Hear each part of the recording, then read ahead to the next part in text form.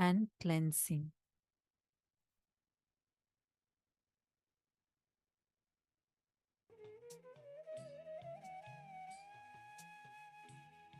Please do it. Do not sleep.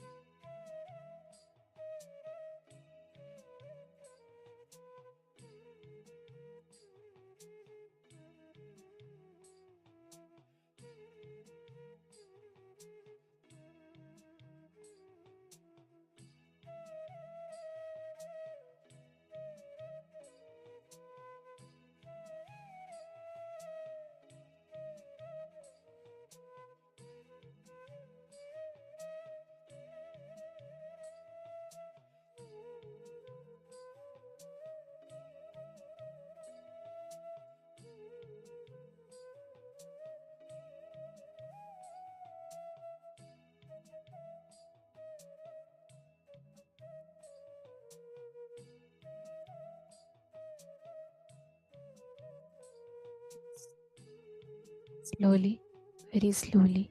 Please settle down.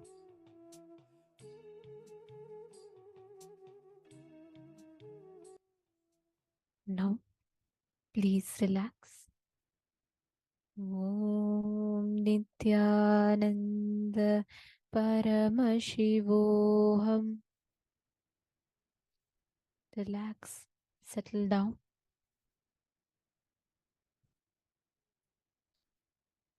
Now, please understand, just working on this one process literally enables, awakens, revives your inner space through the space of completion. Can I request every one of you to share? How was it? Mahajara Shakti Kama has posted, I want to do many completions, live completely, enthusiastically, and enriching. You're in the right track for that, Ma. Don't worry. Through this process, you'll experience that complete completion.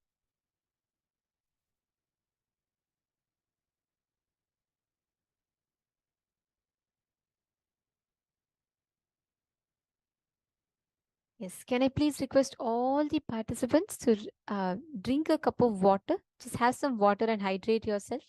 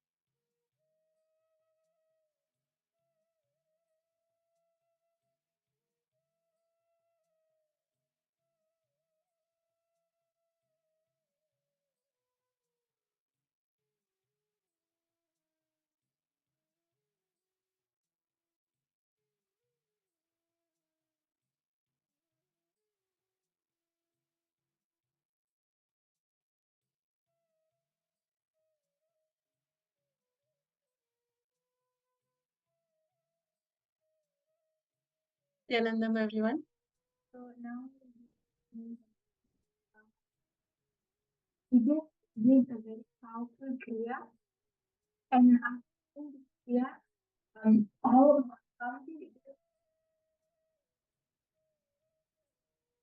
Nityanandam, Nityanandam, everyone.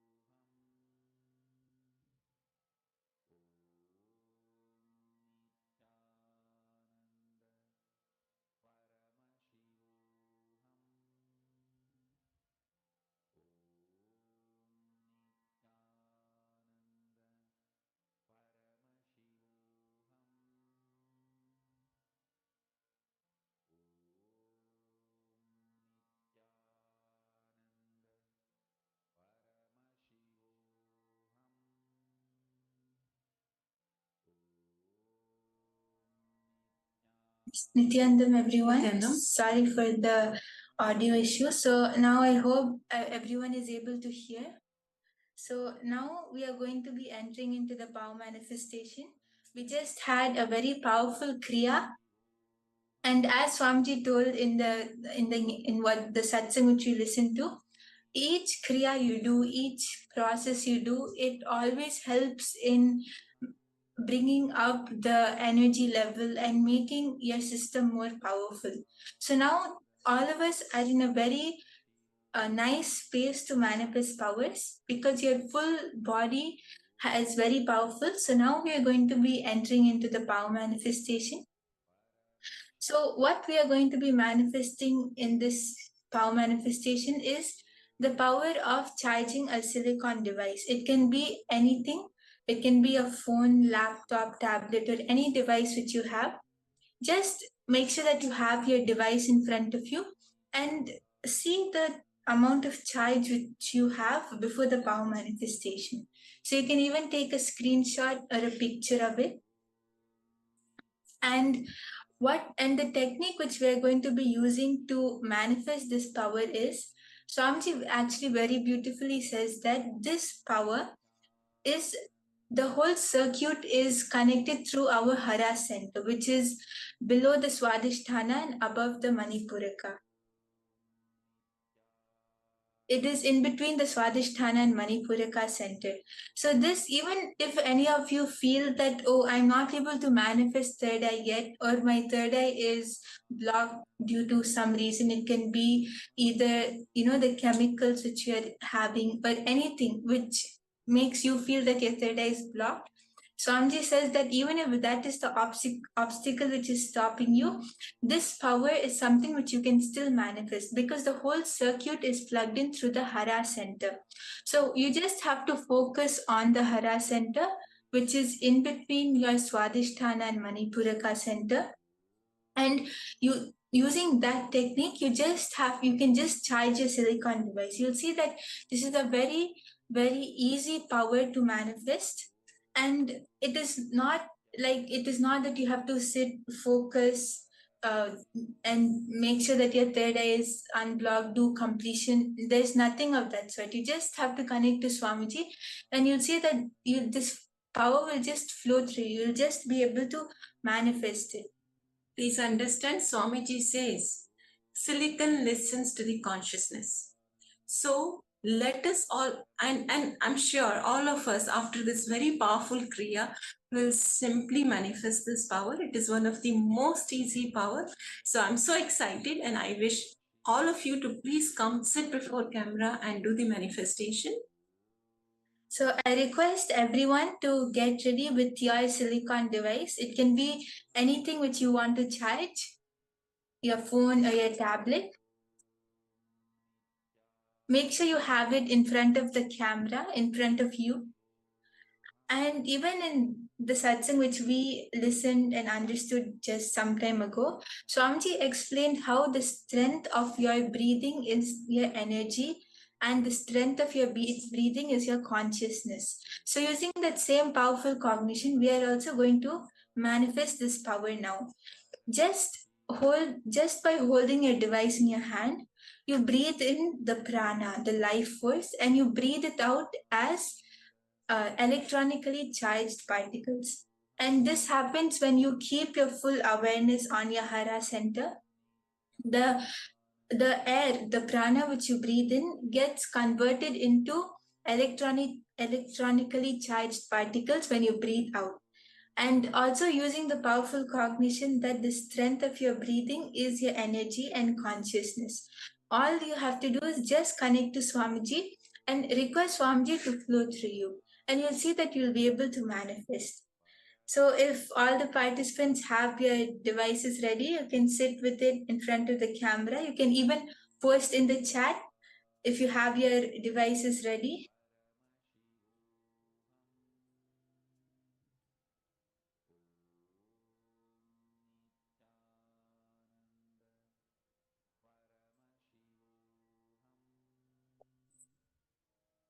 Yes. So just to explain to all of you, see, please understand all the powers. Okay, there's something called a circuit.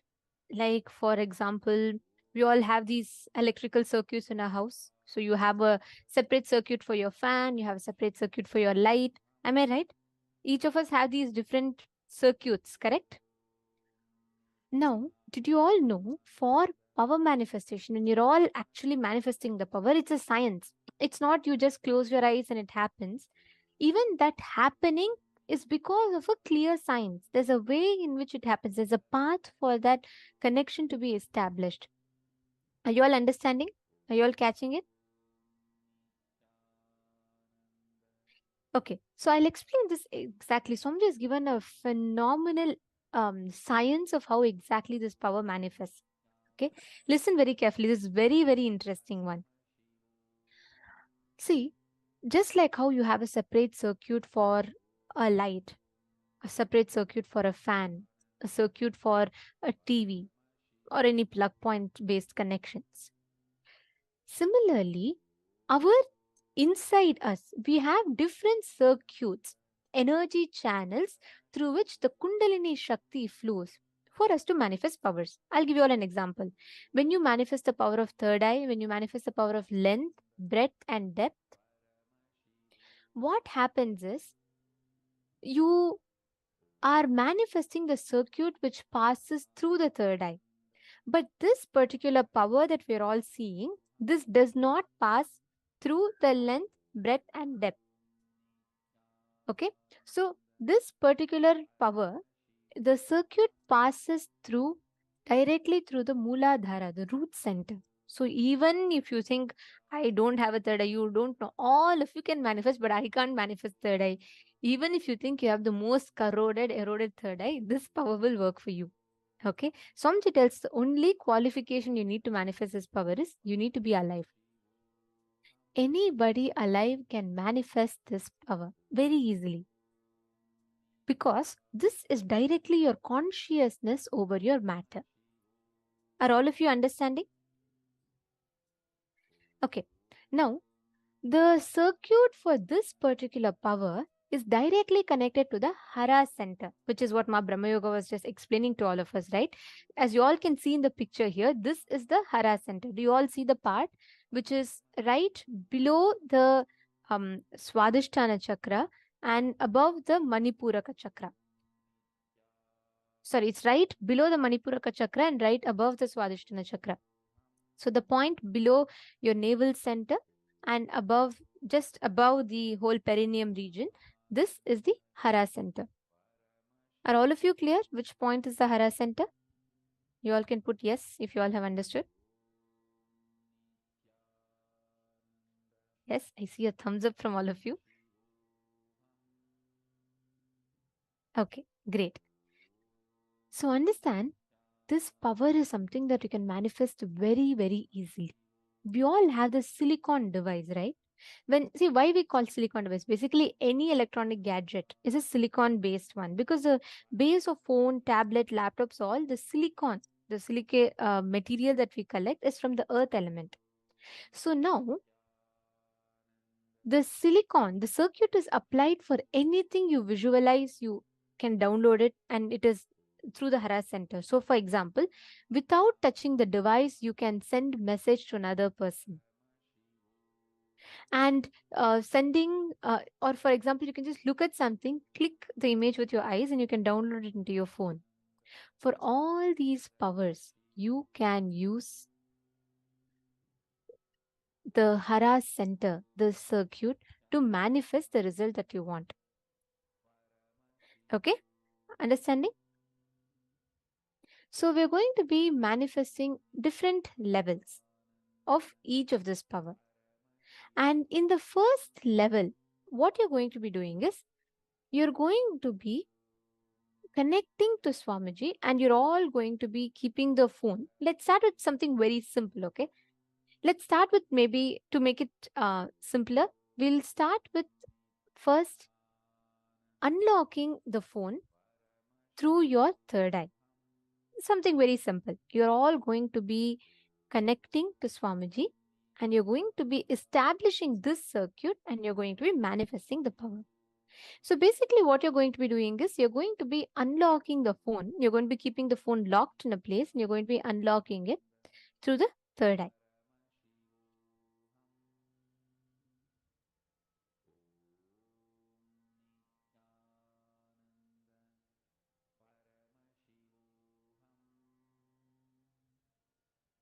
Are all of you clear? Can I request everyone to put in the chat what you all understood? The points that you all understood about this power manifestation.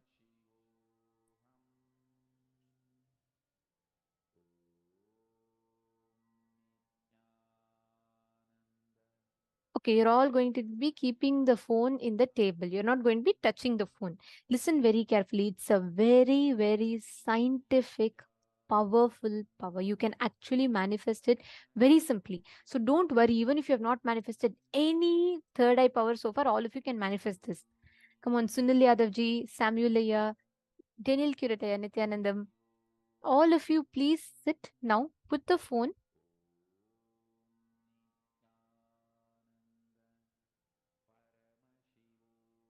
Yes, thank you, Shane Dennis Aya and Everardo Alfaro Aya. Can I request all of you to keep the phone? Keep the device in front of you.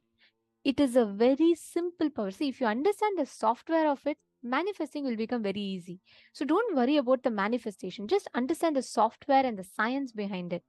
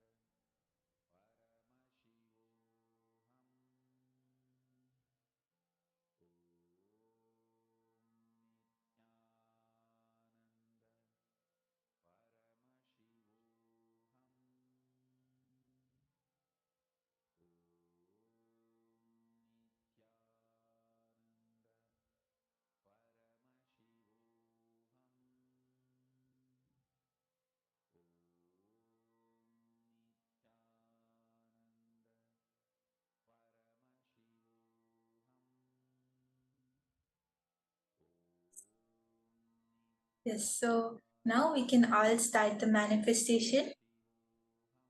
So I can see all of you have posted that. Okay, yes, so now all of us are ready. We can start the manifestation. So I request all the participants to keep your device, your silicon device in front of you, and just connect to Swamiji and chant the Mahavakya. And just put your full attention on the circuit which goes through your Hara center. Put your full awareness on that, on the Hara center, and just visualize the breathing. As you breathe, visualize that the prana, the air which you breathe in, gets converted into electronically charged particles as you breathe out. And just breathe out into the phone as you give a command to it.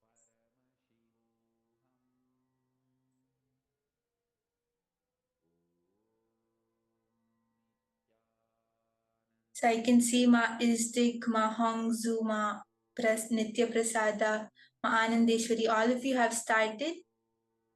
That's great. So just as you breathe out, give the command that you have to unlock the phone now. Just give the command to the phone.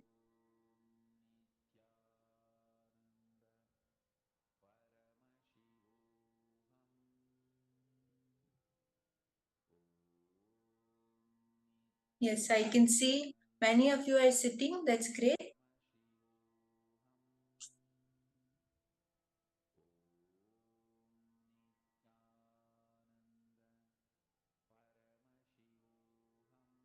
So just reminding all of you to please keep your phone locked. In this power, we are going to unlock our devices. The technique is same. Let's follow the same technique. Just breathe in intensely, take deep breathing and focus on your Hara center. You will see that when you are aware and just breathe out with the intention that electronically charged particles are going and hitting your device, just with that command of consciousness, the device will switch on.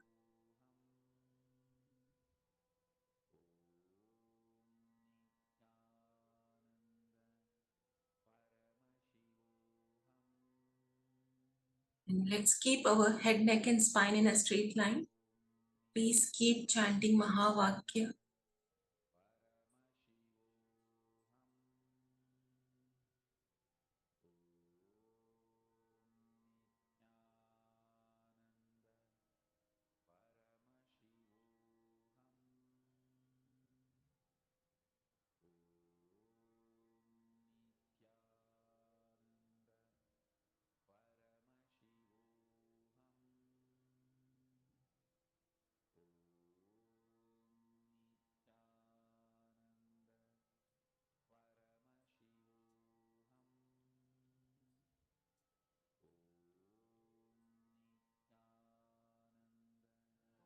Paramashivoham. Om Nityananda. Paramashivoham.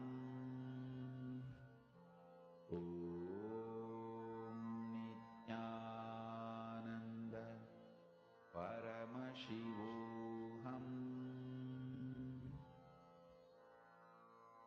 Mahamahavagya, spiritual lullaby for samadhi, and Suprabhatam, wake up call, wake up song for Paramashiva. This Mahamahavagya is spiritual lullaby for you to fall into samadhi. Suprabhatam, wake up song for Paramashiva to wake up in you. Just remember this one powerful cognition. This Mahamahavagya puts me in samadhi. This is spiritual lullaby for samadhi and Suprabhatam, wake up song for Paramashiva in me. For Paramashiva to manifest. With this one spiritual powerful cognition, chant this Mahavagya.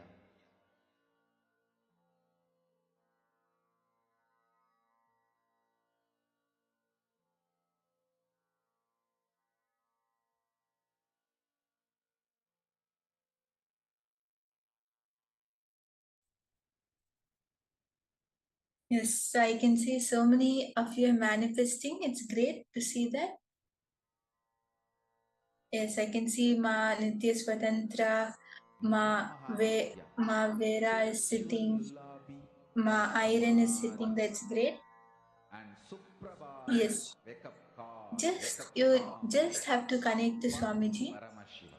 and whether you feel that you would be able to do this or you won't be able to do it, you drop both the cognitions and just put your full awareness on your Hara center, which is in between your Swadhisthana and Manipuraka. Connect to Swamiji, and you'll be able to see how the whole energy, the whole prana which you breathe in, goes through the circuit, gets converted, and goes and it just gives the command. As you give the command to the device, you'll see how it listens to your command.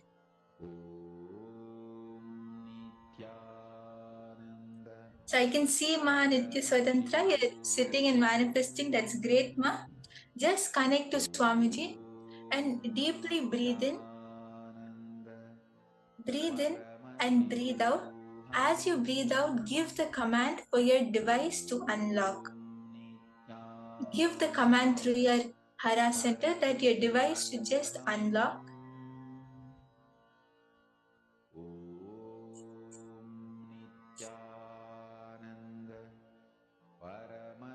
Yes, I can see Ma Fatima is also manifesting. That's great. Ma Fatima, if it's possible, I request that you can sit straight. When you sit straight and manifest, you'll see that the Kundalini Shakti will flow more fluently and more powerfully. Yes, thank you, Ma. That's great.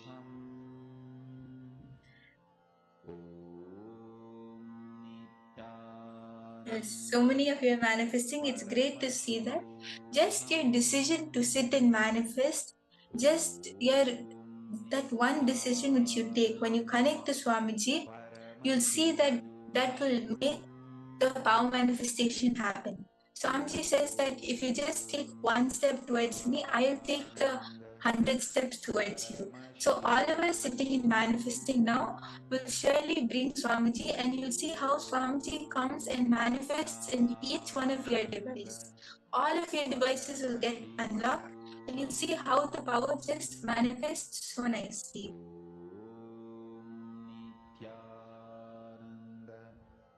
Paramashivoham. Om Nityananda Paramashivoham. Om Nityananda Paramashivoham. Om Nityananda Paramashivoham. You'll also be able to see that the initial level of manifestation will start when the phone vibrates, or you will feel energy inside you. So the moment you start to see this happening, you can even post that. Like the initial level of manifestation is your phone will start vibrating, or you'll suddenly see it will turn on, and all of these things will happen. So as you're starting to experience the manifestation, you can even post it in the chat. I can see Ma Nitya Vedant has intensely manifesting since that time. That's great, Ma. If you're able to feel any manifestation, you can post that in the chat. Anyone who is starting to feel the manifestation, you can post.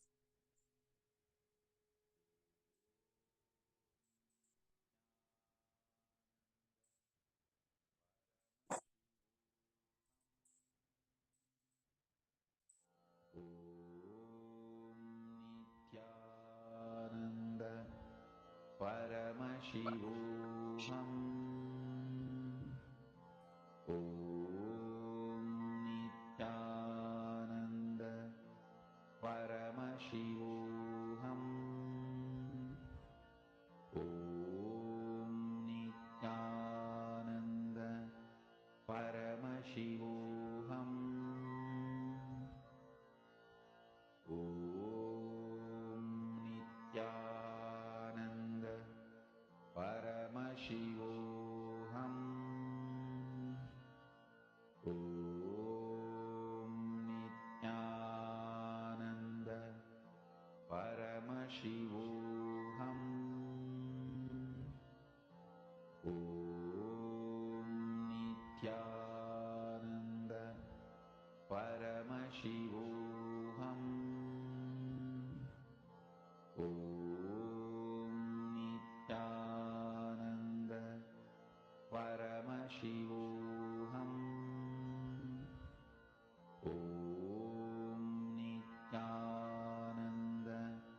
Paramashivoham. Om Nityananda Paramashivoham. Om Nityananda Paramashivoham. Om Nityananda Paramashivoham. Om Nityananda Paramashivoham. Om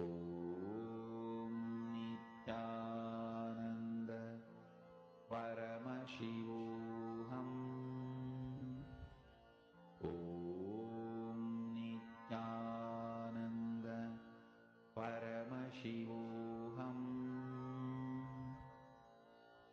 Om Nityananda Paramashivoham.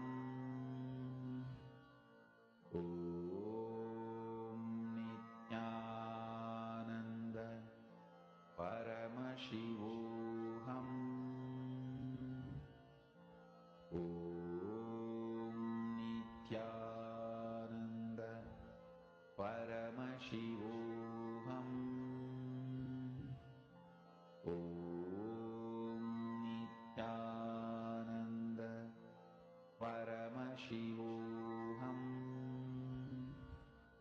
Om Nityananda Paramashivoham.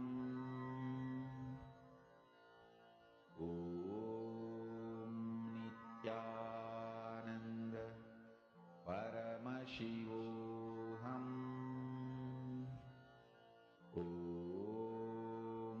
Yes, I can see many of the participants, all of you are sitting in intensely manifesting, which is great. As you're starting to manifest, you can even post your experience or your manifestation on the chat. Paramashivoham. Om Nityananda Paramashivoham. Yes, Ma Anandeshwari, you were able to manifest. I can see that you were intensely manifesting throughout the whole thing, sitting with your back straight, which is great. And many of the other participants also were manifesting. Ma Anusuya, Ma Jayanti, Ma Vijaya Manusami, all of you were manifesting. That's great. Ma Isabella, were you able to manifest anything yet? Are you able to feel the manifestation happening?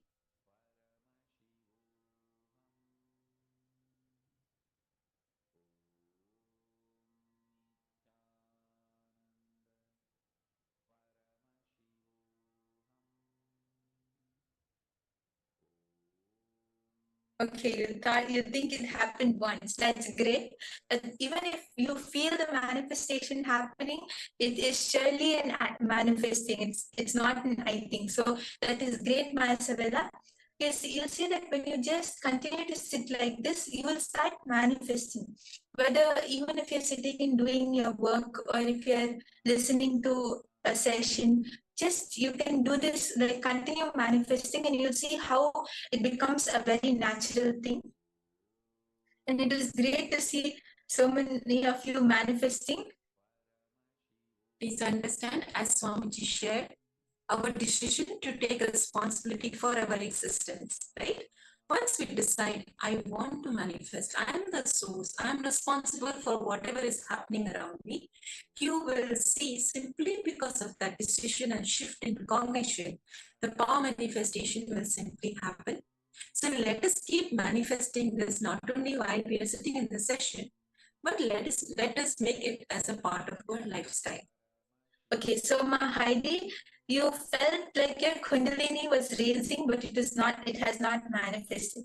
So that was great that you were able to feel that the manifestation was happening. The space shift started happening in you. And the space shift started happening means the manifestation will also surely happen. And you can even sit for summertime. You don't, like, even if you're doing something else, you can continue to do this power also. And you'll see that if you just sit in the same space which you are in right now, and if you continue to manifest, you'll see how you're able to manifest. And yes, Ma Fatima, were you able to manifest anything?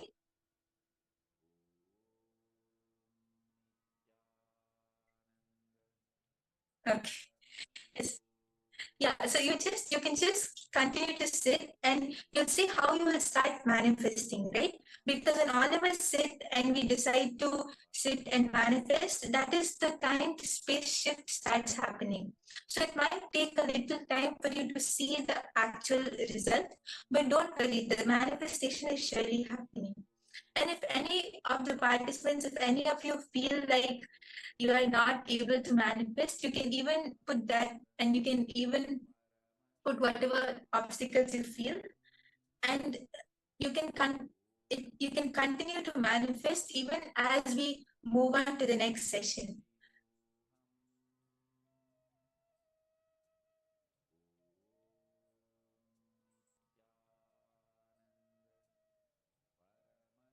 Okay, so Ma Anandeshwari, you felt the energy in the cell phone, which is great, Ma. That is also a starting of the manifestation.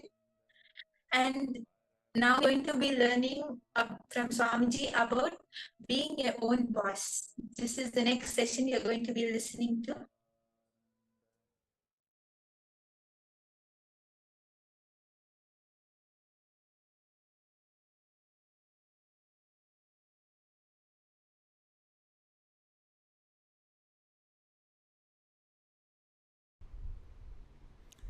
The idea you carry, the idea you cherish, the idea you enjoy, being your own boss. What do you think as being your own boss? That need to be corrected, aligned. The first principle is correcting, aligning the blueprint. Drop the paper and pen. First listen. I don't think you need an enlightened notebook after the program. You need an enlightened being after the program. I know what I want, but still I am not able to manifest. Be very clear. You do not know what you want. You are hardwired to manifest what you want. If you are manifesting difficulties, sufferings, and torture, that is what you want, be assured. Be informed that is what you want. I am not insensitive to you. I am sensible to you. I am not insensitive to you and your suffering. Understand?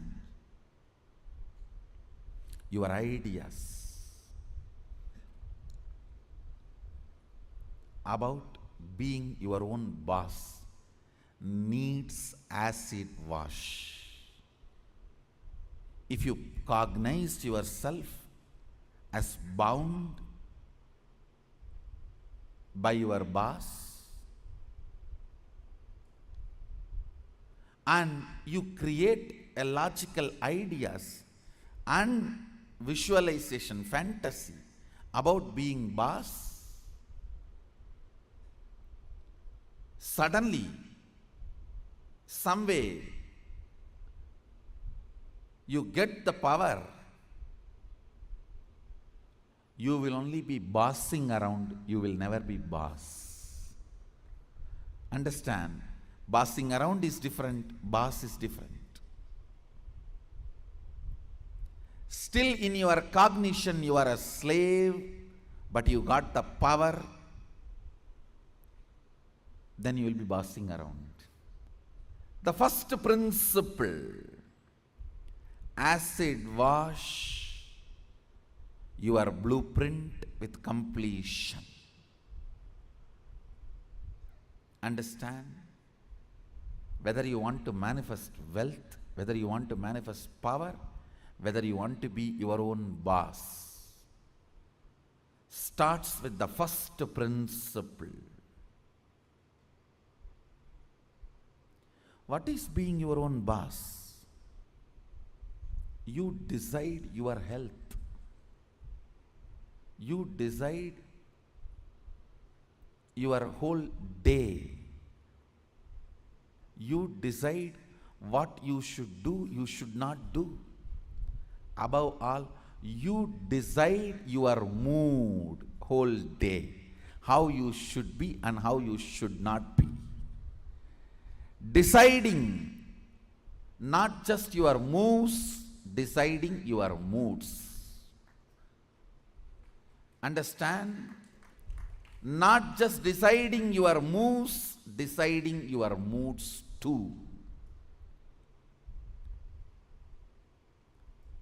Be your own boss means not just deciding your moves, deciding your moods.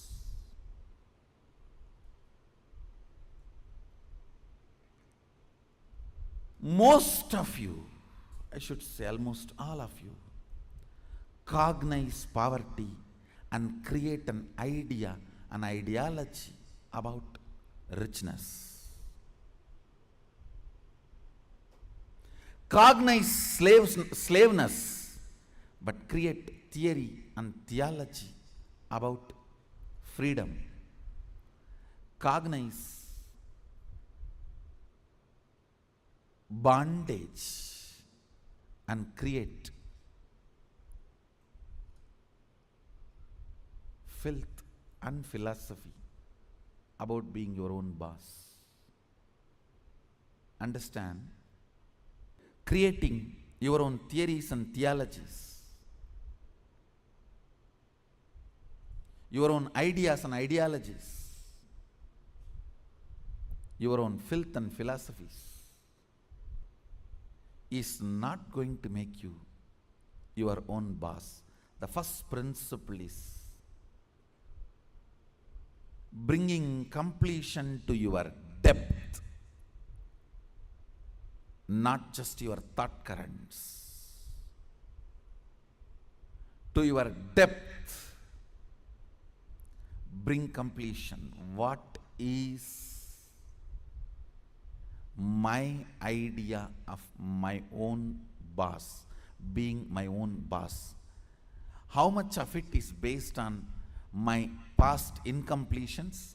How much of it is based on my integrity to my life? Understand, freedom should be integrity to your existence. When you are integrated to your existence, you will enjoy the pleasures. When body is filled with hormones, you will enjoy peace. When the body is devoid of hormones, you will grow matured when the body stops producing hormones. It will be such beautiful flow of life. Else, powerlessness in the young age, physically powerfulness mentally is bondage. In the young age, you feel very powerful in the mind, but very powerless in the body because the society around you, you feel the whole society is suppressing you.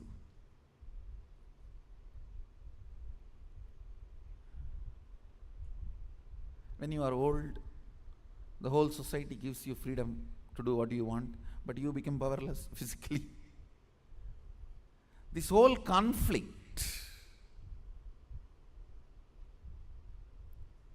will not happen. Understand? The whole conflict will not happen if you acid wash your ideas about richness, your ideas about freedom, your ideas about being your own boss. Being your own boss is not deciding when you will go to your office or when you will go to golf club. It is all about deciding whether do you really need golf. The stupid game. Because your boss was doing that and you were waiting for him to come back, your anger and vengeance against him towards this whole boss idea. When you become boss, you do the same. Making your staff to wait and you will be tuck, tuck, tuck. Fools. It is not about golfing. It is understanding, do you really need golfing? The first principle is acid wash your ideas of being your own boss. I have seen many of you become rich just to take revenge on your relative who was rich and did not help you when you were poor. Oh. Many of you acquire titles, awards, rewards, just to take on revenge on somebody. By the time you reach that goal, the person is not even alive. He is not even alive. And you are stupid trying to prove yourself to somebody who is dead.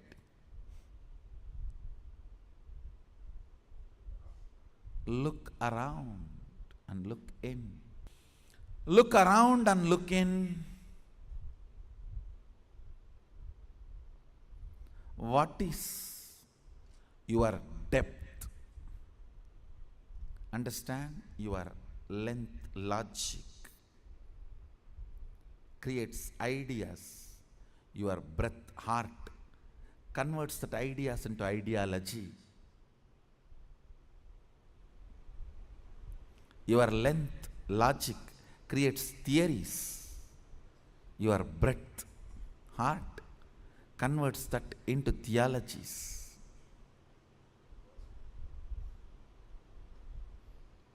Your length creates filth, and your breadth creates that into philosophies. Understand, the source material for all philosophy is filth. It's not, I am doing some poetic verbal play. It's truth.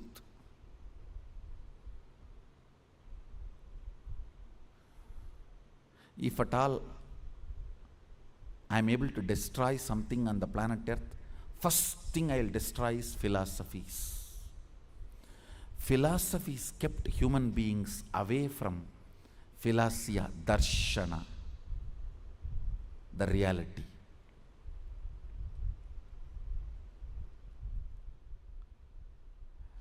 When your cognition, depth, is established in the completion. From that completion, the ideas of richness you create will simply become reality. From that completion, the idea of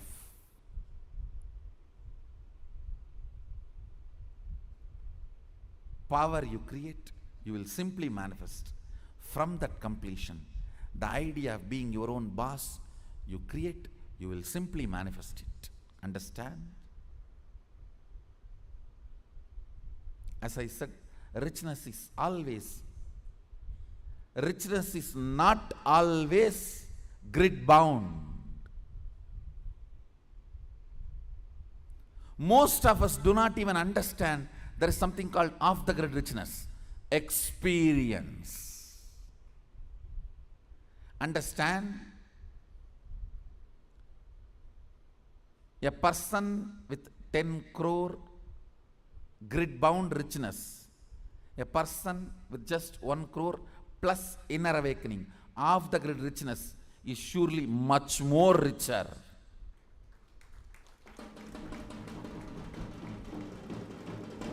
Understand? Unfortunately, if you cognize the idea of richness, if you create theories and theologies of richness, when you are perceiving poverty in your life, you will only think 10 crore is richness, not the off the grid richness, the experiences as richness of your life. I have seen these stinking fellows. Stinking means believing only grid bound richness as richness. Stinking with money and no experience of life. When you leave the earth, when you leave the planet, your experiences carry you, not the grid bound wealth. Understand? Grid bound wealth is useful as long as you are grid bound. Death is the greatest freedom you receive from the grid. When you are off the grid, it is your experiences that will be counted as your richness, not the grid bound richness. Grid bound richness is great as long as you are bound within the grid. Look into your ideas of richness. Look into your ideas of powerfulness. Look into your ideas of what is being your own boss. The moment I utter the word be your own boss, you think I can design my whole day, all my moves. But you don't understand. You will be real boss only if you can decide mood of the whole day also, not just moves of the whole day.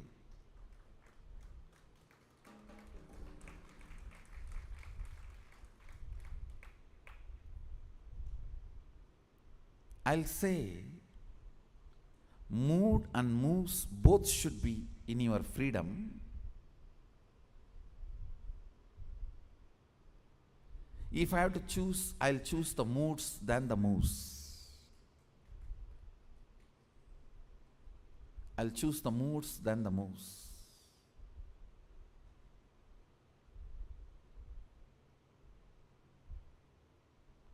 When you are not able to handle your moods, better to be slave of somebody who has a best mood.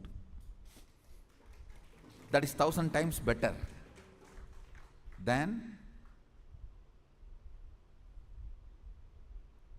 having only freedom to change your moves but not moods.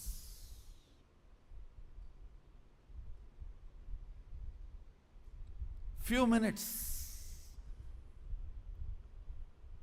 dig out your incompletions, ideas you carry about being your own boss.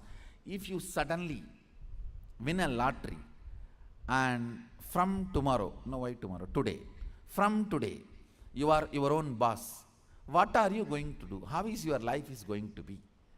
And your ideas, theories, theologies,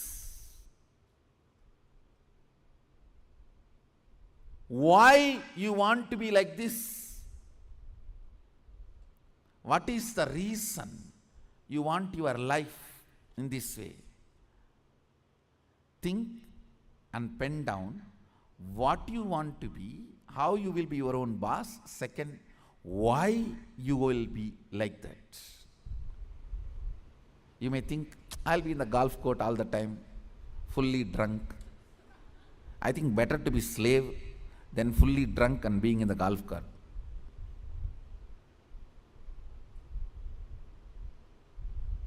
Why you want to be like that? Because that is what is your idea of being your own boss when you were slave.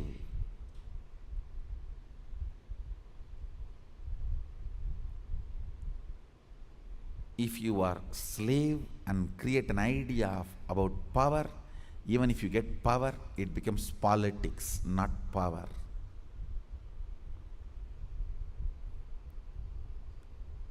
If you have an idea of poverty and you get wealth, you don't become wealthy. Wealth stinks around you. That's the reason we are poor. Look into your ideas of poverty, ideas of wealth, ideas of slavery, and ideas of powerfulness, ideas of being a worker, ideas of being your own boss. Write first ideas. Second, ask why that idea got developed into your system. You will understand your incompletions. Incompletion means the past thoughts, emotions, patterns, hangovers, residues sitting in the present and suffocating you, not letting you live your future. Understand? Even if you live richest life as per your imagination which you developed when you were poor, you will not be living rich life.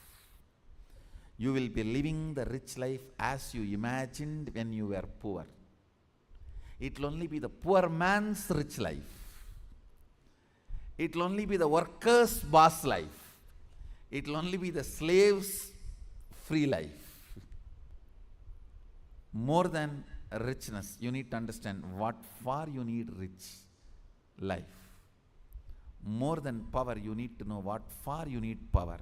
More than being your own boss, you need to know why you want to be your own boss. The first principle is acid wash your incompletions. I'll lead you into the second principle after this. So take few minutes and pen down why you want to be your own boss. What do you mean by being your own boss? Pen down the answer for both the questions. What you think of being your own boss, your ideas, and why you want to be your own boss. Please pen down answers for both the questions. The second principle, understand? I'll repeat the first principle. First principle is acid washing your idea of be your own boss and why you want to be your own boss, what you want to be and why you want to be. Understand?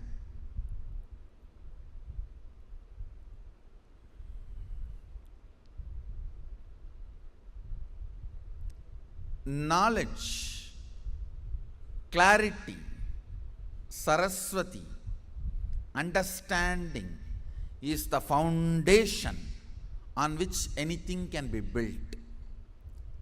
People always tend to say, oh, I don't understand all that, Swamiji. You just say what I have to do, I'll do. You will not do if I just say. Even if I make you understand, you won't do. It's different. Whenever people come and tell me, oh, this is all too much, I cannot understand. You just tell me what I have to do, I'll do. I have always seen those people are worst failures. Understanding is the foundation. It's a basic necessity. Please understand. It is from your understandings you collect cognitions. Cognitions. From cognitions you manifest. It is from your understandings you collect cognitions. From cognitions you manifest. So even in the understanding level, if some things are not there, it is missing, then no way you are going to cognize it and manifest it. So the first principle is why you want to do what you want to do. Even with this understanding, thinking through, internalizing, how many of you realized many of your ideas of boss is silly? Raise your hand. Relax. Understand. If you cognize you are sexually suppressed and your idea of freedom, the moment you grow up and get your freedom, first thing you will do, you will become a womanizer. If you cognize you are deprived of food, playing, anything, the moment you get a chance, first thing you will do is going to the other extreme. No extreme is freedom. Understand? No extreme is freedom. Powerfulness is freedom.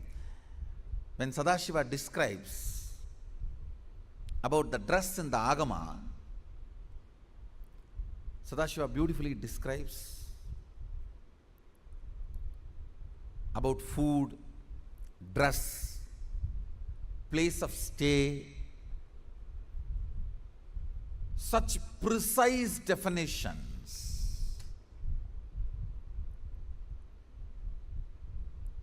If you are new to Hindu tradition, I will introduce the word Agama. Agama means Sadashiva expressed, Devi received, and Vishnu adopted that as a software to run the universe. Agama is oldest and most updated software to run the universe.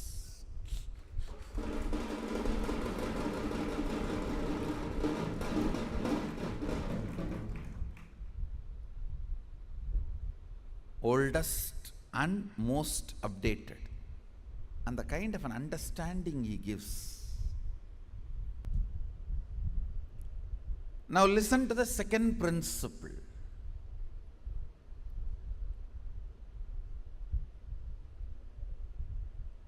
Neither your ideas about being your own boss is right, nor they are wrong. Listen carefully.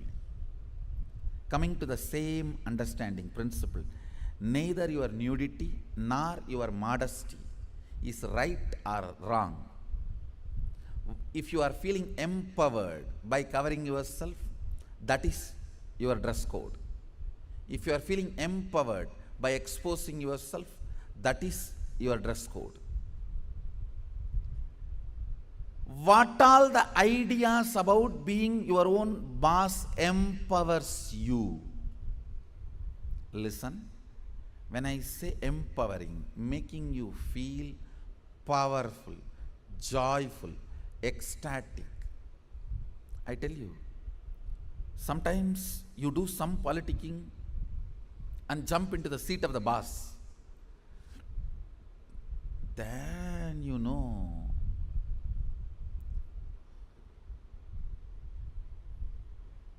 from where you jump to where. Potato felt the pot and the water in the pot is too hot and it jumped into the fire. Because the pot and the water in the pot is too hot, potato jumping into the fire. Precise stupidity you do because the seat of a worker seems to be too hot, you jump into the seat of the boss. Understand, feeling empowered matters. Feeling complete matters. You may say, no. If I just grab the seat, in 6 months I'll become all right. You may become insensitive, but you will not become all right. That is like astrologers telling, oh, next 7.5 years you have Shade Sat. After 2.5 years, Rahu. Then again, 3 years, a very bad grahas. Then if you ask, oh, after that I will become all right. No, you will be habituated. Now that is exactly, if you are consoling yourself, let me grab the seat by hook or crook. Then in 6 months I'll become all right. No, you may become insensitive, but you will not become all right. And one more thing, whenever you become insensitive to some parts of you, that develops as a blind spot and continues to torture you. Understand? Continues to torture you. Completion matters. Feeling empowered matters. To be your own boss. So second principle, listen. Second principle is completing your cognition of slavery, being a subordinate, being a staff, being worker, not being boss. Completion is the second principle. Of course, third principle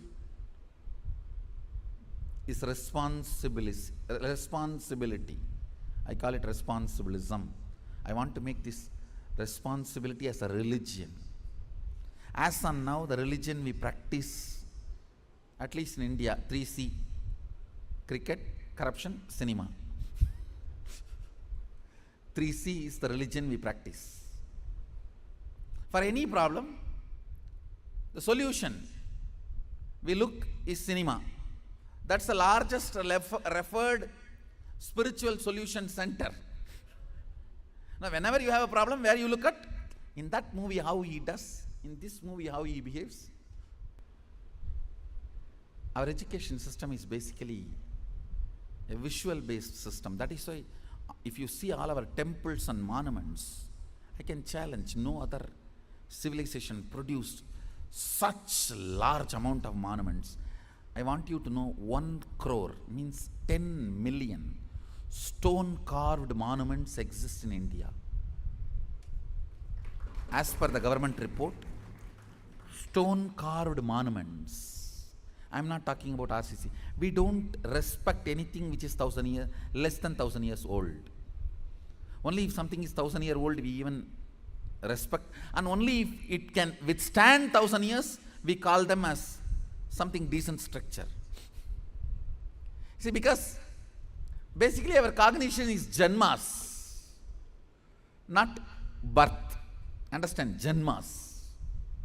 Janma is different from birth.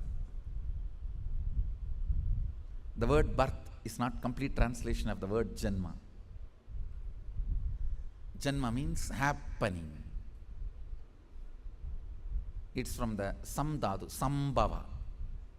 Janma. Birth means it's totally different. The very idea of birth is totally different. Born. We don't believe in birth. We believe only in happening. Sambhava. We are happening. Born means something created out of nothing. No. We are Sambhava. Happening. Listen to this truth. The second principle is completion with all the reasons with which you are living, the reasons which are pushing you to become boss. Understand? When you, any reasons you have to become boss, relive them. If they are powerless cognitions, incompletions, they will die. If they are powerful cognitions, they will become strong. That's all. See, reliving is literally acid wash. All the unnecessary things will be washed, necessary things will be strengthened. Listen. Reliving is nothing but manana in Vedic tradition. Internalizing. Many times you grab out of greed and that does not get digested. That's what you need to sit and chew. Ideas also you grab out of greed, but it does not get digested. It sits inside your head undigested. Digesting them is manana. Digesting all your logically, emotionally accumulated, acquired ideas into your cognition properly is completion.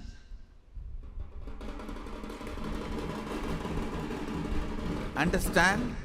In your length, logic, breath, emotion, visualization, the ideas, concepts you grabbed, dumped,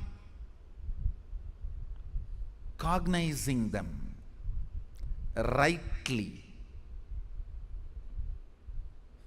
into your depth, making them as right cognition by manana, reliving, is completion. Understand? I am redefining completion. When you relive all the ideas you have again and again,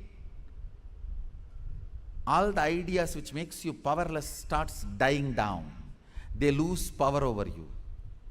All the ideas which makes you powerful become stronger. They start growing in you.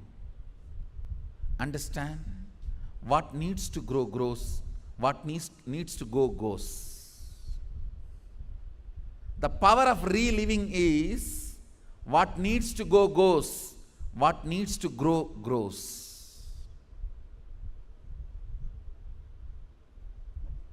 Add or, reliving, something goes, something grows.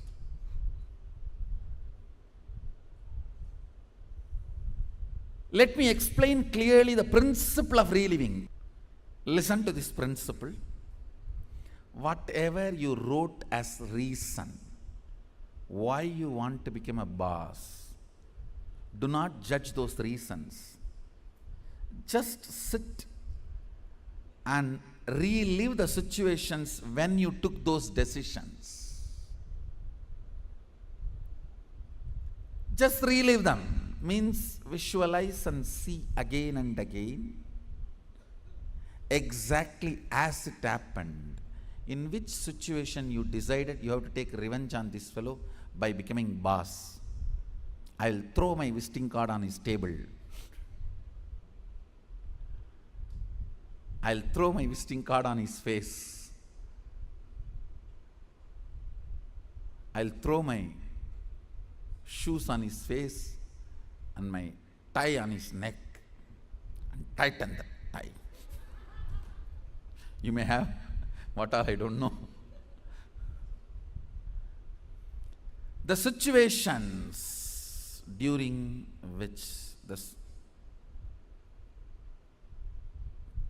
you took the decision to become boss, the reason you want to become boss, relive them.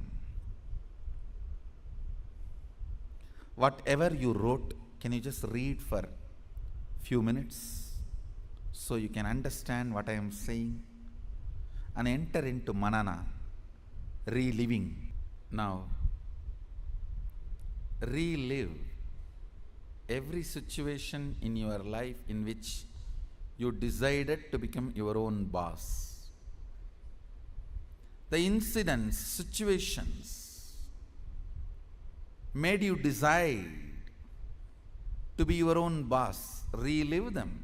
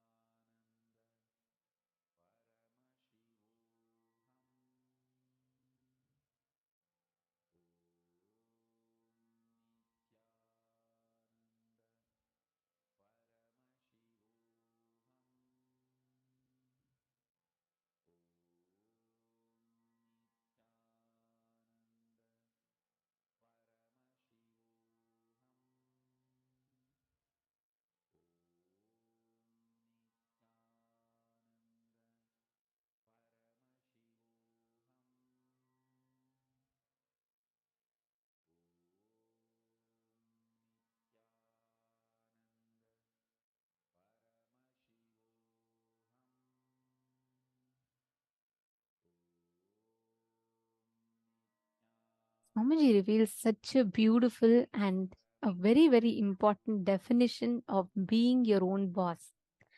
Before I get started, can I request every one of you to take a few minutes and share what point did you click with the most? What was the point you felt like, oh my God, yes, I understand. This makes total sense.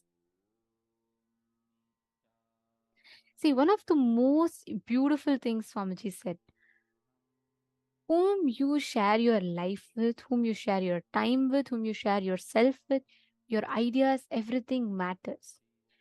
Your ability to fit yourself into the shoes of the purpose of your life is the real freedom. It is that integrity. Integrity makes you become your boss, become the leader. Not just boss for others, but boss for yourself, boss for your own life. Choosing what you will manifest. Pavana is saying the visiting card part. Okay. And Kyon Lemesse is saying natural selection, artificial selection, and conscious selection. Source is Paramashiva and driving through it. Very beautiful. Come on, in girls' side, what each of you understood?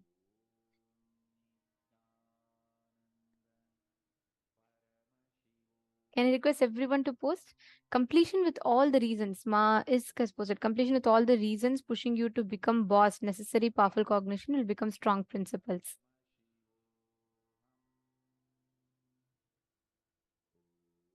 Okay, come on. Can I request everyone to post? What did each of you understand from this? What clicked with you? What was unique understanding that you received from this session, from this technique that Swamiji gave? Maria has posted, when you handle your moods, it's freedom. It's being your own boss. Beautiful. Being your own boss doesn't just mean deciding your moves, it means deciding your moods. Perfect. Swamiji told that very beautifully, actually. There is no right or wrong. Whatever makes you feel empowered is your dress code. Dana Caesar. That's very nice. Mavani Goyal has also posted. Okay. Xian Singh has asked, I have a few questions to consult with.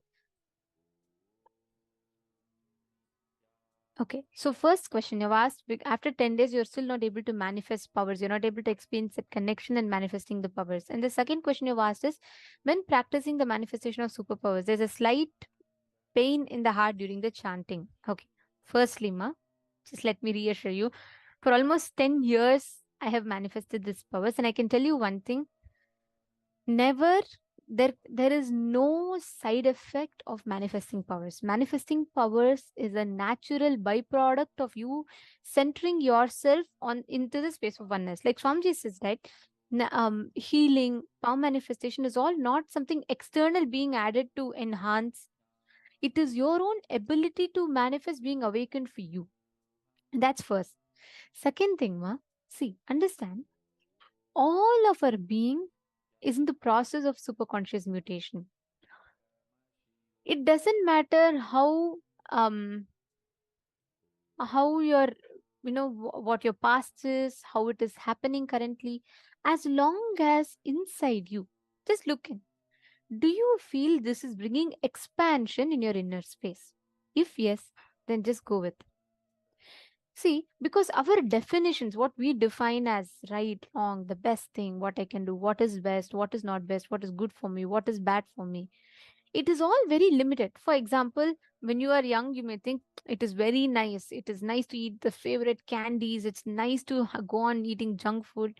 By the time you mature at some point, you'll think, oh my God, that was so silly of me. I should have eaten more healthy choice. I don't want to destroy my health.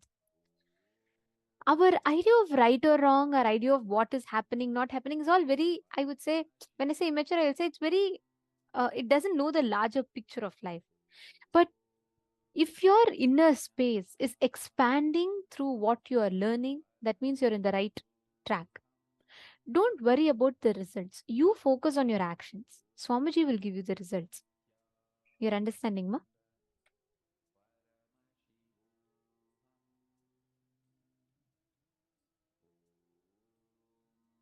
Okay. Now, Swamiji explained a very beautiful principle. Swamiji explained about what the being your own boss means.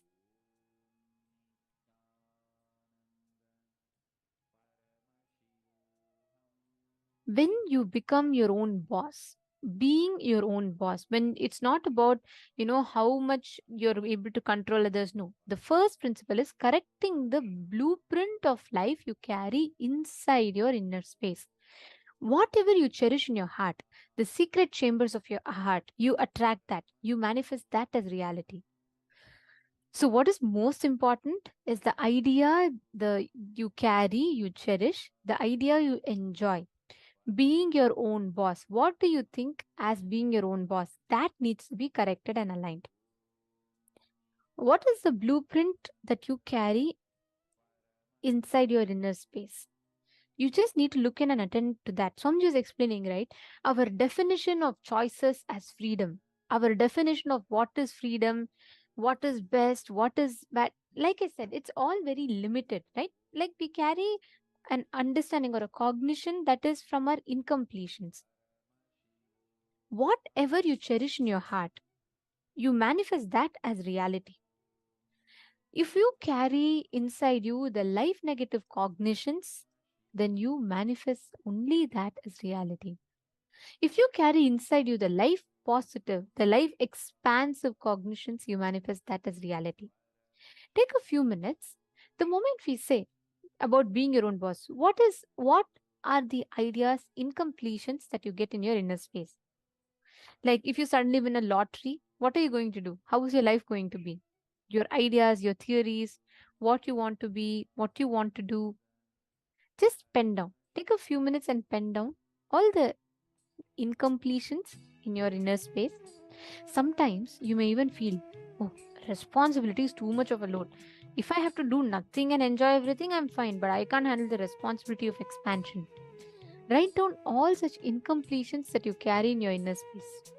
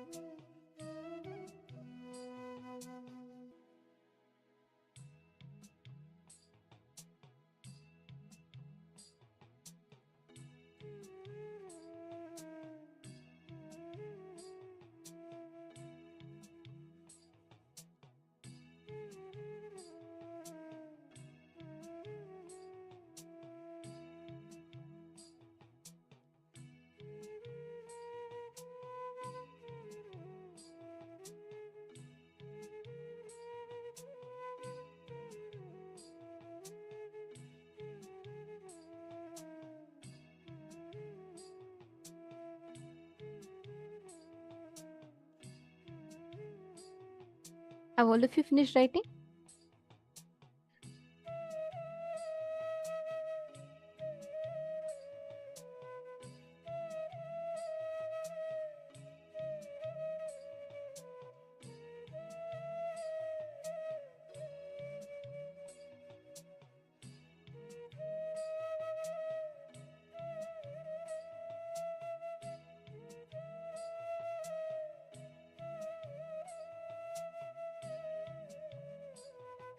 Can I request you all to post in the chat if you all finished? See, all the things, the responsibility means it's load. I can't handle all of these words that we utter to ourselves. Pen that down. Once you've finished writing, please put done in the chat so we'll know you all have finished.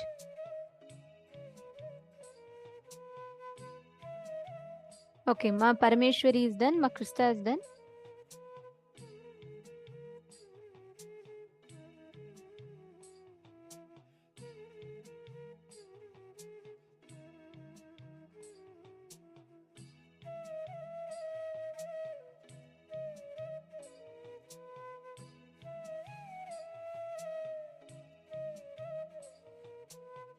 Okay, so now once you're done with that, I'm going to take you out to the next step now. I see many of you have posted done. Some of you are still writing. Some of you posting is still writing. It's okay. Take your time and write down.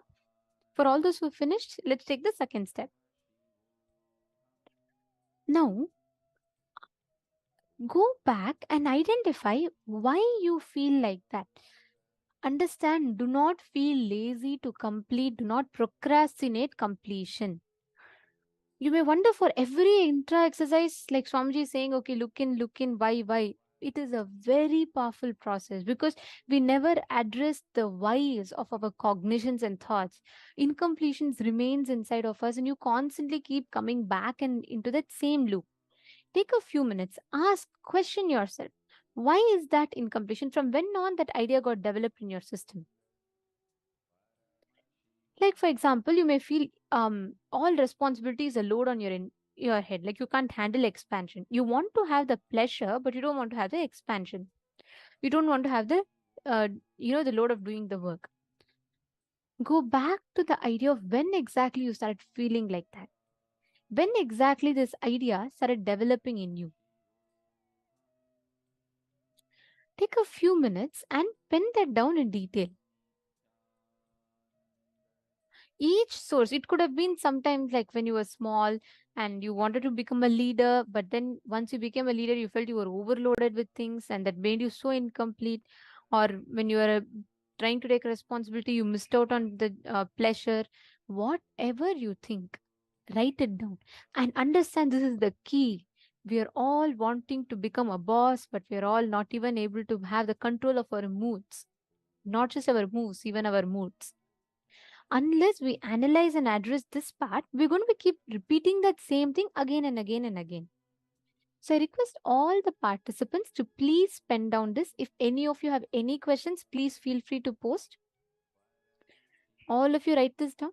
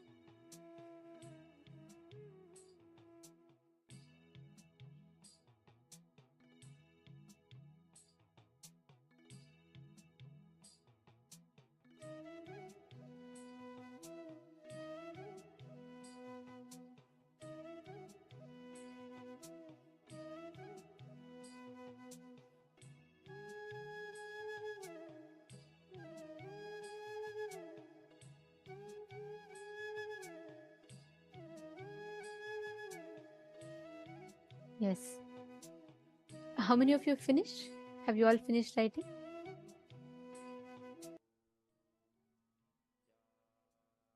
I request you all to post in the chat if you're all done. Now, completing your cognition of slavery, being a subordinate, being a staff, being a worker, not being a boss, whatever you wrote just now, why you want to become a boss. Do not judge those reasons, but just sit, relive those situations when you took the decisions, and understand that the end result is going to be affecting only you, even though you try to your best to push it on somebody else. At the end of your life, do you want to be standing and giving justifications, or do you want to be standing and declaring your victories? Wow, I'm just, what a powerful truth Swamiji is revealing in this. Listen very carefully. Like Swamiji said, why you're doing what you're doing, whether it matters to others or not, it matters to you. Your time with your boss might be money for him. Your time with your wife might be love for her. But your time for you is life for you. Understand, your decisions, your cognitions matter. Not because they affect another person, because they affect you. Look in who matters for your life.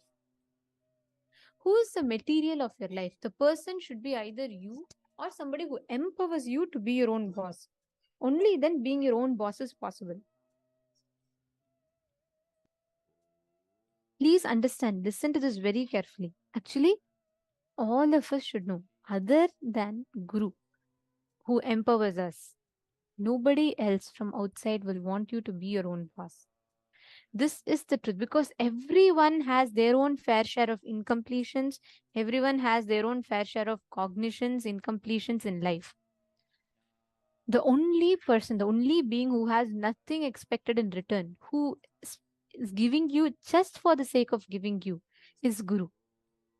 How many You of need you to address feel those cognitions which makes you feel that a hatred towards being a boss, whatever the reason is, you need to complete that.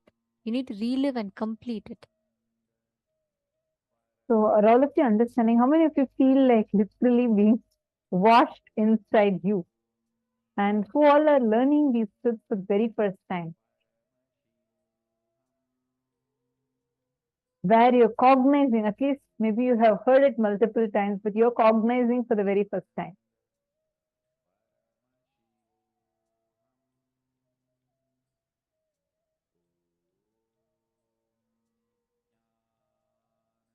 You're expanding the problems. I don't feel like I have any more incompletion about being my own boss. That's wonderful. I have excitement and feel powerful. But just one thing, Shane Dennis, that's great to know, but do take a few minutes to look in. From when on, see, right now, let us say that some opportunity has manifested in front of you. You've been sitting in the program, been empowering yourself with so many powerful cognitions, and you've been receiving the initiations from some. These are definitely the way you are is completely different from what you were just 10 days before, right? But do look into what is it, the reason, the original reason for why you chose to become a boss. I can never forget this. Like when I was young, I still remember it was in the class, like, we had this concept of being a class leader, right? In my school, that was the first time I saw that, okay, if you're a class leader, then all the teachers would like you. And it's something more like you have to be like everyone will like you if you're a class leader. So, and I really wanted to become the class leader just for that one purpose. But when I got the opportunity to become a class leader, it became the other way around. It really did not go well.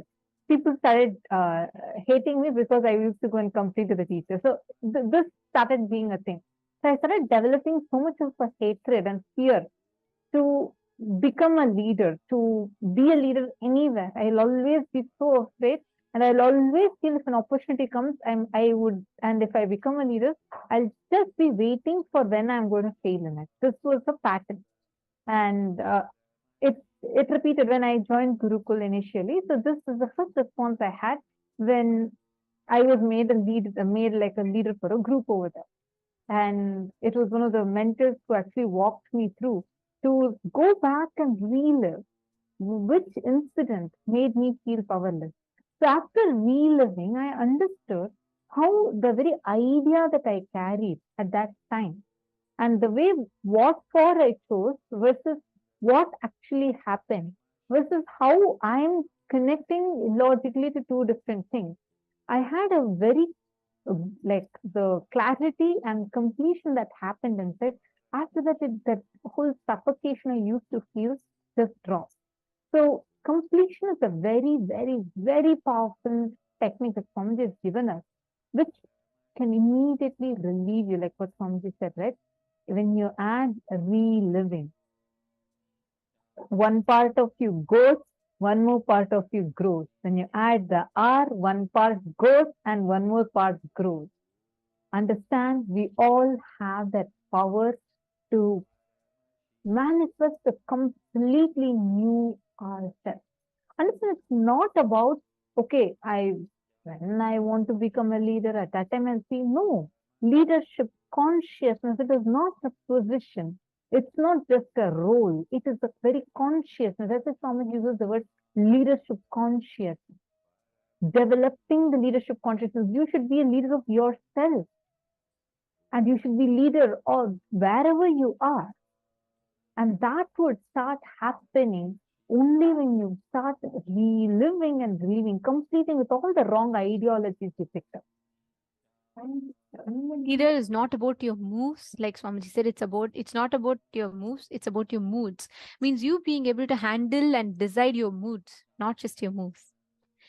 Now, today we're all going to be receiving a very, very powerful darshan, right? Where Swamiji is going to be awakening the leadership consciousness in us.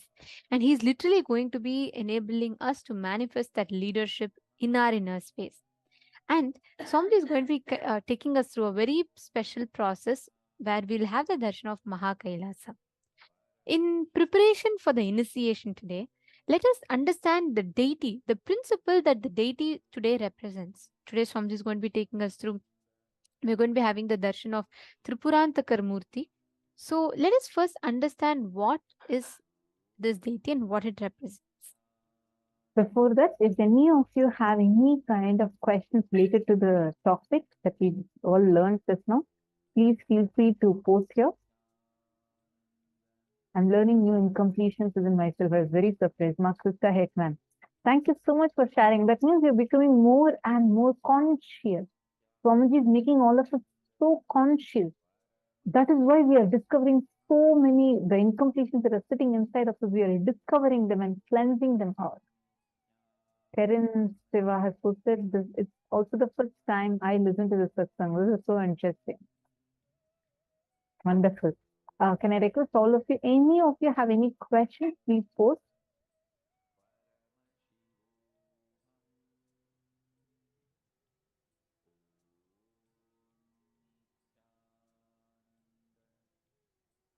See, Ma Gokila, don't post your incompletions. See, all our incompletions are delusion. With relive, because when you start posting when we start posting our incompletion, we start giving legitimacy to it. So don't do that. Sit and just relive. Reliving is different. Remembering is different. See, when you remember, you are remembering. They're again and again, you're making them as a part of you because with whatever updated intelligence you have, if you review a situation, you're remembering.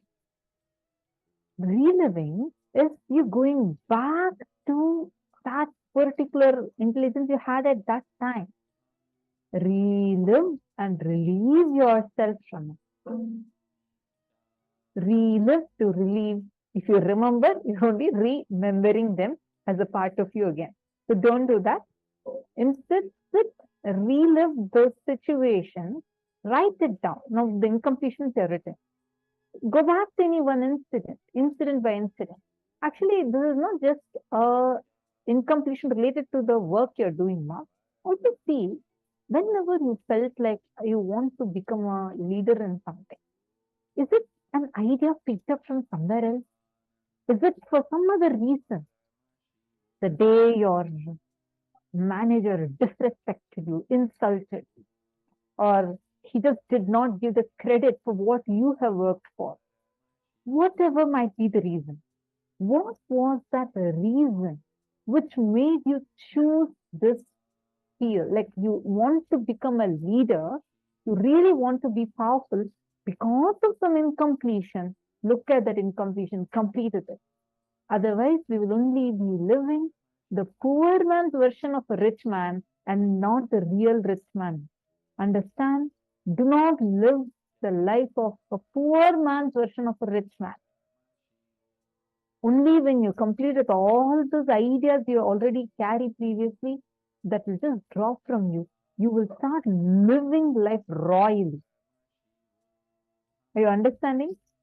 See, if you see Swamiji in 2003 for the inauguration of Adi Kailash, there are cards that are printed. Swamiji had printed those cards, invitation cards. He himself personally designed and printed. And if you see the wording that Swamiji uses in that card, like the words at that time, this was like initial period. Swamiji was a young boy,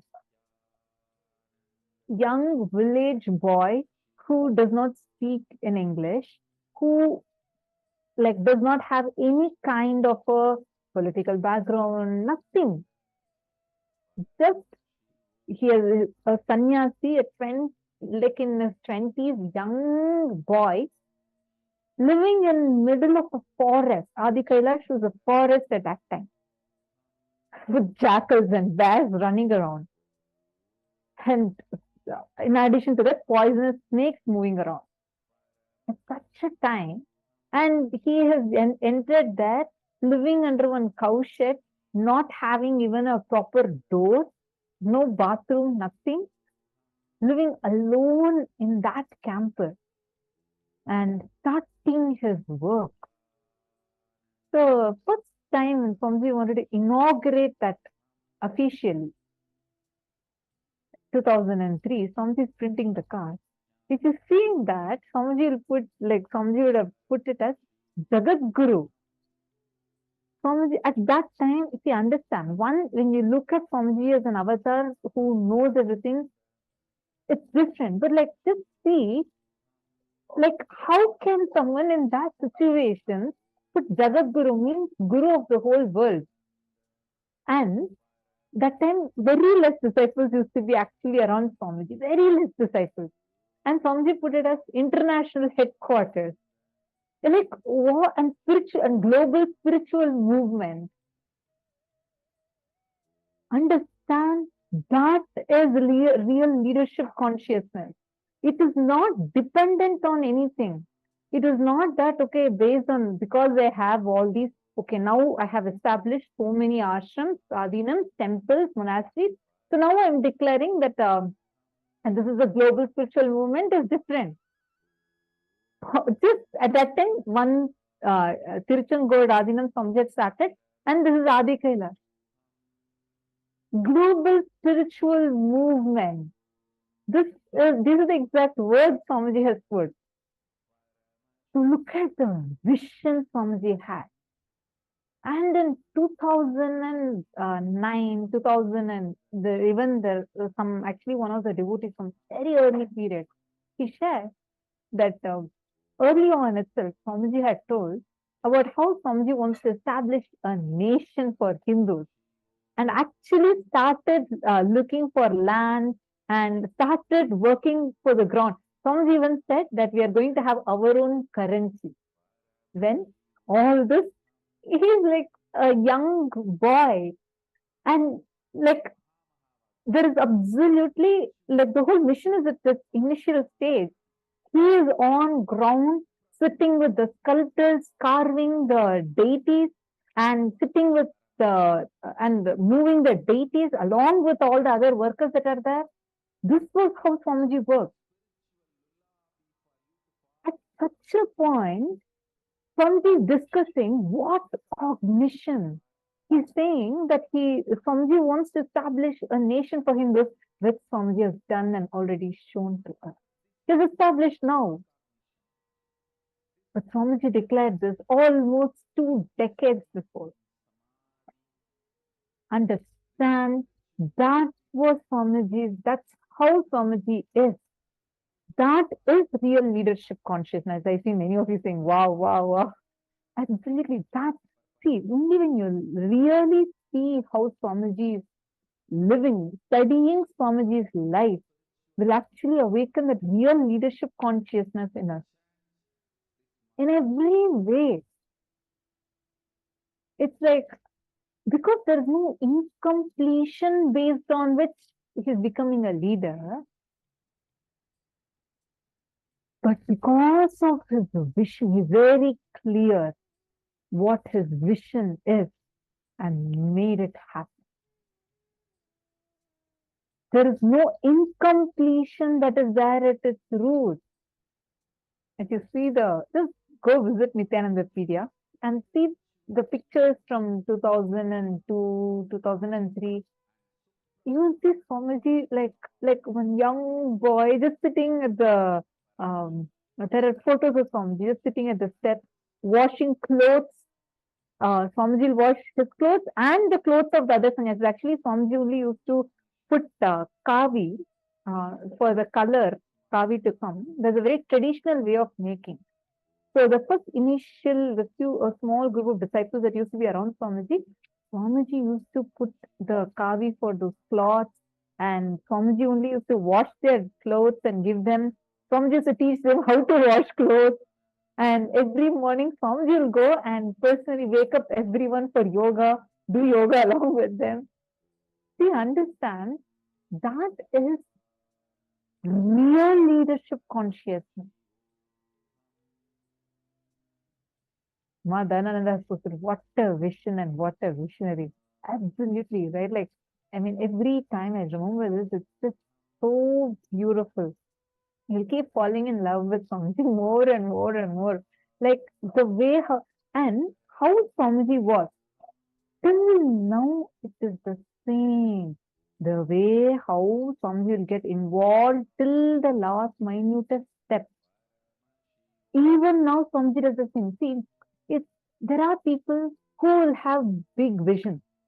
And there are people who micromanage into things. But it's extremely rare for these two to come together. And Swamiji is intensity in both of these dimensions. You can never have a vision like how Swamiji has, nor can you do the micromanagement up to the detail that Swamiji does. Like the question is, never compromise on the quality just for the quantity, and he will never reduce the quantity just for the quality. Swamiji's like, when Swamiji is saying here, how everything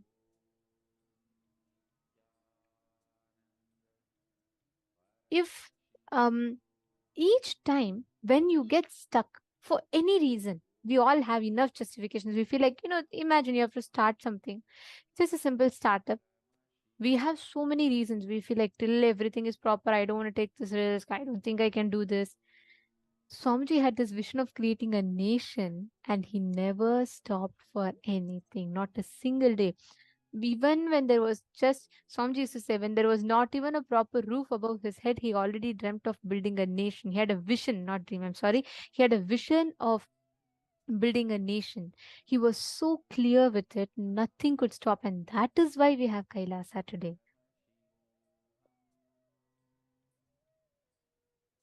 so now let us all enter into the next session. And in this session, we all are going to be understanding about who is Bhagavan Tripurantaka Murti. So let's listen to the revelation now from Swamiji.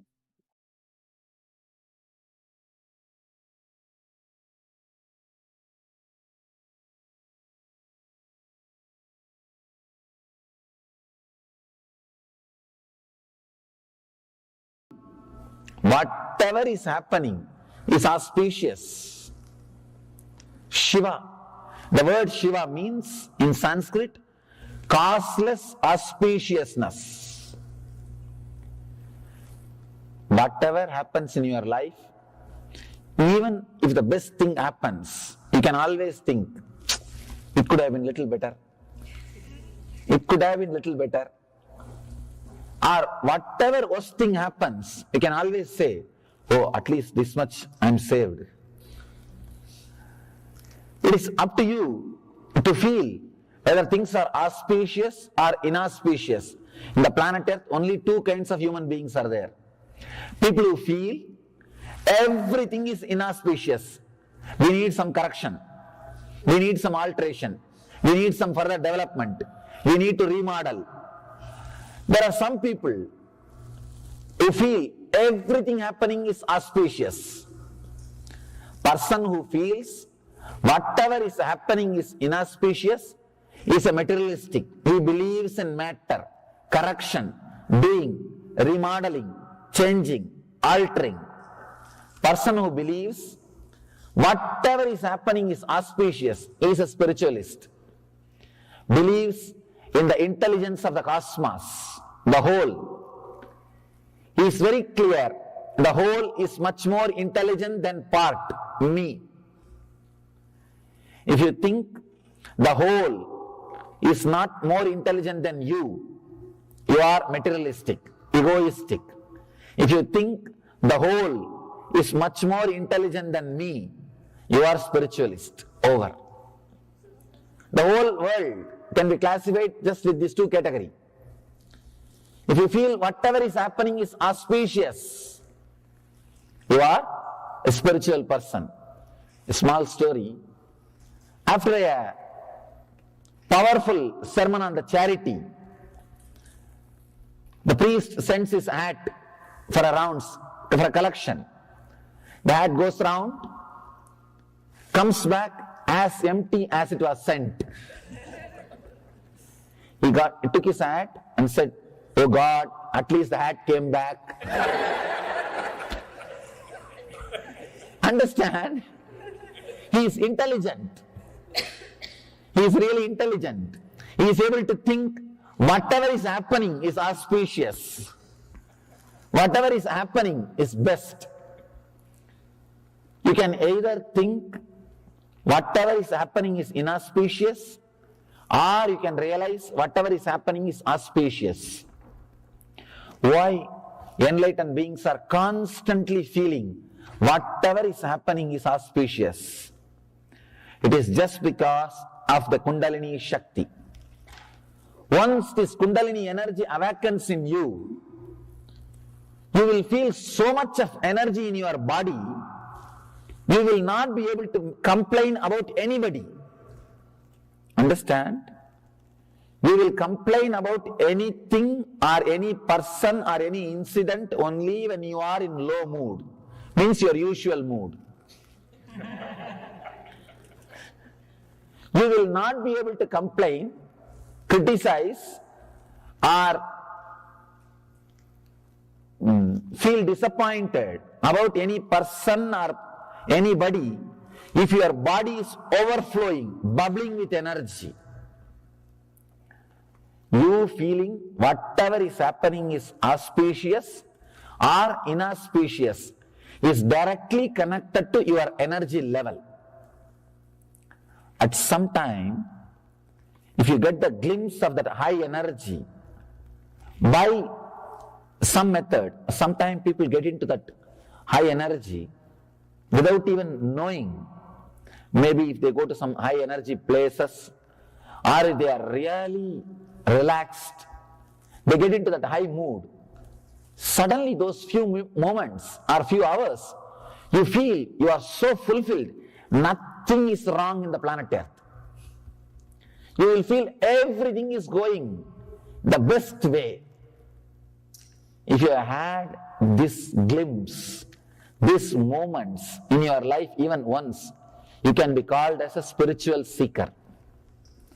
Sometime, even while seeing the sunset, suddenly you feel the whole thing is settled in you. And you think, God, Everything is beautiful. Things are happening. It's okay. Suddenly, some mood, you are silent, you are relaxed, you are filled with energy, and you see whatever is happening is auspicious. There is only two planes of existence. One, the plane of normal human beings. Whatever is happening needs to be altered. Anything they cannot say, I really like that person, but they can't stop, they can't end a sentence without that but. Without that but, they can't end any sentence. They cannot make a statement without that but, there ends. If you are using that word but or this, then you are a human being. There is another one kind of existence. Whatever happens, he is not bothered at all. In Gita, Krishna says, samaschitta. It does not mean he is not compassionate. Understand? A person who is balanced does not mean he is not compassionate or he doesn't suffer seeing the others struggle, others suffering. He tries only to remove others' suffering instead of he suffering with them. It is not directly going to help. First thing, you need to feel completely overflowing. Whatever is happening is auspicious. In the auspicious energy, let there be one more auspicious wave to bring the people up. Can be the idea or can be the understanding. The person whose Kundalini is not awakened, whose Kundalini Shakti is not become alive, in Sanskrit we call Kundalini Jagrata, the higher consciousness awakening. If it has not happened in you, whatever is happening inside and outside you will be inauspicious. If that awakening happens, whatever is happening inside and outside you will be auspicious.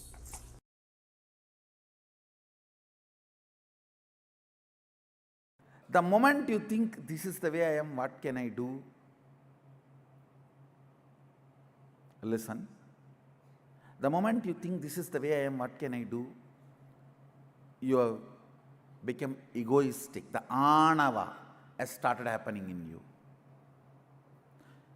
You are not, this is the way you think you are. Listen, people come and tell me, what can I do, Swamiji? I have so many patterns, I wanted to break, but this is the way I am. No. You fantasized about breaking, never wanted to break. Fantasizing about completion and doing completion is totally different. You always fantasized about becoming new being because you see the way the new beings radiate. You have an idea how it will be. Butterfly in the stomach, rose in the heart, light in the eyes.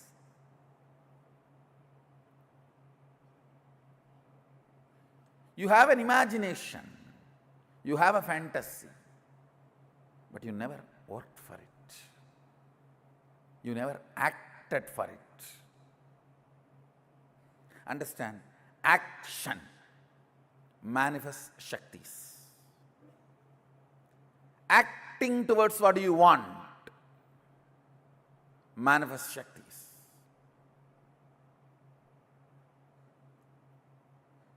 First thing you need to know, you are not a sealed, complete product as you imagine. No. You are a seed. Means you need to open up. Sprouting need to happen. Plant need to grow. the biomemory, muscle memory with which you are programmed need to flower, the branches need to grow, the leaves need to come. Oh, I am already old and tired. How can anything more happen to me? How can anything new happen to me? Where is the new life? That is what I call anava. The moment you decide where is the new life for me, there is no new life. The anava surrounds you. Every situation, understand, every situation brings only new life to you.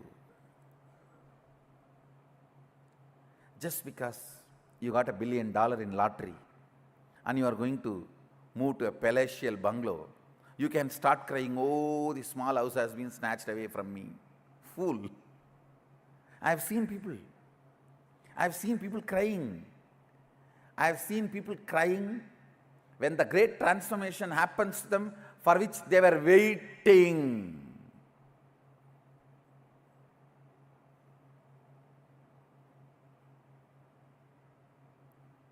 They were waiting to have a palatial bungalow. They won the lottery.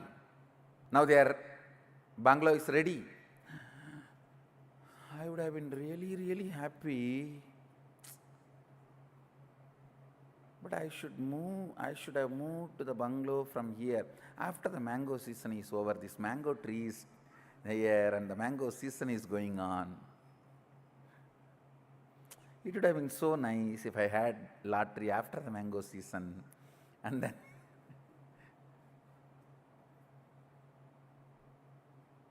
look in. There are many times continuously what for you have been praying, waiting. When that opening happens, suddenly you are not okay for that opening. You are trying to hold on to the old,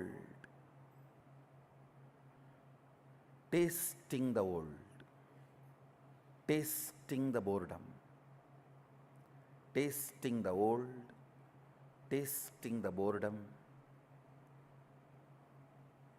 taste for anti-life. I should tell you, biggest enemy in your life is taste for anti-life.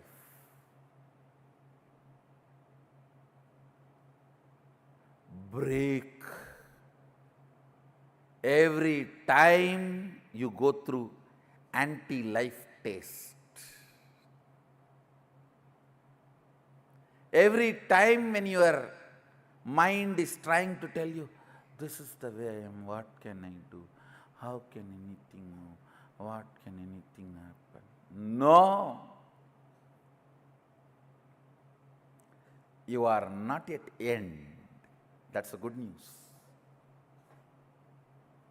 You are only a seed. As long as you consider you are only a seed, you need to manifest you are Sadashiva. Because, understand, Sadashiva constantly considers himself as a seed which need to manifest, yet to manifest, yet to manifest. Even after manifesting this whole Jagat.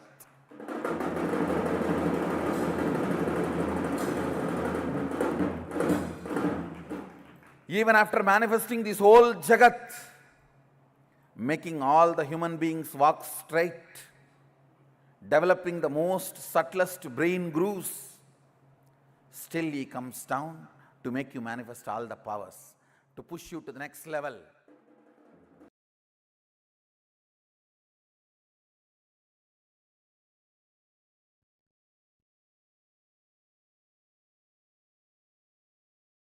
Sankhya of declaring your integrity, multi-dimensional logic of declaring your integrity. I will reveal it to you. See, the conscious decision, conscious declaration gives Paramashiva to enter into you. Your individual identity is borderline by your decision of your idea of freedom. Listen. When your idea of freedom is limited, it is called ignorance. When you are ready consciously to live with your ignorance, it is called delusion. And when you are okay with your delusion and don't care about the reality, it is called arrogance. These three pura asuras, 3-layer demons, cannot be penetrated unless you give permission. If you consciously declare, I declare my integrity to Paramashiva component in Swamiji, in my Guru. If you declare even that much, that's enough.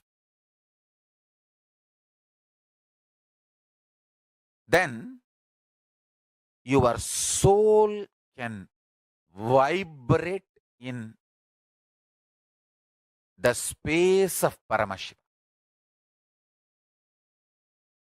See, now I have given a very insured declaration. Very secured and insured declaration. You can make a clear disclaimer. I declare my integrity only to Paramashiva component of my Guru Nityananda Paramashivam. And non-Paramashiva component, I am not declaring my integrity. You can clearly make it. I don't have a problem. So you feel very secured and insured.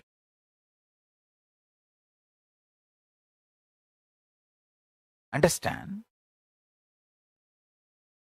But this declaring your integrity is too important because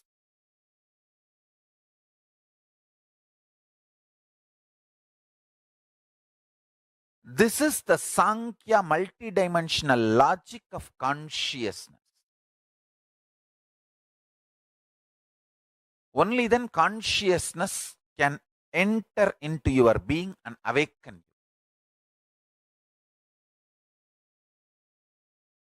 This Navaratri, let us make as many people as possible declare their simple integrity to Paramashiva and celebrate themselves as consciousness. Celebrate themselves because they are consciousness, not because of their money, their power, their positions, their social power, political power, or anything, their beauty, age, health. Celebrating themselves because they are conscious.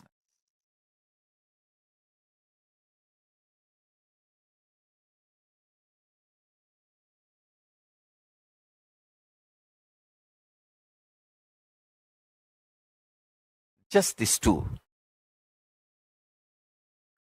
Declaring simple integrity to Paramashiva component of your Guru.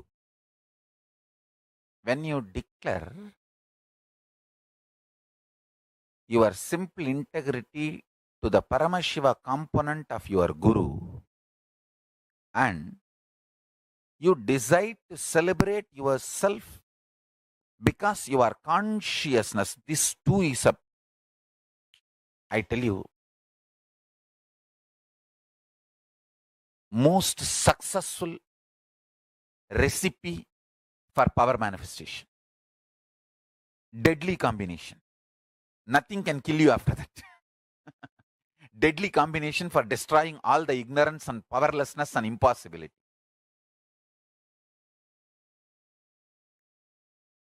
This too is the most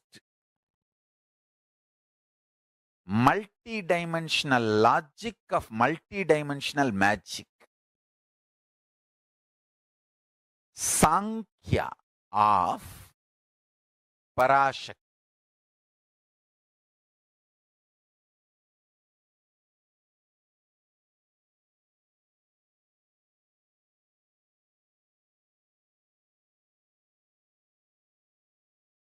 It may look too simple, I tell you. See, when you eat, decide, Navaratri, I decided this 9 days I will celebrate myself because I am consciousness. So now, as consciousness, I am going to eat.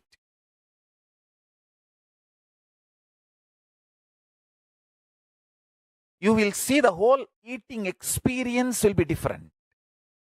As consciousness, I am going to drink water or whatever juice or anything you drink. As consciousness, I am going to sleep. As consciousness, I am going to do my office job. As consciousness, I am going to relate with people. As consciousness, I am going to do all my activity. So much of grounding and qualitative difference in your reality.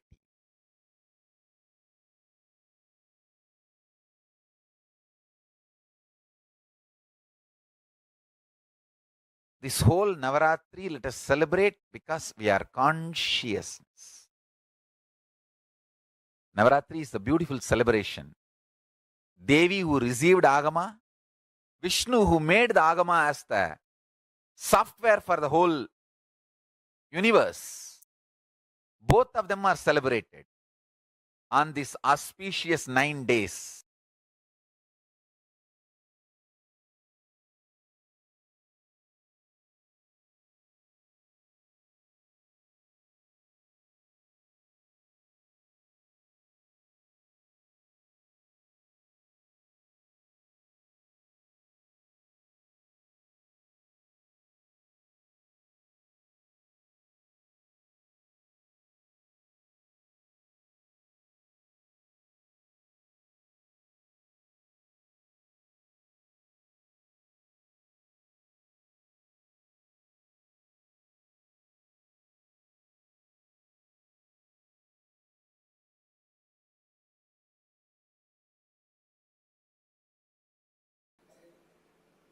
Third eye, one of the most discussed, analyzed, debated, argued, and most misunderstood subject. Please understand,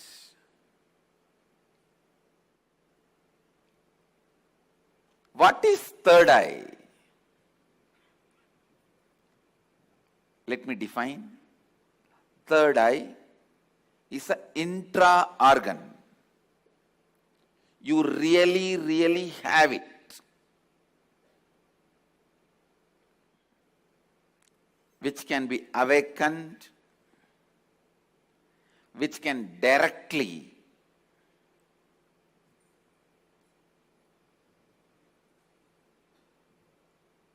be part of your day-to-day life. Third eye and awakening the third eye is not just mystical alone. It can be directly experienced in your very physical plane.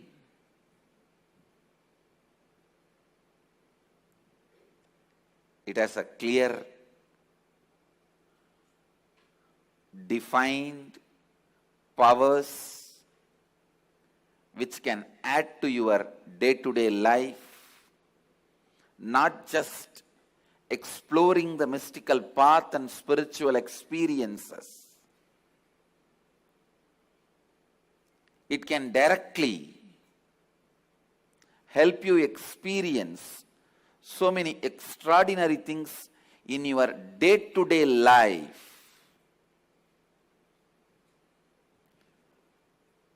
almost all religions, all spiritual groups, whether it is ancient and tribal based or very modern secret groups, all spiritual groups have worked on third eye because that's the most easiest, most powerful way of awakening yourself to the higher dimensions. Awakening yourself to the higher dimensions.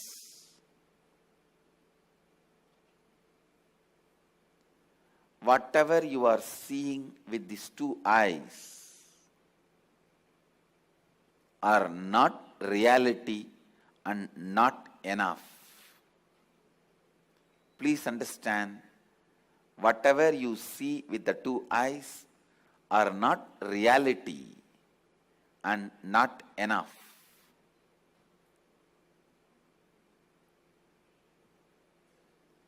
Third eye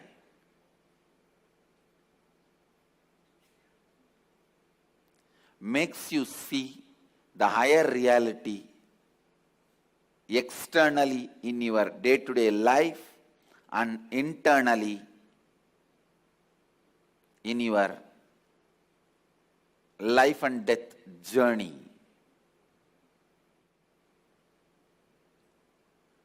Third eye is one of the powerful energy center in your body.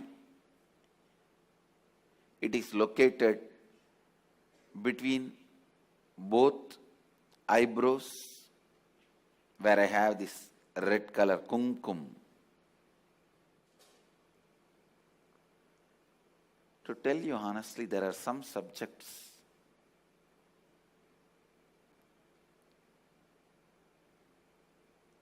when I start speaking about, I am stuck for words because so much need to be told. So much need to be told. Whatever introduction I am giving it to you about third eye looks very pearl, very little. When I see the reality of the third eye, I can say it is just third eye. Everything is centered on third eye, whether the lifestyle practices or rituals or spiritual practices belong to all spiritual traditions.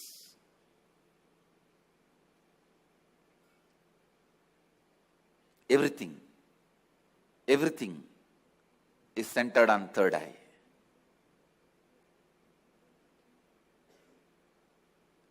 Awakening the third eye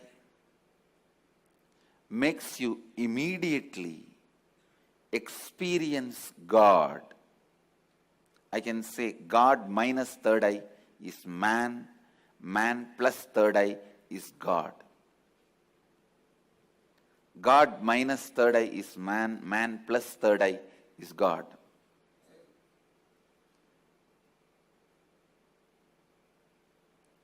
Third eye is called Chakra Raja, King of Chakras. That's the last chakra. The crown center is not actually chakra, it's an opening. The third eye is the last chakra, an ultimate chakra in your body.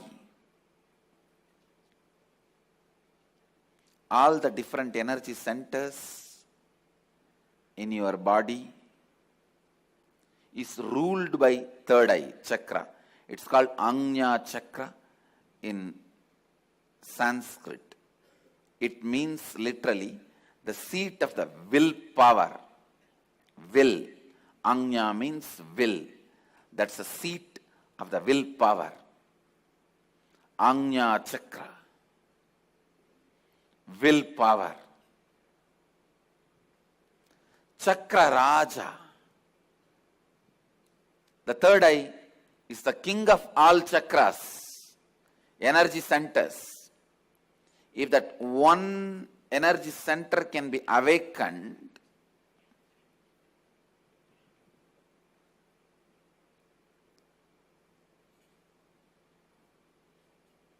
all the energy centers can be awakened. That is why in Hindu tradition, the various pilgrimage centers are identified with the different chakras. But Varanasi, the pilgrimage center of Hinduism, is associated with the third eye. That is called as a third eye center. The Anya Chakrasthala, Varanasi.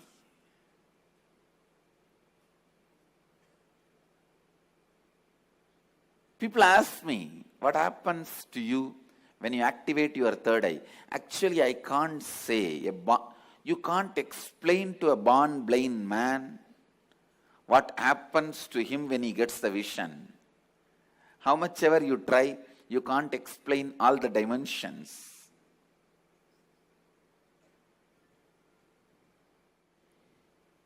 Actually, when you activate the third eye, only then the real vision about the life happens to you. You start seeing the reality. You start seeing the truth as it is. Seeing only with two eyes and living, making decisions, seeing through the third eye, living and making decisions, these two lifestyles can never be compared. I can't even say, with the awakening of the third eye, you will get a lot of intuition power or other spiritual powers. No. Let me be very honest. When you awaken the third eye, your whole life will be different. What ordinary people call as intuition will be your lifestyle.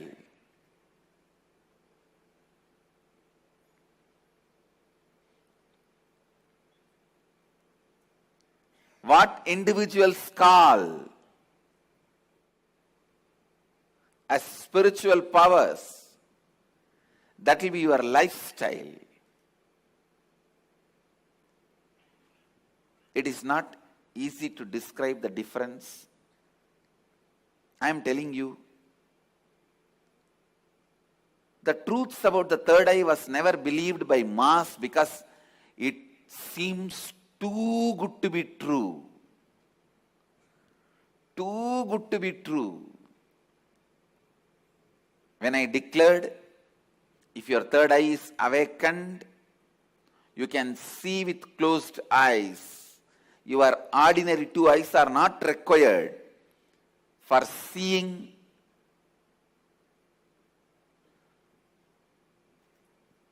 or perceiving, recognizing things. People felt it was too good to be true. When I declared at the age of 12, when I had the third eye awakening, with closed eyes I was able to see 360 degree. People really felt it was too good to be true. When your third eye is awakened,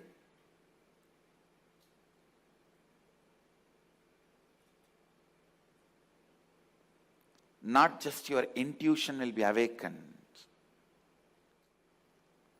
Just understand this one example.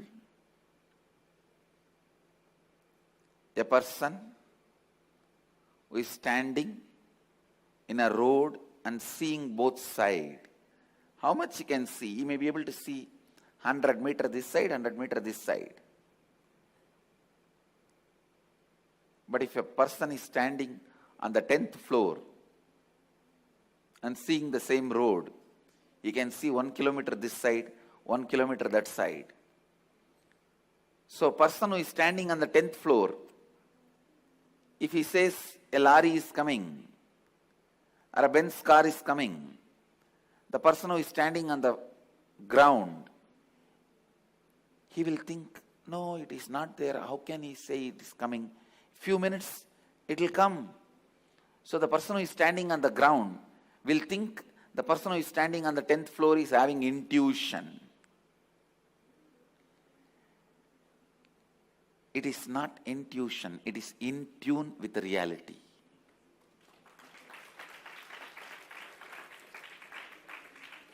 When your third eye is awakened, you will be able to see everything from the higher plane. So you will be in tune with the reality. People ask me, can it help me in my material growth? I tell you, it will help you in everything. In your health, you will be able to see through your body. I have seen so many siddhas. They will just scan their body with a closed eye. They know where the problem is and heal it. Very soon you can expect my kids doing X-ray and scanning. You will see they will be demonstrating. Just by seeing a person, they will diagnose them. These powers of awakening third eye will help you to achieve health, and not only you will be able to diagnose, you will be able to just command your body to get back to health, because the third eye is the seat of willpower. When Kundalini is activated there, when third eye is activated there, to tell you honestly, the moment third eye is activated, Kundalini is activated, alive in your third eye, you can get anything you will. That is why it is called Anya Chakra. Your will be honored by the cosmos. Your will be honored by the cosmos. When I utter through words, it looks too good to be true. But life itself is too good to be true. Understand, life is not curse. Life is not just good. It is too good to be true.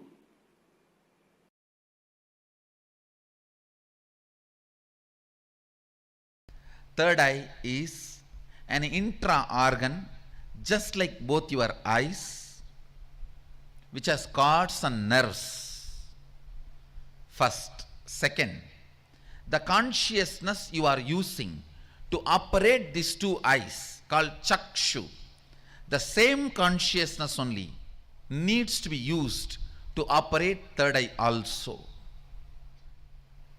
And third, listen, when you start experiencing, all this basic introduction is needed for you.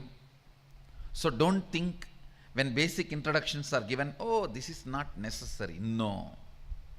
It is needed for you.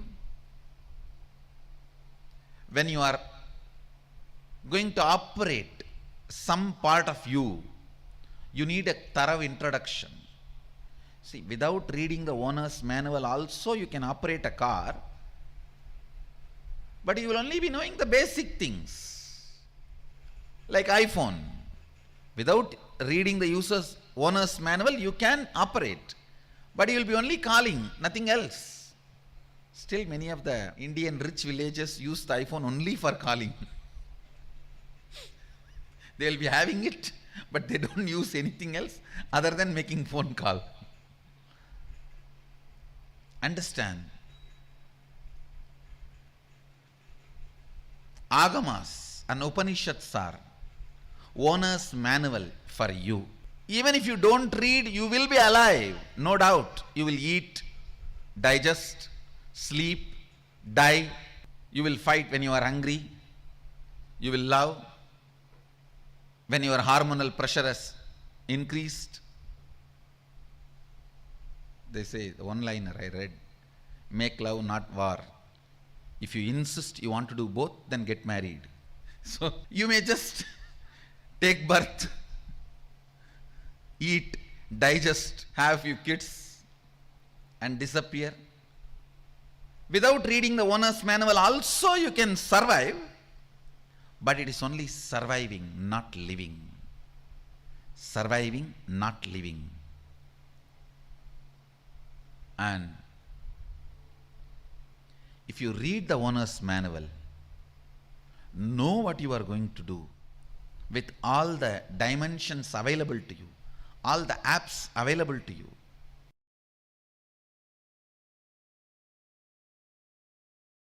See, if you open it on your own, I don't know how long. If I am going to open it for you, how much it takes for you to open your two eyes? So that much only it takes.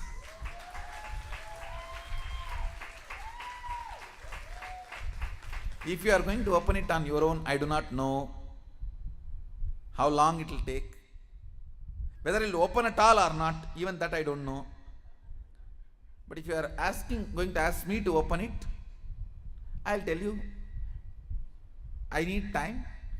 Only how much time you take to open your two eyes.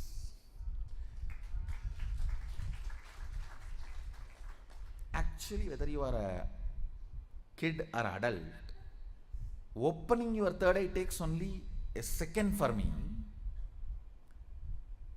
The problem with adults is you have calcified your third eye so much. Little time is required only to remove that calcification, nothing else.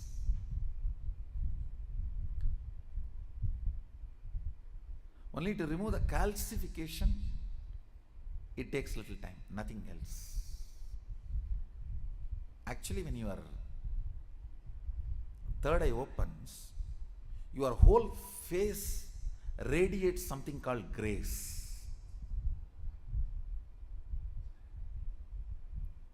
I'll strongly recommend these 2-3 small activities. Every night have aritaki powder, half teaspoon. So that cleanses all the fluoride calcification in your third eye. And before going to bed, take little turmeric or kumkum. Apply it in, mix it in water. Like a paste, nicely rub. See, fluoride and turmeric both have a quality of penetrating your body through skin. Fluoride goes and calcifies, turmeric goes and decalcifies. In those days, in Hinduism, women used to apply turmeric in their face in the night time and early morning. Now all the dirty, Fair and Lovely, what all? I don't know what all they apply. Now I don't know. In those days, women used to apply. I have seen my mother and all, she will rub in stone. In the bathrooms, there will be a small stone. On that, the turmeric will be there, like this big seed, and they will rub that. Night time they will apply once, and early morning when they take bath they will apply once. It removes all the calcification, either by your water or by food. The calcification settles, will be removed. You will have very bright awakened third eye. I strongly recommend, even for men, in the night time, who is going to see you? Who is going to see you in the night time? So,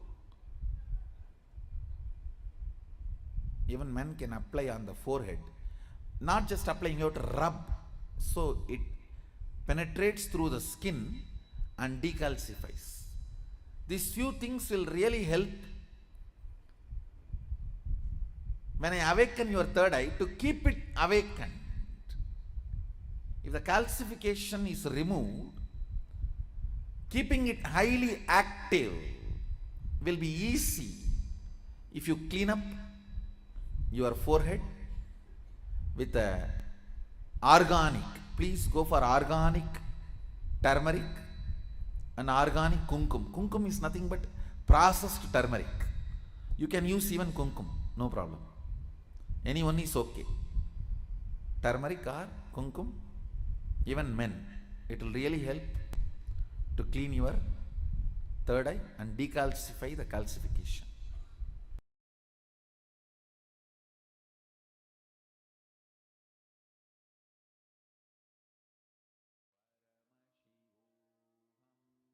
All of us are going to be receiving this initiation, the initiation into awakening of the third eye, to have the direct darshan of Mahakailasa. All of us learned the secret of being our own boss, how we can become our own boss. And just in a few minutes, in less than 10 minutes, we're all going to be receiving the darshan. And I request every one of you to please settle down. Like how Swamiji was so beautifully explaining to us about what is third eye, how the third eye gets awakened. Today, literally all of us are going to be experiencing that third eye awakening by having the darshan of Bhagavan Tripurantaka. All of us are going to be receiving the darshan. I request everyone to quickly settle down. In just a few more minutes, the darshan is going to be starting. So be ready. Darshan of Tripurantakar Murti. And this form of Paramashiva is a very, very beautiful form. We all listened to the whole session where Swamiji was revealing about what the deity, manifestation of Paramashiva as Tripurantakar represents. Now we will be chanting the Dhyana Shloka of Tripurantaka Murti as we all prepare ourselves for the darshan.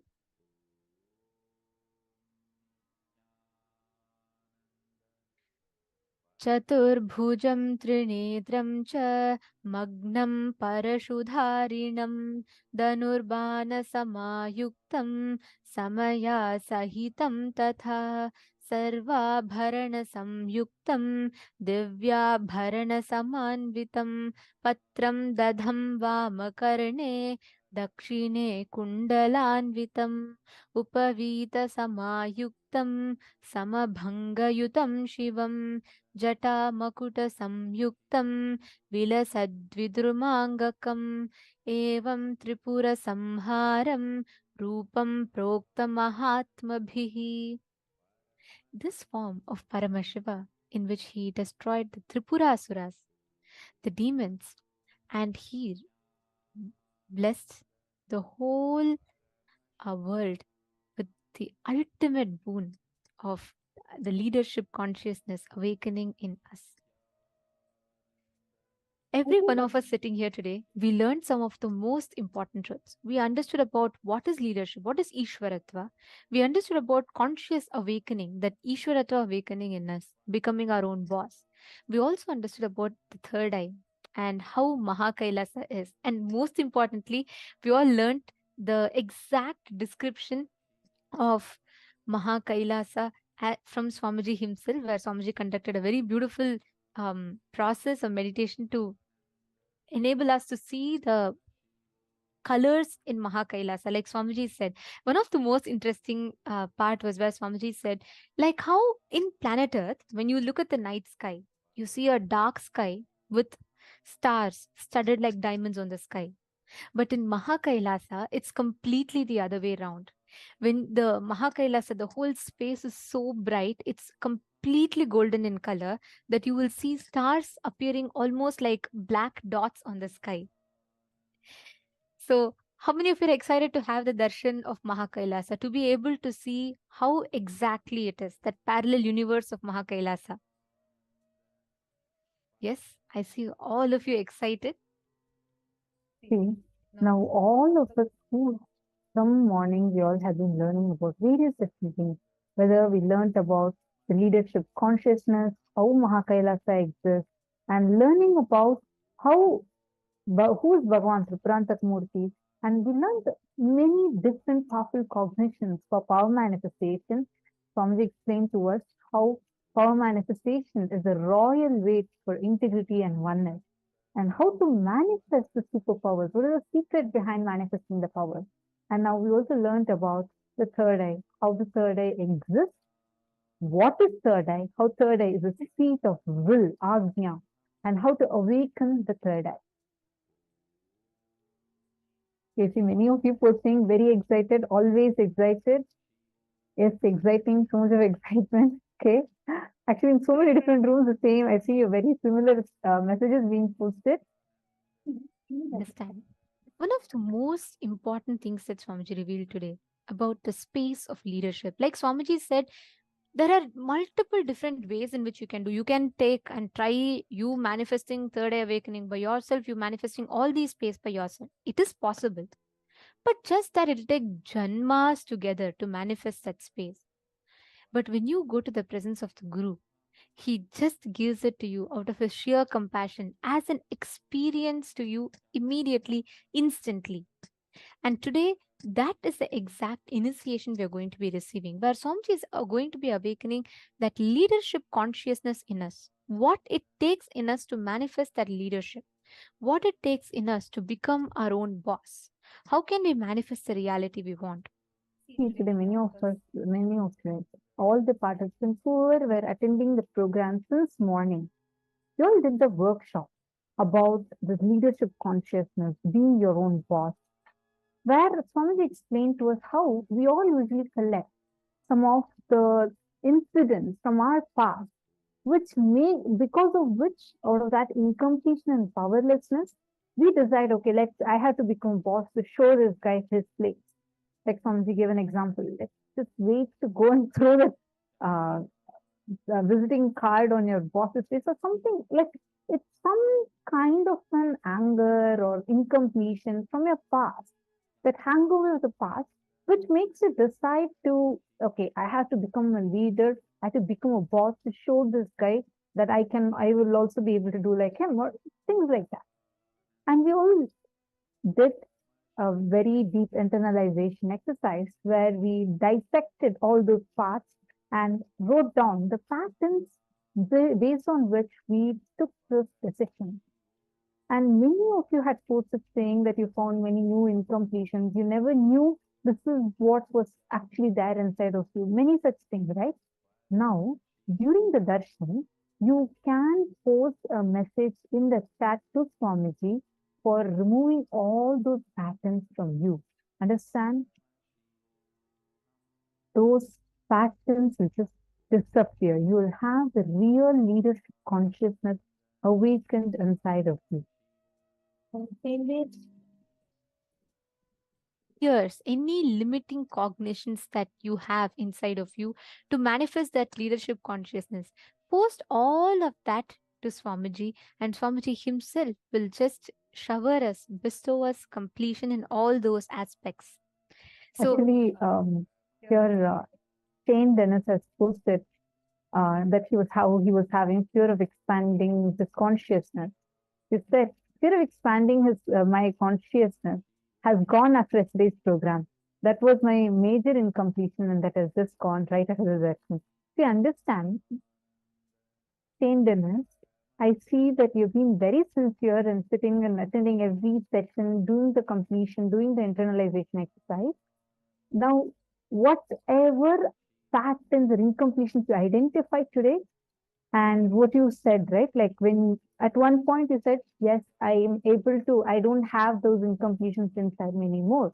Now, any other residual patterns or incompletions that are there, which you discovered during today's workshop, you can post those in the chat to when Swamiji's session starts, and post it as a prayer request to Swamiji to clear off those incompletions. You will just see that real leadership consciousness, like what Swamiji has, would start manifesting to you. So this is for everyone. During the darshan, we are going to have a great blessing to ask our prayers, the boons that we want directly to the avatar. During this time, you can post your messages across 6 different platforms, and make sure you post in all the 6, because anywhere Bhagwan's eyes fall, your prayers are immediately blessed. So you can post it on Facebook, YouTube, Instagram, Twitter, and WhatsApp, as well as the Zoom room. And please make sure you do not post the same message multiple times, as this is spamming the chat and leading even you to miss the blessings that Swamiji has given for you, as well as disrupts the experience of other participants. So we request all of your kind understanding, and let us all get ready to receive the. Please come and set the camera. During the Darshas are going to be experiencing the Nayana Diksha. Now it's time. Let us all enter. Great. Let us all get ready to receive the darshan. Chant the Mahavakya. Om Nityananda Paramashivoham. Paramashivoham. Om Nityananda Paramashivoham.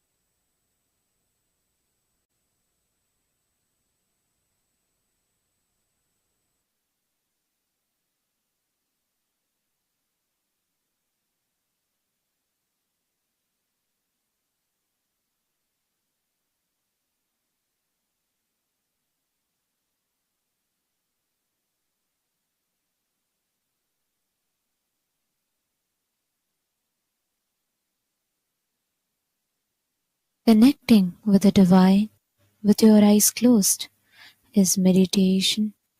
Connecting with the divine with your eyes open is darshan. Come, let us all now move from meditation to darshan. Slowly, very slowly, please open your eyes.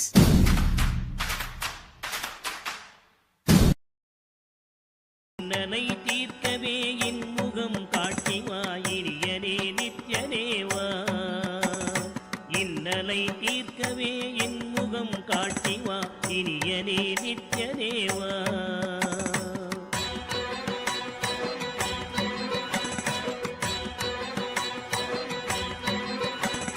Pump சூனியமல்ல வைப்பல்ல மாரணம் தம்பனம் வசியமல்ல பாதாள வஞ்சனம் பரகாய பிரவேசம் அது வல்ல ஜாலமல்ல.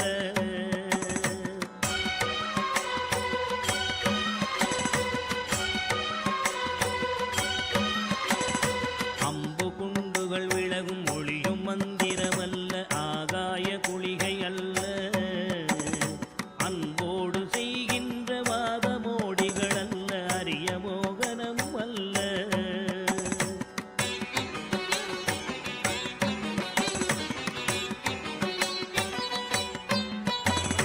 கும்பமுனி மச்சமுனி சட்டமுனி பிரம்மரிஷி கொங்கனர் புலிப்பாணியும் போராக்கர் வள்ளுவர் போகமுனி இவரெல்லாம் கூறிடும் வைத்தியமல்ல. என்பனது உன்னடி விட்டு நீங்காது நிலை நிற்கவே புகழ வருவாய். என் மனதில் நீங்காது நின்றிடும் நேசனே நித்யானந்தரேவா. என் மனதில் நீங்காது நின்றிடும் நேசனே நித்யானந்தரேவா.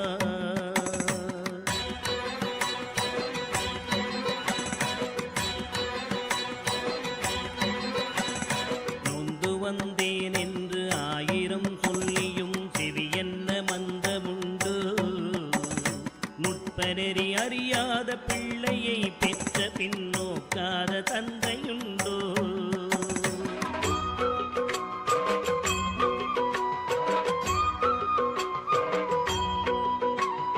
தந்தமும் தஞ்சம் என்றடியை பிடித்த பின் தளராத நெஞ்சமுண்டோ.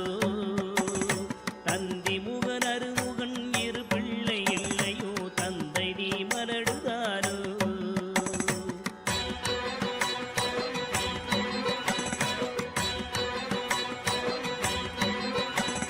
விந்தையும் ஜாலமும் உன்னிடம் இருக்குதே வினையொன்றும் அறிகினேனே.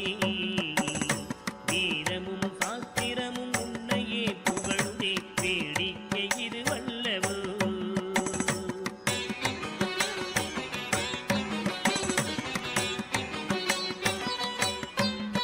இந்த உலகீரேழுமே அளித்தாய் இனிமே நான் உன்னை விடுவதில்லை.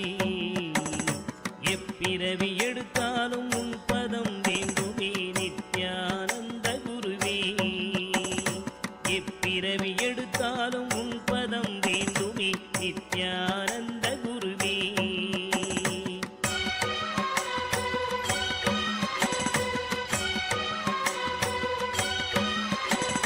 வழிகண்டு உன்னடியை குதியாத போதிலும் வாஞ்சையில்லாத போதும் வாலாயமாய் கோயில் சுத்தாத போதிலும் பஞ்சமே செய்த போதும்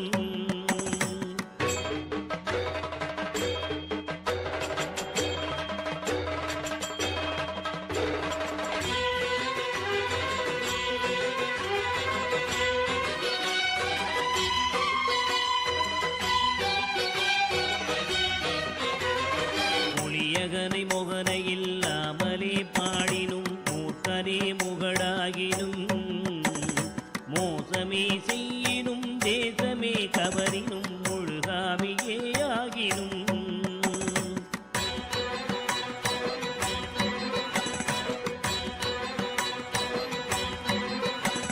பழியன கல்லவே தாய் தந்தை கல்லவோ பார்த்தவர்கள் சொல்லார்களோ பாரறிய மன மனைவிக்கு பாதி உடலீந்தனி பாலகனை காக்கோனாதோ.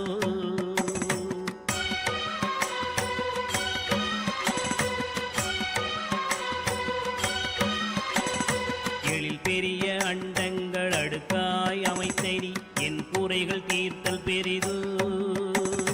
என் குற்றம் போக்கியே என் மனம் குளிர வரும் நித்யானந்த குருவே. என் குற்றம் போக்கியே என் மனம் குளிர வரும் நித்யானந்த குருவே.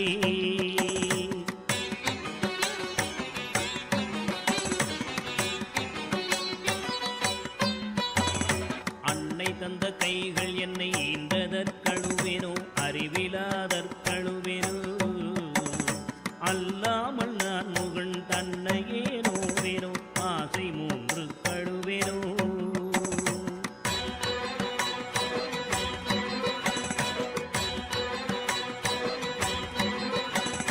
முன்பிறப்பென்ன வினை செய்தேன் என்றழுவேனோ மூட அறிவு கழுவேனோ. முள்ளிலன் வினை வந்து மூழும் என்றழுவேனோ முக்தி வரும் என்றுணர்வனோ.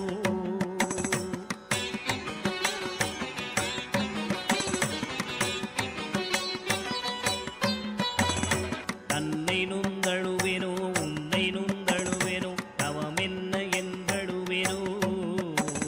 தையலார் கழுவேனோ மெய் வளர்க்கு அழுவேனோ தரித்திர திசை கழுவேனோ.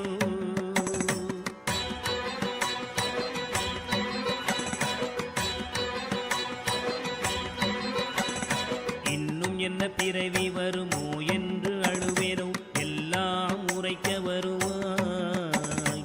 மானிட பிறப்பருக்கும் மாறாத மாயனே நித்யானந்தனேவா. மானிட பிறப்பருக்கும் மாறாத மாயனே நித்யானந்தனேவா.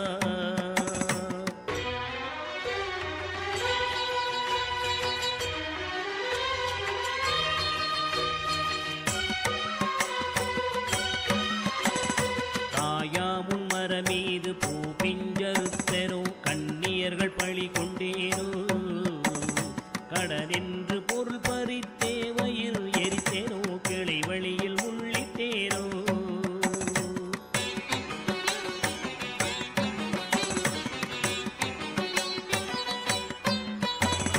தாயாருடன் பிறவிக்கென்ன வினை செய்தேனோ தந்த பொருள் இல்லை என்றேனோ. நான் என்று கருவித்து கொலை களவு செய்தேனோ தவசிகளை ஏதினேனோ.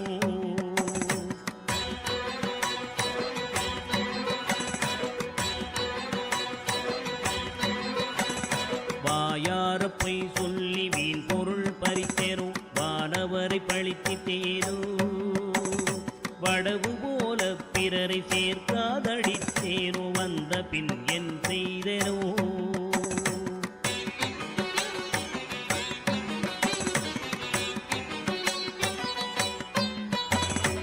ஈயாத லோபி என்றே பெயர் எடுத்தேனோ எல்லாம் பொறுத்தருள்வாய்.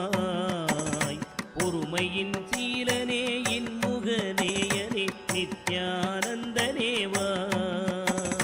பொறுமையின் சீலனே இன்முகநேயனே நித்யானந்தனேவா.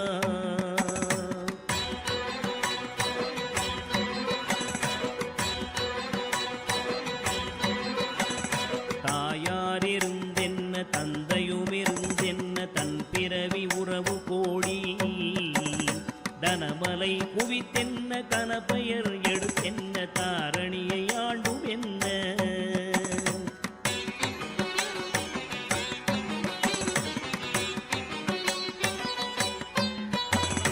சேயர்கள் இருந்தென்ன குருவாயிருந்தென்ன சீடர்கள் இருந்தும் என்ன. சித்துகள் பலவும் கத்தென்ன நித்தமும் விரதங்கள் செய்ததென்ன.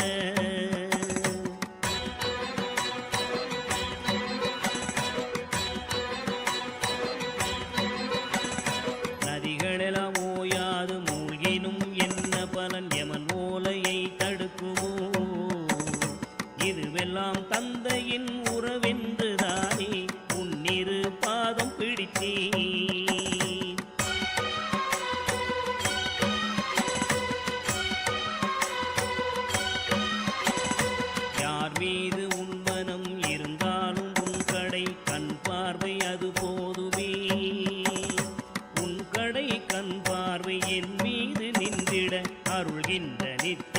தேவா உன் கடை கண் பார்வை என் மீது நின்றிட அருள்கின்ற நித்ய தேவா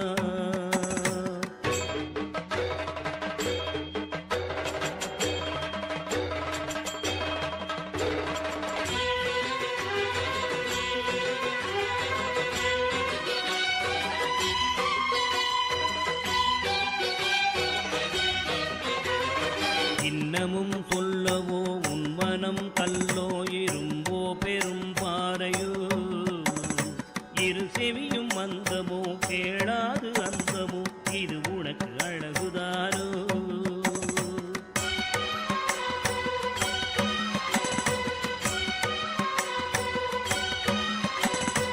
என்னென்ன மோகமோ இது என்ன சாபமோ இதுவே உன் செய்கைதானோ இரு பிள்ளை தாபமோ யார் மீது கோபமோ ஆனாலும் நான் விடுவேனோ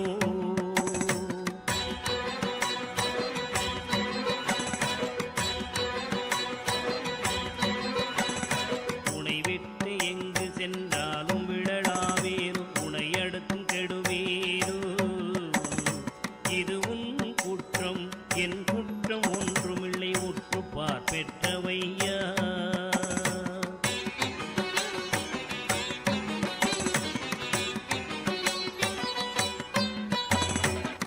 குற்றமாயினும் உன் குற்றமாயினும் இனி அருளை அளிக்க வருவாய் விந்தைகள் புரிந்திடும் விமலனே அருள் தரும் சீரனே நித்யதேவா விந்தைகள் புரிந்திடும் விமலனே அருள் தரும் சீரனே நித்யதேவா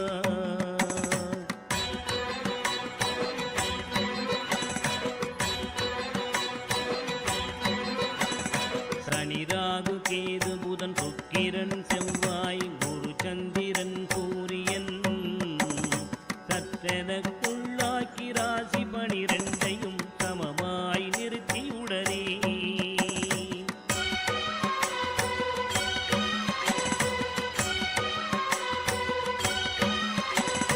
பணியொத்த நட்சத்திரங்கள் 27 பக்குவப்படுத்தி பின்னால் பகர்கின்ற கிரணங்கள் 11ஐயும் வெட்டி பலரையும் அதட்டி என் முன்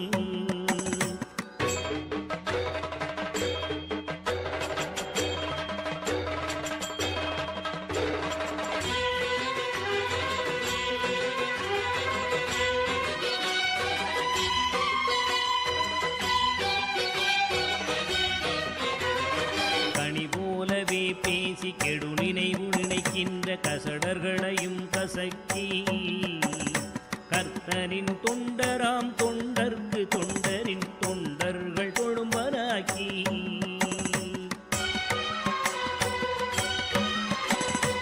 இனிய மனம் கொண்டிடும் நித்யபுரி நித்யனே என ஆழ்வதும் கடன்தான் கோடியில் ஒருவனே ஜீவனில் ஜீவனே நித்யானந்தனேவா கோடியில் ஒருவனே ஜீவனில் ஜீவனே நித்யானந்தனேவா கோடியில் ஒருவனே ஜீவனில் ஜீவனே நித்யானந்தனேவா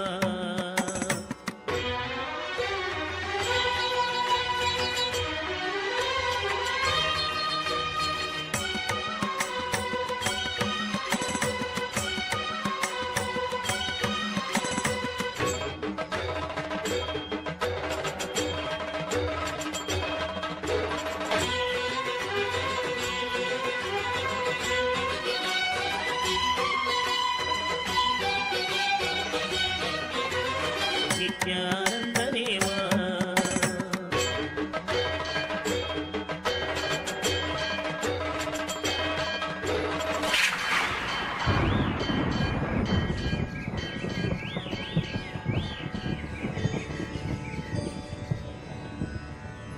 அருமருந்தே அண்ணாமலையோனே ஆனந்த நித்யனே அகயிருள் மாய்ப்பவனே சிறிதே சிந்தை இறங்கி கருதும் எக்கணத்திலும் எம் கண்முன்னே நீயாடிவா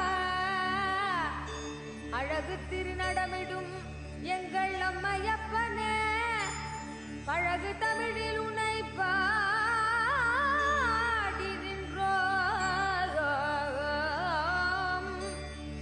தூயவனே ஞானவனே நித்யானந்தனே தெய்வ திருநடமாடி வா, தெய்வ திருநடமாடி வா.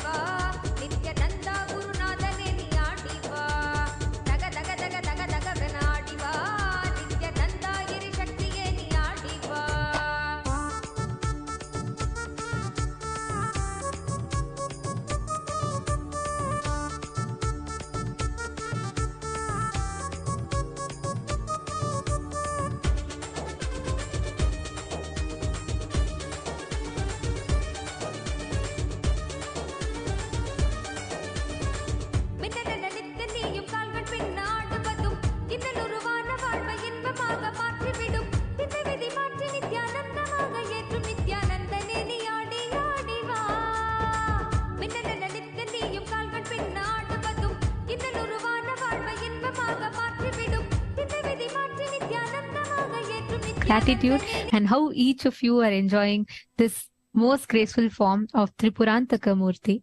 Now, we'd like to take a few minutes and take you all through the different platforms through which you can offer your gratitude and love to Swamiji, and you can ask your prayers directly to Bhagavan Tripurantaka Murti, manifesting through the Nija Avatara of our beloved Swamiji.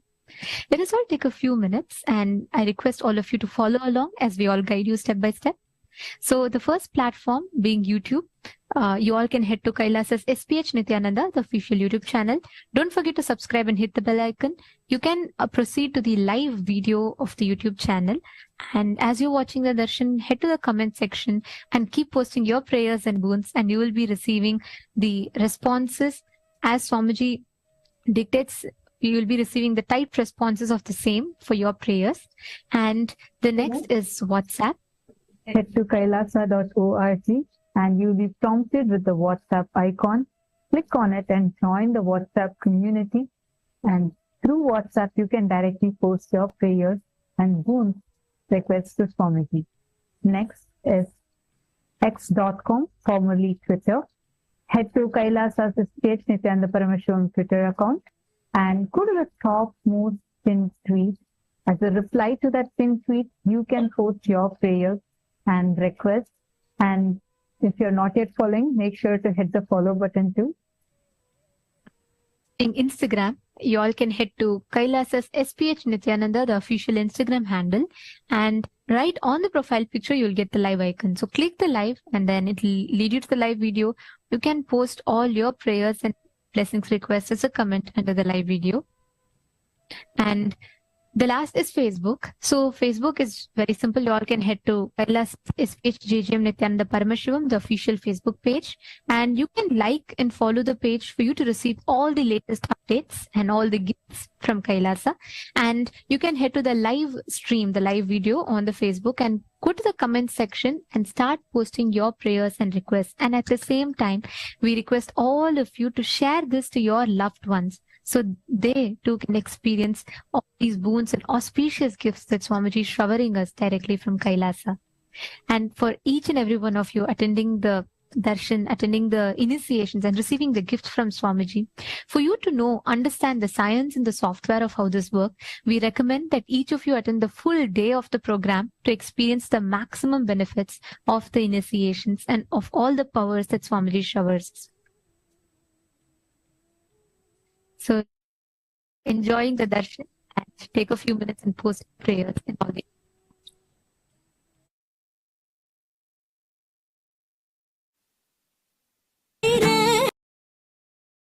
எந்த தீரா நோயும் தீர்த்துவிட இன்றவனை எங்கும் உயிர்க்காக நீயும் ஆட வேணும் நித்தியனே நீ ஆடி ஆடி வா காதில் குழையாட மனக்கள்ளங்கள் யாவும் ஓட தேடும் அந்த ஞானம் தரும் தான பதையில் கூட உன்னை சேர்ந்திட தியானத்தில் ஆழ்ந்திட ஞானமும் கொண்டு விட தக தக தக தக தக ஆடி வா நித்ய நந்தா குரு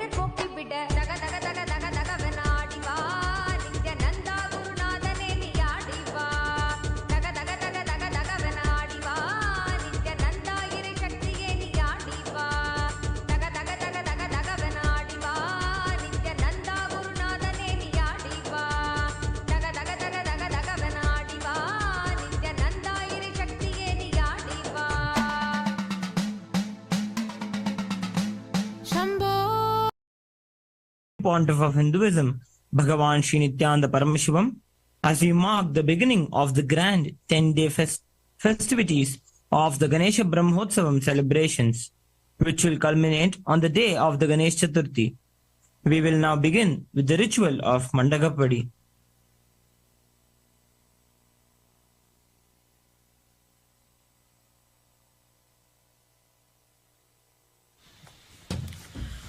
ॐ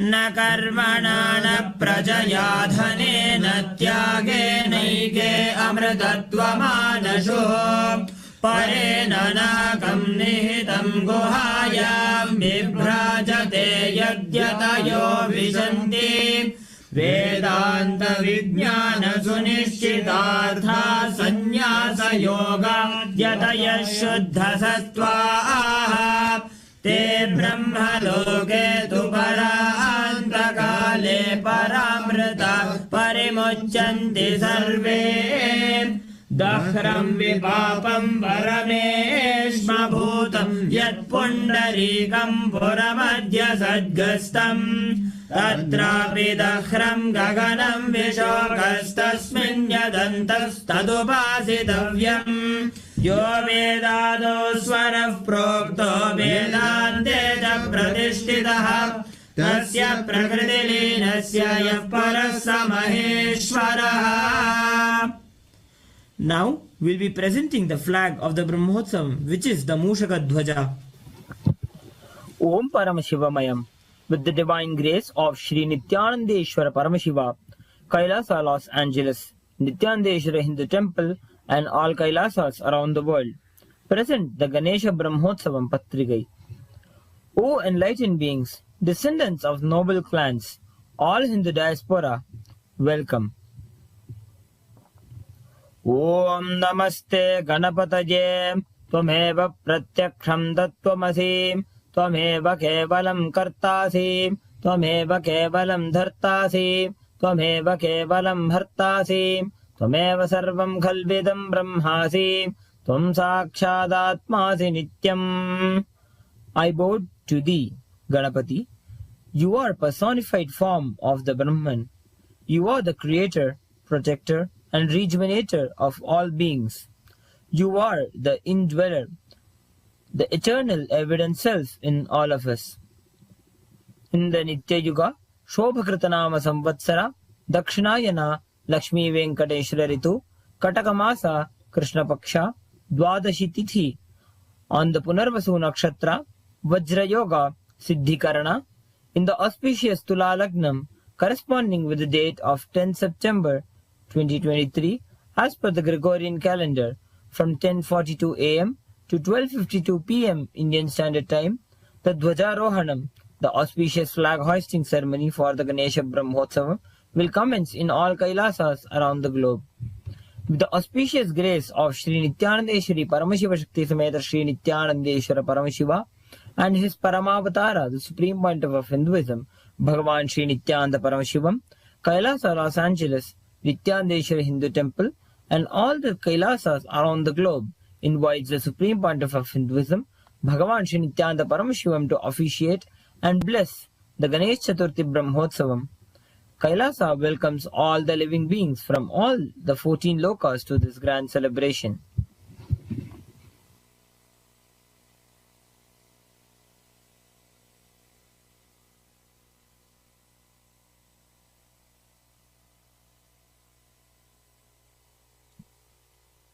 We will now be presenting the flag of the Brahmotsavam, which is the Mushaka Dhwaja.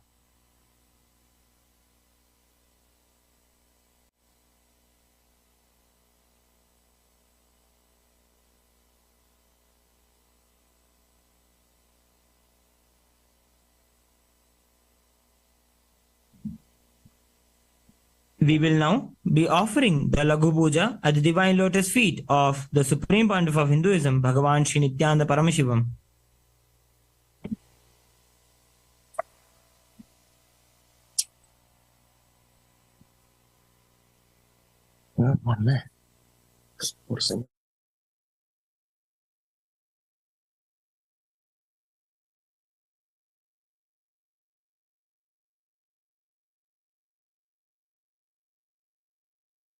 पङ्कजे सकलशीतरश्मिप्रभम् वराभयकराम्बुजम् विमलगन्धपुष्पाम्बरम् प्रसन्नवदनेक्षरम् सकलदेवतारूपिणम् स्मरेत् शिरसि हंसकम् तदभिमानपूर्वम् गुरुम्।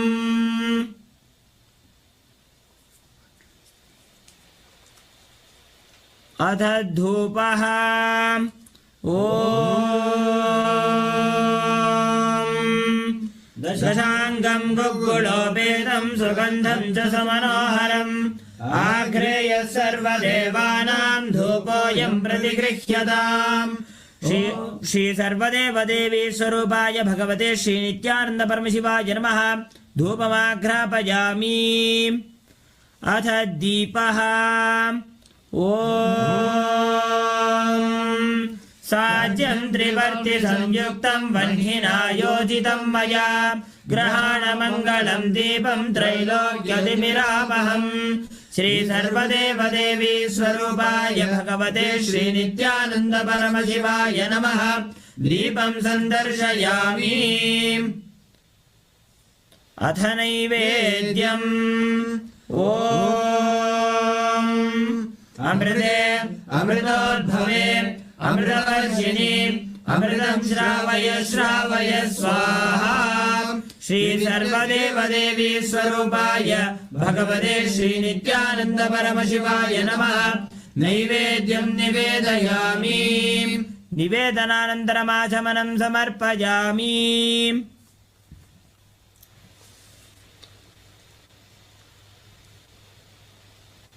नीराजनम् ॐ हंस हंसाय विद्महे परमहंसाय धीमहि तन्नो हंस प्रचोदयात्। ॐ हंस हंसाय विद्महे परमहंसाय धीमहि तन्नो हंस प्रचोदयात्। ॐ हंस हंसाय विद्महे परमहंसाय धीमहि तन्नो हंस प्रचोदयात्। कर्पूरगौरम् करुणावतारम् संसारसारम् भुजगेन्द्रहारम् सदा वसन्तम् हृदयारविन्दे भवम् भवानी सहितम् नमामि। भवम् भवानी सहितम् नमामि। भवम् भवानी सहितम् नमामि। श्री सर्वदेवदेवी स्वरूपाय भगवते श्रीनित्यानन्द परमशिवाय नमः। कर्पूरनीराजनम् सन्दर्शयामि। रक्षाम् धारयामि। षोडाद्रीशावताराय ज्योतिस्तम्भस्वरूपिणे श्रीकैलासप्रधानाय नित्यानन्दाय मङ्गलम्। तत्त्वज्ञानप्रदाताय नित्यानन्देश्वररूपिणे श्रीकैलासप्रधानाय नित्यानन्दाय मङ्गलम्। मूलप्रकृतिरूपाय परमशिवशक्तिस्वरूपिणे श्रीकैलासप्रधानाय नित्यानन्दाय मङ्गलम्। दण्डत्रिशूलहस्ताय कालकालस्वरूपिणे श्रीकैलासप्रधानाय नित्यानन्दाय मङ्गलम्। आदिपूज्याय देवाय सकृत्पूर्णत्वरूपिणे श्रीकैलासप्रधानाय नित्यानन्दाय मङ्गलम्। सर्वाभयविनाशकाय शत्रुसंहाररूपिणे श्रीकैलासप्रधानाय नित्यानन्दाय मङ्गलम्। योगपट्टाभिषिक्ताय राजसन्न्यासधारिणे श्रीकैलासप्रधानाय नित्यानन्दाय मङ्गलम्। सार्वभौमैकवत्याय राजराजार्चिताय च श्रीकैलासप्रधानाय नित्यानन्दाय मङ्गलम्। मङ्गलम् कल्पवृक्षाय मङ्गलम् ज्ञानदायिने परमशिवाय श्रीनित्यानन्देश्वराय मङ्गलम्। मङ्गलम् श्रीविद्याम्बायै मङ्गलम् कामदायिन्यै सर्वमङ्गलदात्रे नित्यानन्देश्वर्यै मङ्गलम्। मङ्गलं गुरुदेवाय मोक्षमूलाय मङ्गलं परमावताराय नित्यानन्दाय गुरवे मङ्गलम् त्वं स्मृतमहं धन्य मम प्राणमहेश्वर गंगाधर नामेति स्तोत्रस्थानं ददाम्यहम् हरि ओम तत्सत् सर्वं भगवत् श्री नित्यानंद परमशिव पादुकार्पणमस्तु ओम नित्यानन्दम्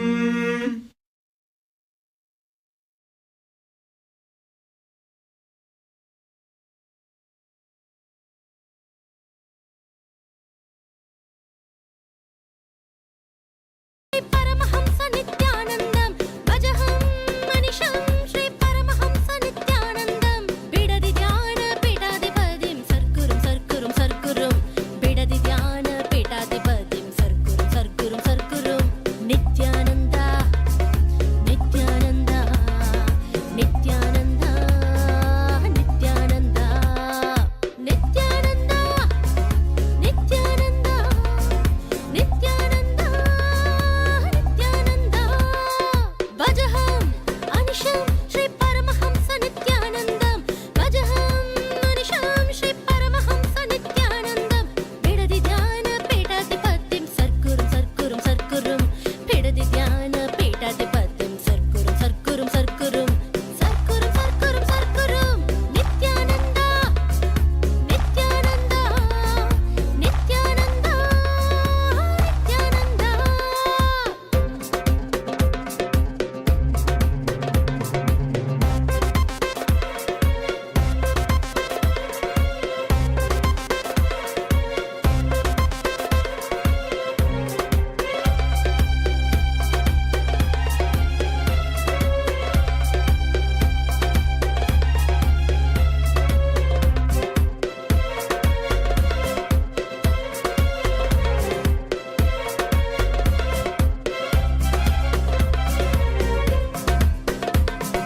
आनन्देश्वरी समित श्री आनन्देश्वर स्वरूपं भक्तजनानां नित्य सुखानन्ददायकम् आनन्देश्वरी समित श्री आनन्देश्वर स्वरूपं भक्तजनानां नित्य सुखानन्ददायकम् भजहं अनिशं श्री परमहंस नित्यानन्दं भजहं अनिशं श्री परमहंस नित्यानन्दं बिडदि ध्यान पीठाधिपतिं सर्कुरुं बिडदि ध्यान पीठाधिपतिं सर्कुरुं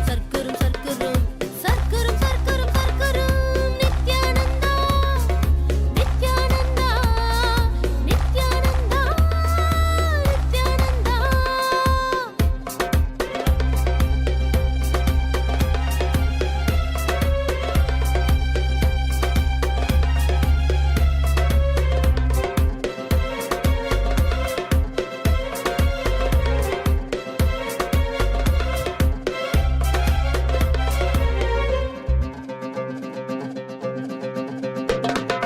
आत्मस्फुरण भक्ति स्फुरणाति मार्गद्वारा आत्मताप शरीर ताप समन भेषजम् आत्मस्फुरण भक्ति स्फुरणाति मार्गद्वारा आत्मताप शरीर ताप समन भेषजम् भजहं अनिशं श्री परमहंस नित्यानन्दं भजहं अनिशं श्री परमहंस नित्यानन्दं बिडदि ध्यान पीठाधिपतिं सर्कुरुं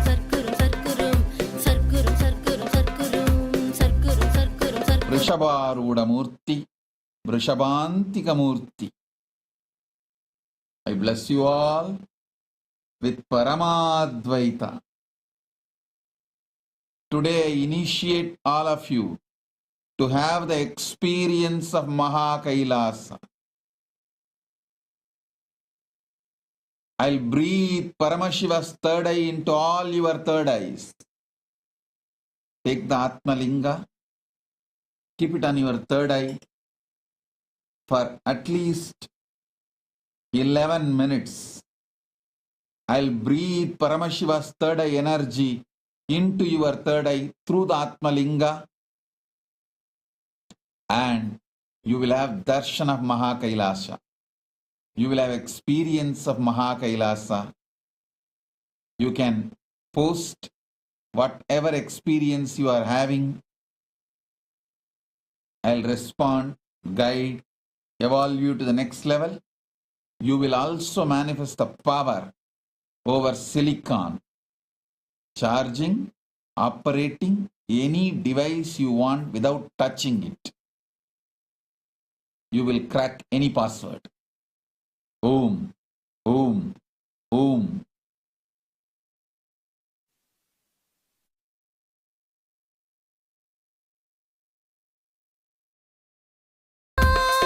నిత్యానంద నిత్య నిత్యానంద నిత్య నిత్య నిత్య నిత్యానంద నిత్య నిత్య నిత్య నిత్యానంద నిత్య నిత్యానంద నిత్య నిత్యానంద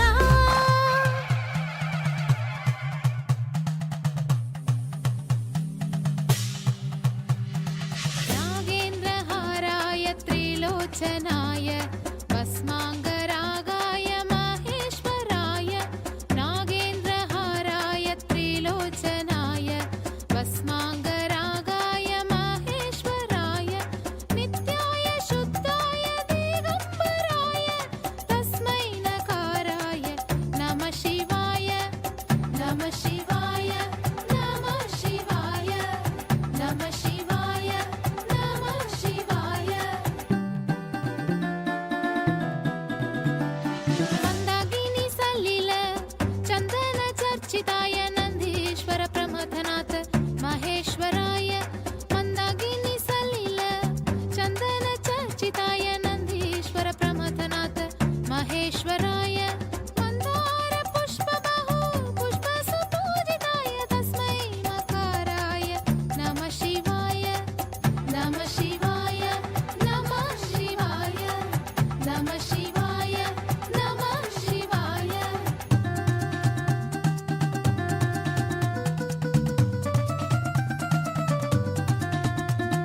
శివాయ గౌరీ వదనారవింద సూర్యాయ దక్షాధ్వర నాశకాయ శ్రీనీలకంఠాయ వృషధ్వజాయ తస్మై శిఖారాయ నమః శివాయ తస్మై శిఖారాయ నమః శివాయ తస్మై శిఖారాయ నమః శివాయ తస్మై శిఖారాయ నమః శివాయ నమః శివాయ నమః శివాయ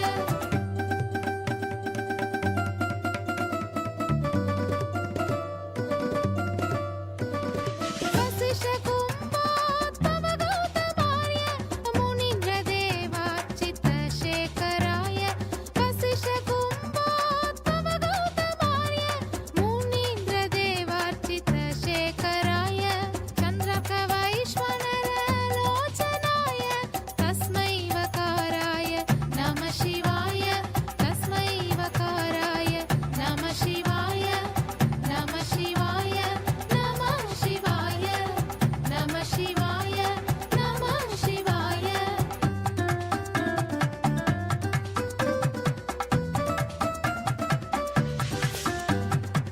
యక్షస్వరూపాయ జడధరాయ యక్షస్వరూపాయ జడధరాయ పీనాకహస్తాయ సనతనయ పీనాకహస్తాయ సనతనయ దివ్యాయ దేవాయ దిగంబరాయ దివ్యాయ దేవాయ దిగంబరాయ తస్మై యకారాయ నమః శివాయ తస్మై యకారాయ నమః శివాయ నమః శివాయ నమః శివాయ నమః శివాయ నమః శివాయ నమః శివాయ నమః శివాయ నమః శివాయ నమః శివాయ నమః శివాయ నమః శివాయ నమః శివాయ నమః శివాయ నమః శివాయ నమః శివాయ నమః శివాయ నమః శివాయ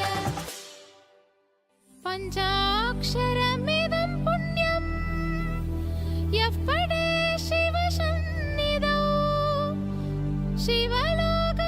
శివలోకమవాప్నోతి శివేన సహ మోదతే శివేన సహ మోదతే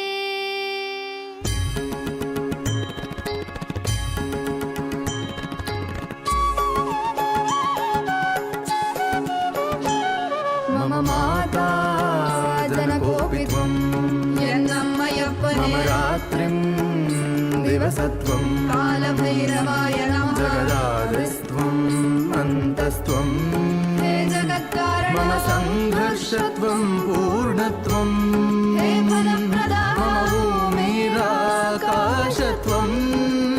नित्यानन्दा मम सर्वस्वं नित्यानन्दा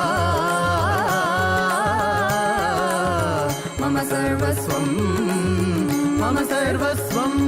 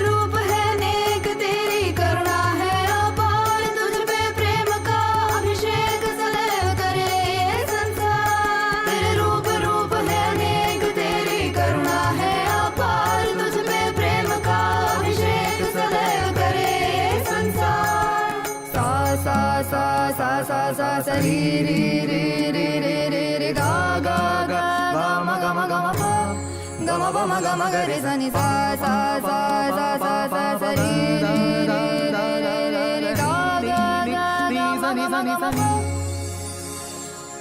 सरि नि सा द नि सरि ग रि म ग प म द प नि द नि प द म प द नि नि द द प प म म माता जनकोऽपि त्वं यन्नम्मयप्पने रात्रिं दिवसत्वं कालभैरवाय नमः जगदादिस्त्वम् अन्तस्त्वं हे जगत्कारण मम सङ्घर्षत्वं पूर्णत्वं हे फलप्रदाः मम भूमिराकाशत्वं नित्यानन्दा मम सर्वस्वं नित्यानन्दा मम सर्वस्वम्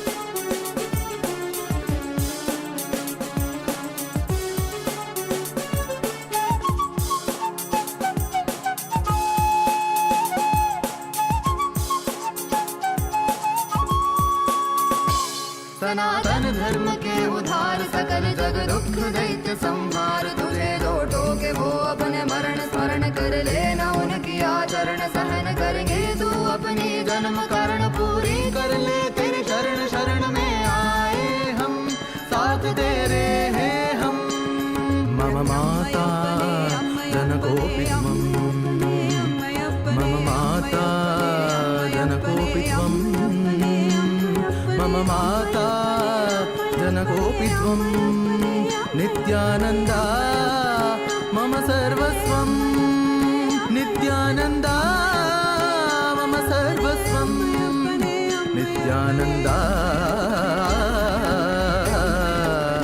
मम सर्वस्वं मम सर्वस्वं मम सर्वस्वम्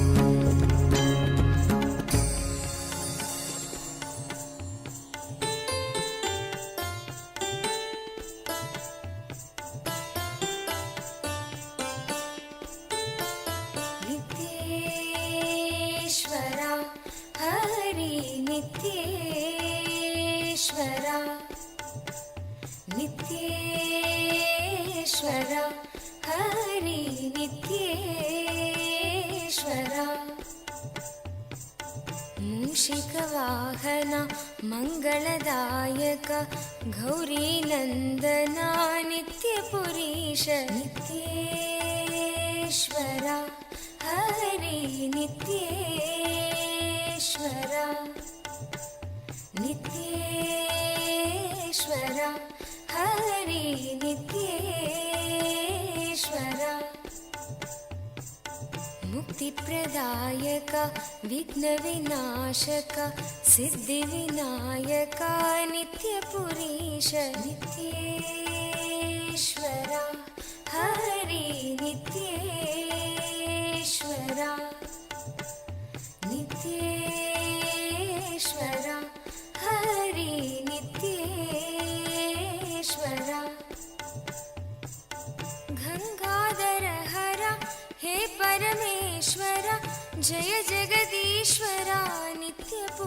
पुरीश नित्येश्वरा हरि नित्येश्वरा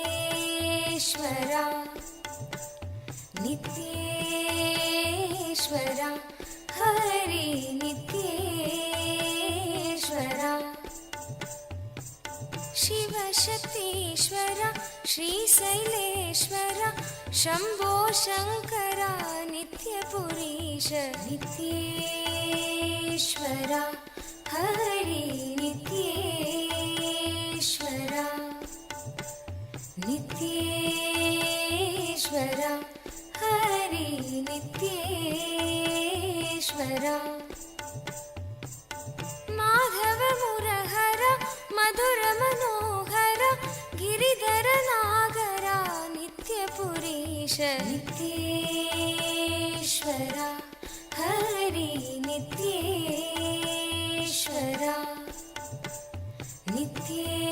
नित्येश्वरा हरि नित्येश्वरा अभयप्रदायक आनन्ददायक भक्त उदाहरणा नित्यपुरीश नित्येश्वरा हरि नित्येश्वरा नित्येश्वरा हरि नित्येश्वरा बंसीधर हरा श्याम सुंदर नाचे नटवरा नित्यपुरीश नित्येश्वरा हरि नित्येश्वरा नित्येश्वरा हरि नित्येश्वरा हे मधुसूदना भवभयभञ्जना मङ्गलपावना नित्यपुरीश नित्येश्वरा हरि नित्येश्वरा नित्येश्वरा हरि नित्येश्वरा नर्दन सुंदर नटन मनोहर करुणा सागर नित्यपुरीश नित्येश्वरा हरि नित्येश्वरा नित्येश्वरा हरि नित्येश्वरा जगदोदाहरण कृष्ण जनार्दन परमदयागना नित्यपुरीश नित्येश्वरा हरि नित्येश्वरा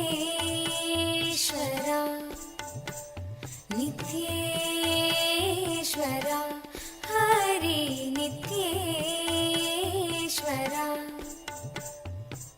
सत्य सनातना नित्य निरंजन भक्तपरायणा नित्यपुरीश नित्येश्वरा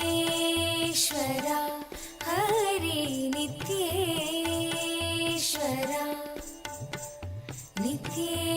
नित्येश्वरा हरि नित्येश्वरा चन्द्रकलाधरा गौरी मनोहरा परम कृपाकरा नित्यपुरीश नित्येश्वरा हरि नित्येश्वरा नित्येश्वरा हरि नित्येश्वरा गोकुलनन्दना गोपी मनोहर हरिनारायण नित्यपुरीश नित्येश्वरा हरि नित्येश्वरा नित्येश्वरा हरि नित्येश्वरा बन्धविमोचना पापसंहारक पतित पावना नित्यपुरीश नित्येश्वरा हरि नित्येश्वरा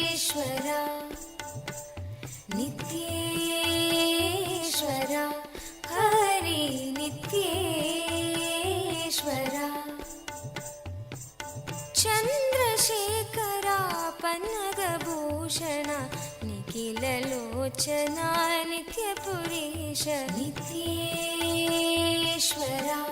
ಹರಿ ನಿತ್ಯೇಶ್ವರ ನಿತ್ಯೇಶ್ವರ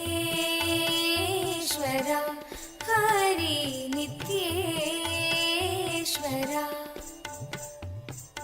ಮಾತಾ ಪಿತಾ ಗುರು ದೇವ ಮಹೇಶ್ವರ ದೀನದಯಾಭರ ನಿತ್ಯಪುರೀಶ ನಿತ್ಯೇಶ್ವರ ಹರಿ ನಿತ್ಯೇಶ್ವರ ನಿತ್ಯೇಶ್ವರ ಹರಿ ನಿತ್ಯೇಶ್ವರ ನಿತ್ಯೇಶ್ವರ ಹರಿ ನಿತ್ಯೇಶ್ವರ ನಿತ್ಯೇಶ್ವರ ಹರಿ ನಿತ್ಯೇಶ್ವರ ನಿತ್ಯೇಶ್ವರ ಹರಿ ನಿತ್ಯೇಶ್ವರ.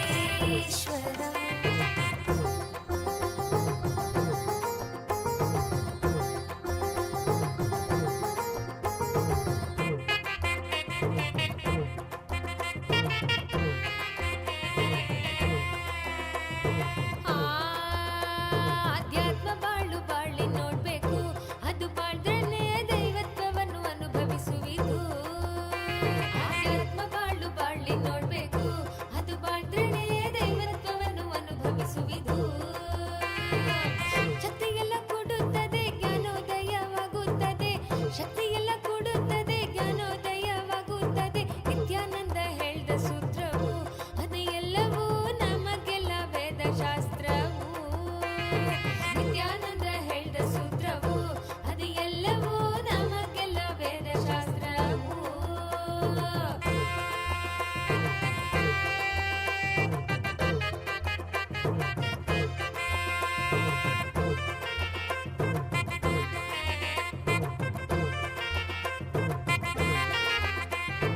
ಭಕ್ತಿಯಿಂದ ಹಾಡೋಣ, ಪ್ರಾರ್ಥನೆಯ ಮಾಡೋಣ, ನಿತ್ಯನ ಪಾದಗಳಲ್ಲಿ ಬಂದು ನಾವು ಸೇರೋಣ. ಭಕ್ತಿಯಿಂದ ಹಾಡೋಣ, ಪ್ರಾರ್ಥನೆಯ ಮಾಡೋಣ, ನಿತ್ಯನ ಪಾದಗಳಲ್ಲಿ ಬಂದು ನಾವು ಸೇರೋಣ. ಧ್ಯಾನವನ್ನು ಮಾಡೋಣ, ಶರೀರ ಮನ ಶುದ್ಧಿ ಮಾಡೋಣ, ಶುದ್ಧಿಯಾದ ಮೇಲೆ ದೈವತ್ವದೊಡನೆ ಸೇರೋಣ. ಧ್ಯಾನವನ್ನು ಮಾಡೋಣ, ಶರೀರ ಮನ ಶುದ್ಧಿ ಮಾಡೋಣ, ಶುದ್ಧಿಯಾದ ಮೇಲೆ ದೈವತ್ವದೊಡನೆ ಸೇರೋಣ. ಶಕ್ತಿಯೆಲ್ಲ ಕೂಡುತ್ತದೆ, ಜ್ಞಾನೋದಯವಾಗುತ್ತದೆ. ಶಕ್ತಿಯೆಲ್ಲ ಕೂಡುತ್ತದೆ, ಜ್ಞಾನೋದಯವಾಗುತ್ತದೆ. ನಿತ್ಯಾನಂದ ಹೇಳ್ದ ಸೂತ್ರವು ಅದು ಎಲ್ಲವೂ ನಮಗೆಲ್ಲ ವೇದಶಾಸ್ತ್ರವು.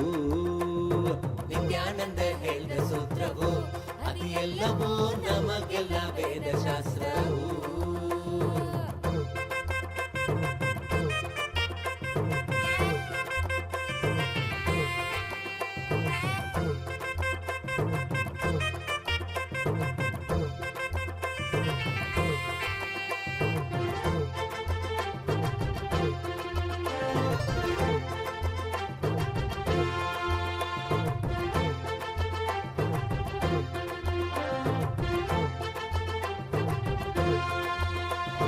ಬಿರುಗಾಳಿಯಿಂದ ಬೀಸುತ್ತ ಮೈಯೆಲ್ಲ ಜುಮಾಣಿಸುತ್ತ, ಹೊಂದಲೆಂದು ಬಯಸಿದರೆ ಸೇರದೆಯ ಓಡುತ್ತ.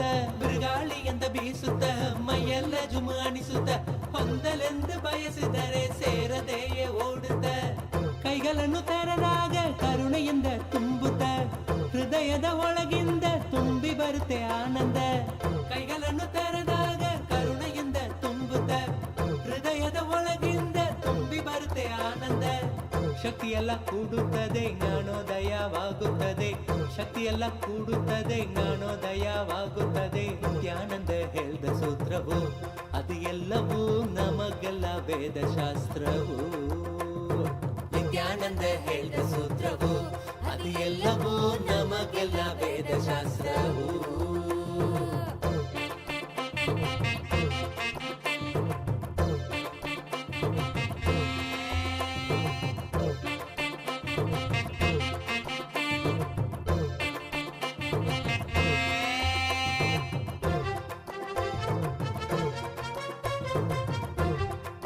ಸ್ವರ್ಗಲೋಕವೆಂಬುದು ನರಗಲೋಕವೆಂಬುದು ದೂರದಾಚೆ ಇರುವುದೆಂದು ವ್ಯರ್ಥವಾಗಿ ಹುಡುಗುವುದು. ಸ್ವರ್ಗಲೋಕವೆಂಬುದು ನರಗಲೋಕವೆಂಬುದು ದೂರದಾಚೆ ಇರುವುದೆಂದು ವ್ಯರ್ಥವಾಗಿ ಹುಡುಗುವುದು. ನಮ್ಮಲೆಯ ಯೋಚನೆಯ ಆ ನೆಲೆಯ ನಮಗೆ ತೋರಿಸುವುದು. ಯೋಚನೆಯ ಹೋಗಿ ಮನ ಸ್ವರ್ಗವನ್ನೇ ಕಾಣುವುದು. ನಮ್ಮಲೆಯ ಯೋಚನೆಯ ಆ ನೆಲೆಯ ನಮಗೆ ತೋರಿಸುವುದು. ಯೋಚನೆಯ ಹೋಗಿ ಮನ ಸ್ವರ್ಗವನ್ನೇ ಕಾಣುವುದು. ಶಕ್ತಿಯೆಲ್ಲ ಕೂಡುತ್ತದೆ ಜ್ಞಾನೋದಯವಾಗುತ್ತದೆ. ಶಕ್ತಿಯೆಲ್ಲ ಕೂಡುತ್ತದೆ ಜ್ಞಾನೋದಯವಾಗುತ್ತದೆ. ನಿತ್ಯಾನಂದ ಹೇಳಿದ ಸೂತ್ರವು ಅದು ಎಲ್ಲವೂ ನಮಗೆಲ್ಲ ವೇದಶಾಸ್ತ್ರವು. ನಿತ್ಯಾನಂದ ಹೇಳಿದ ಸೂತ್ರವು ಅದು ಎಲ್ಲವೂ ನಮಗೆಲ್ಲ ವೇದಶಾಸ್ತ್ರವು.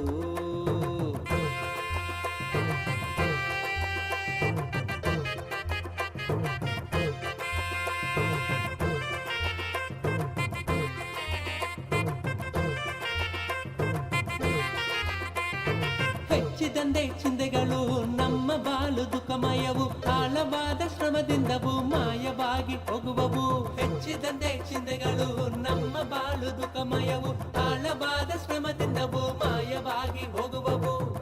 ಮತ್ತೆ ಮತ್ತೆ ಬಂದಾಗ ಆ ಶಕ್ತಿ ಕೊಲ್ಲುವುದು. ಚಿಂತೆಗಳ ಬಡಿದಾಗ ಅದು ದೈವದಲ್ಲಿ ಹೆಸರಿಸುವುದು. ಮತ್ತೆ ಮತ್ತೆ ಬಂದಾಗ ಆ ಶಕ್ತಿ ಕೊಲ್ಲುವುದು. ಚಿಂತೆಗಳ ಬಡಿದಾಗ ಅದು ದೈವದಲ್ಲಿ ಹೆಸರಿಸುವುದು. ಶಕ್ತಿಯೆಲ್ಲ ಕೂಡುತ್ತದೆ ಜ್ಞಾನೋದಯವಾಗುತ್ತದೆ. ಶಕ್ತಿಯೆಲ್ಲ ಕೂಡುತ್ತದೆ ಜ್ಞಾನೋದಯವಾಗುತ್ತದೆ. ನಿತ್ಯಾನಂದ ಹೇಳಿದ ಸೂತ್ರವು ಅದು ಎಲ್ಲವೂ ನಮಗೆಲ್ಲ ವೇದಶಾಸ್ತ್ರವು. ನಿತ್ಯಾನಂದ ಹೇಳಿದ ಸೂತ್ರವು ಅದು ಎಲ್ಲವೂ ನಮಗೆಲ್ಲ ವೇದಶಾಸ್ತ್ರವು.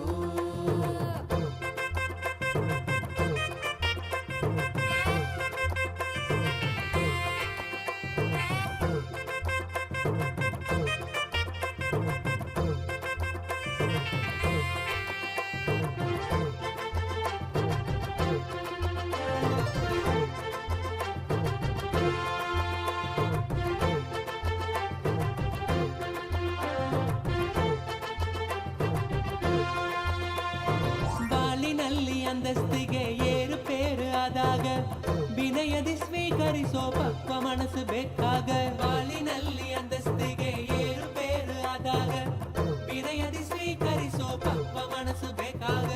ಸ್ಥಿತಿಗಳನ್ನೊಪ್ಪಲು ಮನವು ತುಂಬಾ ಹೆಣಗುವುದು. ಒಪ್ಪಿಕೊಂಡರೆ ಬಾಳು ಆನಂದದಿ ತೂಗುವುದು. ಸ್ಥಿತಿಗಳನ್ನೊಪ್ಪಲು ಮನವು ತುಂಬಾ ಹೆಣಗುವುದು. ಒಪ್ಪಿಕೊಂಡರೆ ಬಾಳು ಆನಂದದಿ ತೂಗುವುದು. ಶಕ್ತಿಯೆಲ್ಲ ಕೂಡುತ್ತದೆ ಜ್ಞಾನೋದಯವಾಗುತ್ತದೆ. ಶಕ್ತಿಯೆಲ್ಲ ಕೂಡುತ್ತದೆ ಜ್ಞಾನೋದಯವಾಗುತ್ತದೆ. ನಿತ್ಯಾನಂದ ಹೇಳಿದ ಸೂತ್ರವು ಅದು ಎಲ್ಲವೂ ನಮಗೆಲ್ಲ ವೇದಶಾಸ್ತ್ರವು. ನಿತ್ಯಾನಂದ ಹೇಳಿದ ಸೂತ್ರವು ಅದು ಎಲ್ಲವೂ ನಮಗೆಲ್ಲ ವೇದಶಾಸ್ತ್ರವು.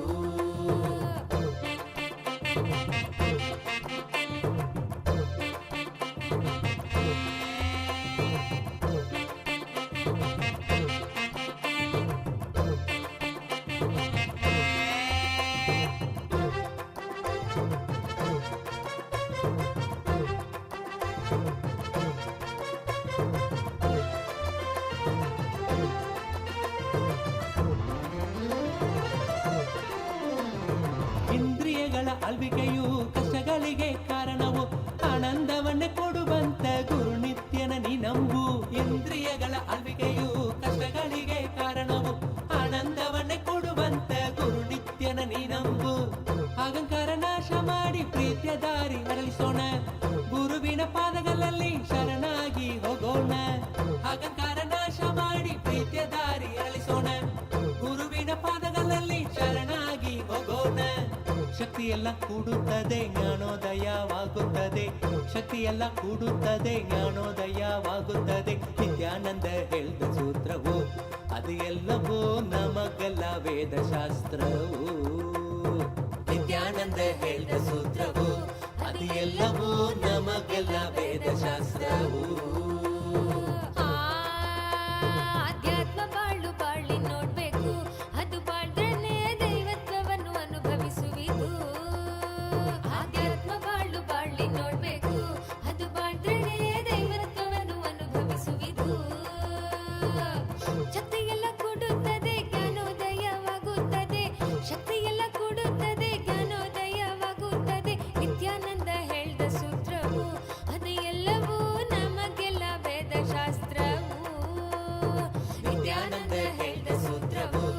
ಅದು ಎಲ್ಲವೂ ನಮಗೆಲ್ಲ ವೇದಶಾಸ್ತ್ರವು.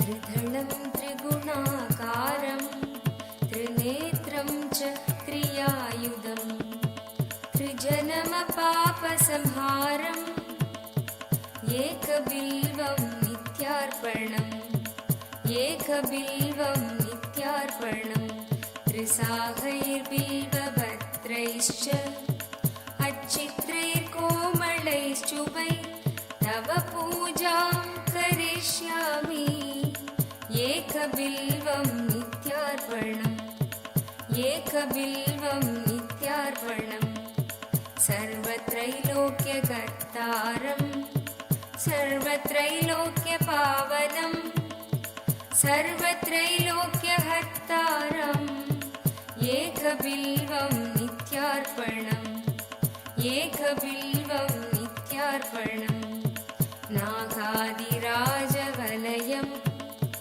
नागहारेण भूषितं नागकुण्डलसंयुक्तम् एकबिल्वं नित्यार्पणम् एकबिल्वं नित्यार्पणम्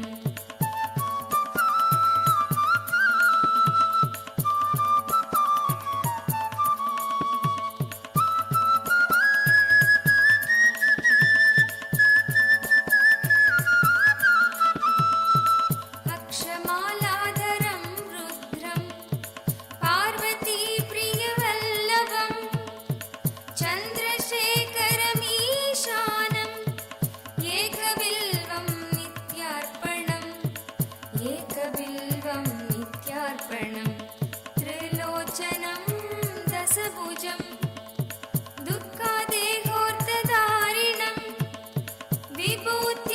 With experience of Maha Kailas, Anandan and Tanigai Valli, Anandan and Tanigai Valli. உங்களுடைய பாத பூஜையை ஏற்றுக்கொண்டேன். எல்லா வளத்தோடும் நலத்தோடும் 16 பெற்று பெருவாழ்வு வாழ்வீர்கள். ஸ்வேதாவுக்கு நல்ல வரனோடு நல்லபடியாக திருமணம் நிகழும். என்னுடைய பூரண ஆசீர்வாதம். என் மகள் அவளுடைய எதிர்காலத்தை சிறப்பாக வடிவமைப்பது என் பொறுப்பு. தனிகை வள்ளி, பெரும் செல்வம் வந்து சர்வஞ பீடகர்த்தா ஆவீர்கள். பெரும் செல்வம் பொழிகின்றேன், சர்வஞ பீடகர்த்தாவாக ஆவீர்கள். ஆனந்தன் எம்டிஆர்டி கிளப் மெம்பரா ஆவீர்கள். அது மட்டுமல்லாது பெரும் நன்மையும் செல்வமும் உடல் நலமும் அமையும். சஷ்மிதா எம்எஸ்சி வெஜிடபிள் சயின்ஸும் படிப்பீங்க. ஐசிஏஆர் எக்ஸாமும் கிளியர் பண்ணுவீங்க. எப்பவும் கூட இருப்பேன். சஷ்மிதா, உங்கள் நால்வருக்கும் எல்லா நன்மையும், மொத்த குடும்பத்திற்கும் எல்லா நன்மையோடு எல்லா வளத்தோடு 16 பெற்று பெருவாழ்வு வாழ்வீர்கள். சாமி உங்களோடையே இருப்பேன். ஆனந்தமா இருங்க. சிங்ஹோ, சிங்ஹோ, I accepted your Pada Puja. I give you all the 7 boons you want. My blessings for your life partner. I will heal your life partner completely. Blessings for you and your family, all the caregivers for your life partner.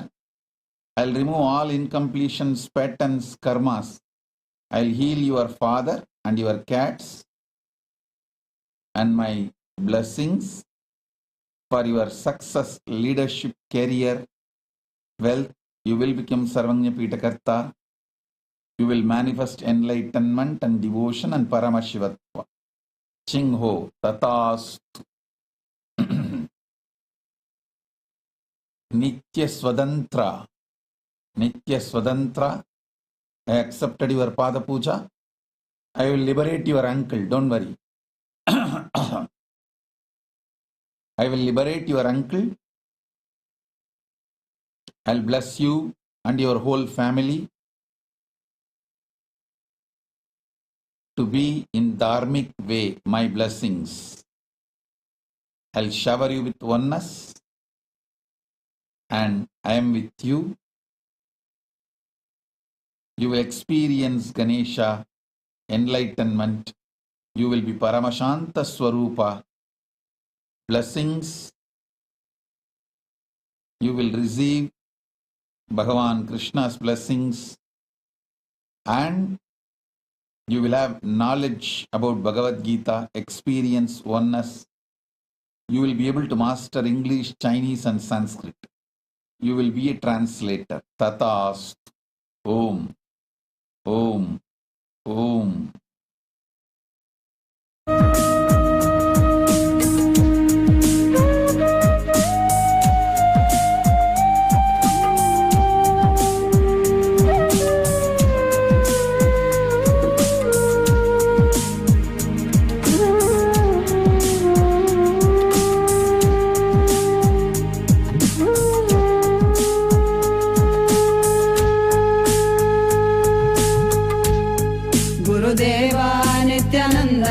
Paramahamsa Nityananda Gurudeva Nityananda Paramahamsa Nityananda Gurudeva Nityananda Paramahamsa Nityananda Haram Shambhum Ekabilvam Nityarpanam Ekabilvam Nityarpanam Chudamani Kritavetum Balayikru Vasuki Kailasa Nilayam Bhimam शान्तश्यामला पीठारूढा श्रीमीनाक्षि सुन्दरेश्वरा भिन्नस्वरूपा परशिवपुत्र रत्न कुमार गुरुमण्यतुल्यावत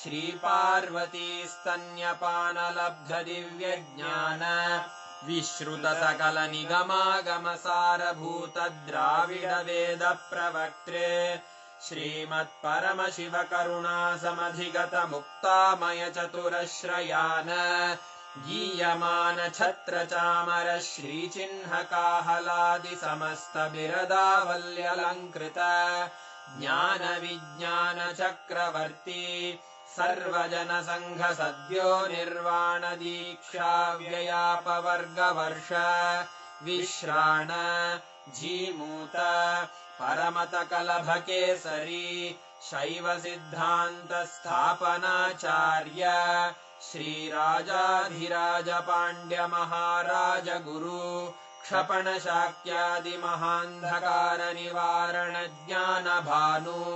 वीक्षणानर्हार्हध्वजोच्छेदन पूर्वक श्रीमद्वृषभध्वज स्थापक शैव समय कर्त्रे सर्वज्ञ पीठारूढ श्री जगद्गुरु श्री ज्ञान संबंध देशिक स्वामी वागीश सुंदर माणिक्य वाचक स्वामिनाम् अवतार भूत श्री ज्ञान संबंध स्वामी पुनरुद्धृत श्यामला पीठ सर्वज्ञ पीठ त्रिनवत्युत्तर द्विशततम गुरु महासन्निधान अरुणगिरि योगीश्वर परंपरागत अरुणाचल सर्वज्ञ पीठ गुरु महासन्निधान कैलास परंपरागत कांची कैलास सर्वज्ञ पीठ त्रयस्त्रिंशदुत्तर द्विशततम गुरु महासन्निधान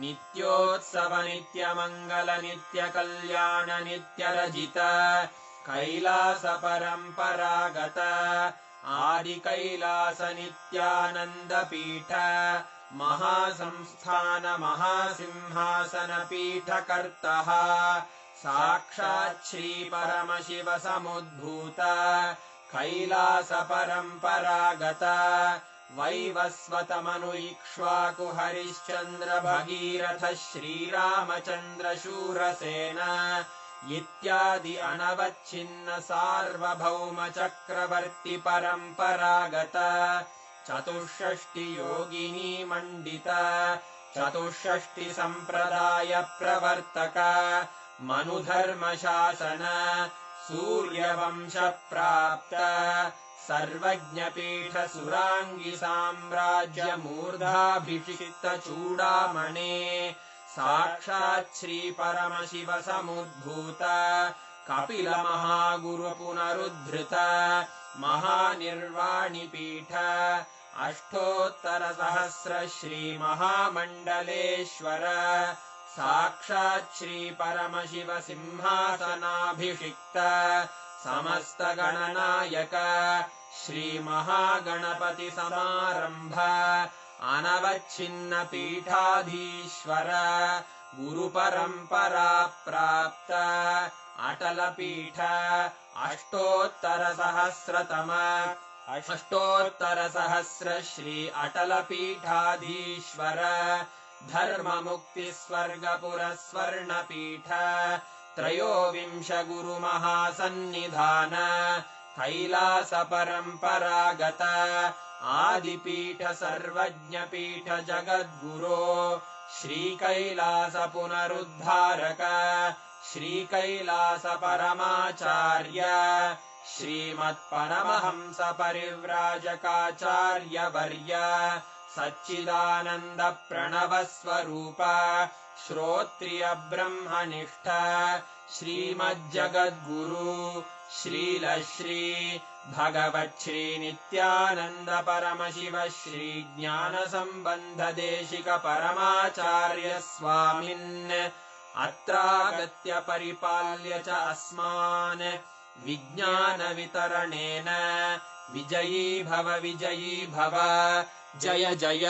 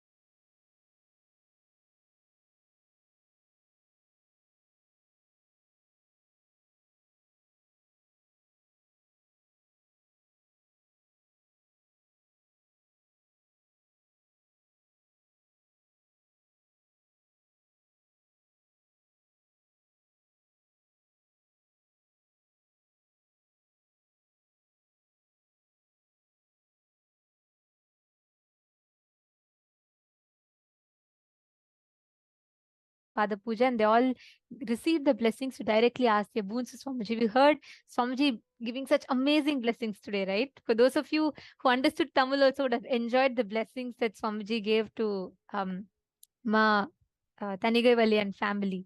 Each one for you all also to directly ask and receive the blessings. You all also can offer Pratyaksha Pada Puja, because many people generally ask, how can I get this blessing? How can I get to directly ask Swamiji? I know whatever said and done, to hear the words coming directly from Swamiji's mouth And himself. Swamiji calling out your name. You hearing Swamiji telling your name. So that is a separate joy in itself. For you all also to experience this, you all can offer the Pratyaksha Pada Puja, and on many of your requests on when is the next day that you can offer Pratyaksha Pada Puja, we have a very, very special day coming up. September 19th, being Ganesh Chaturthi. On that auspicious day, you all can offer the Pratyaksha Pada Puja, and you will also receive the boons and blessings from Swamiji, and you will be receiving the Shakti Darshan from Swamiji directly. So all of you can go to events.kailasara.org/payment, and you can make you can register there to offer Pratyaksha Pada Puja. We will be guiding you further. The support desk team will post the links. So for those of you that were wondering how you can join, how you can offer, you all can click the link. We'll be projecting it, and we will be also sharing it with you all on the Zoom rooms. Now, after such a beautiful blessing and darshan, let us all not miss manifesting powers. Today, Swamiji has blessed the power of even cracking passwords. That was just awesome, right? Swamiji said you can charge a device, you can, you can interact with the device without touching it directly, right? So now, all of us, let us manifest this experience as a power. Just sit now with this amazing blessings from Swamiji for every one of us. Sit in the same space and connect to any silicon device you want. So I just like to recap again for all those who were not there at that point in time. See, this power is very, very unique. Each one of you that are sitting here right now, just through connecting to the Hara center, you will be able to manifest this power. See, typically all the powers of the third eye is coming through the length, breadth, and depth dimensions, correct? And like Somjit explained, a very beautiful circuit for it. But this particular power, the circuit is through the Hara center.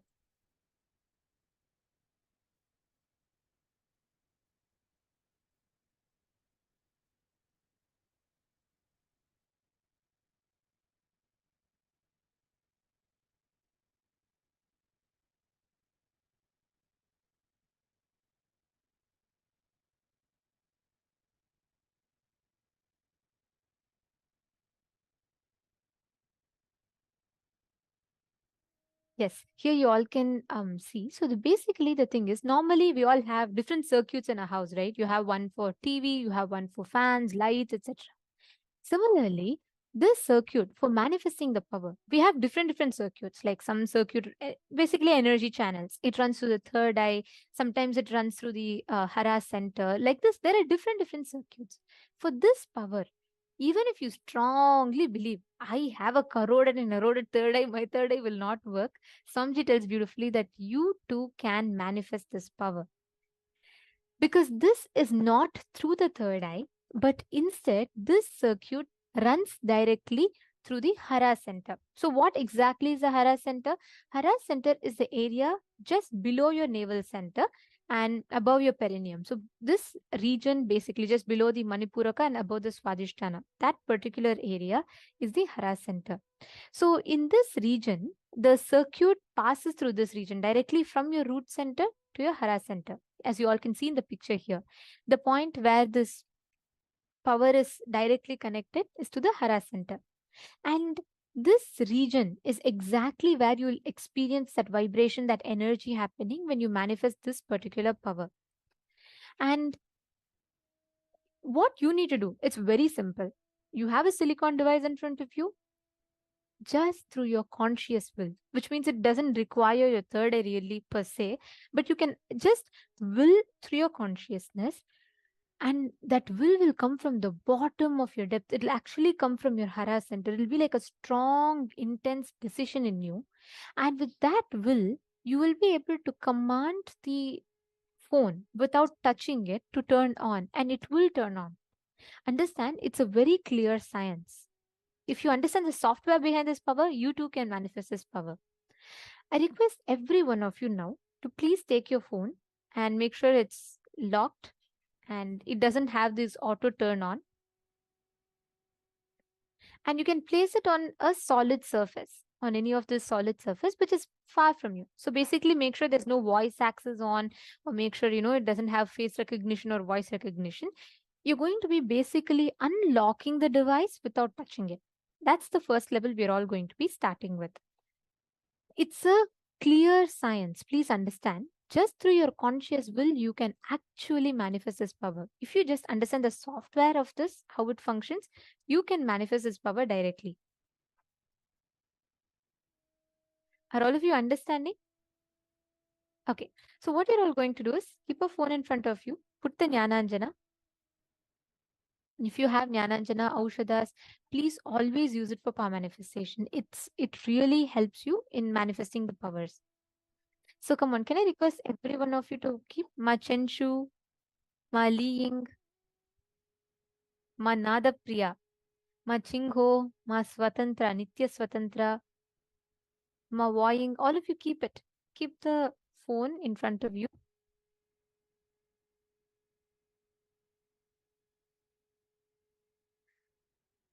Any of you have been in courtyard? How many of you have been here during Sadashivoham time? How many of you were there in the courtyard when Swamiji initiated us into these powers? You were all there, right? If you have been there, you will experience, you will know exactly what I'm saying. Swamiji has designed each of these circuits established in such a way, independent of your abilities, doubts, denials, all of that, it will still manifest. You just need to tune into that frequency. That's all. Okay. So now keep it. Apply the Aushadha. Can you all put the Aushadha on all the 3 points? On both the temples and on the third eye.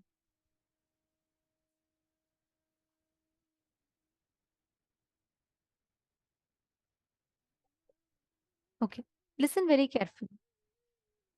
Each of you are going to be, without touching the device, you're going to be commanding for the device to unlock. And understand the device will actually respond to you. You will actually see that you will not just unlocking, you will even be able to operate open apps. Suddenly, if you see, you just write a command, open Facebook app on my phone and keep it. Okay. You don't have to touch the phone. You don't even have to verbally say it because sometimes it could be voice access. Just will it in your consciousness, and the phone will actually respond to how you want it to respond. It will actually listen to what you're saying and it'll open that particular app that you want. It's a very clear science. So, since you all have understood the software, now it's just about manifesting and experiencing it. So, sit straight. Always make sure you're applying the Aushadha.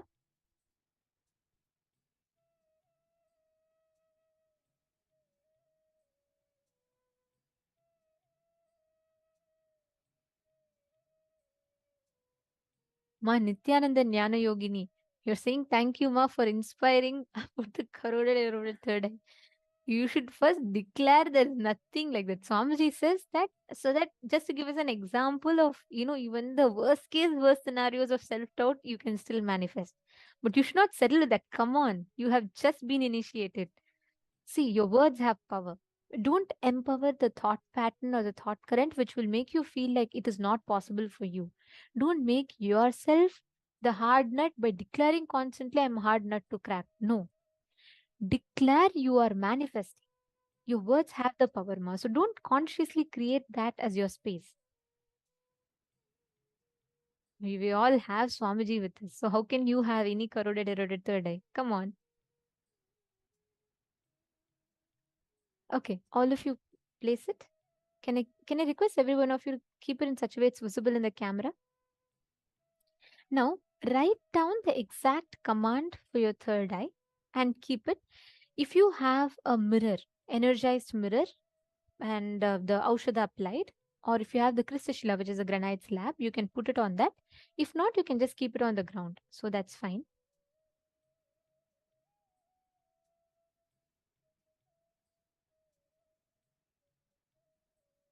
Great. Now sit straight. You will actually experience the vibration happening in your Hara center. Just right below your navel center, you will actually experience that intense energy coming directly from there. Means when you command, you will experience the command coming from the bottom of your belly. Like you literally experience such deep, strong power just manifesting in you. Understand that means you're manifesting correctly. It's happening the right way. Bring your complete awareness to your Hara center. Chant the Mahavakya. Connect to Swamiji. Now, consciously will for the object in front of you, the device in front of you to unlock. All of you sit now. You will first see suddenly phone will just turn on its own. You will see all of it happening. It is all manifestation only. It's all a byproduct of a manifestation. From there, you will see actually the phone will even get unlocked itself. Sincerely sit. I request all of you to start manifesting.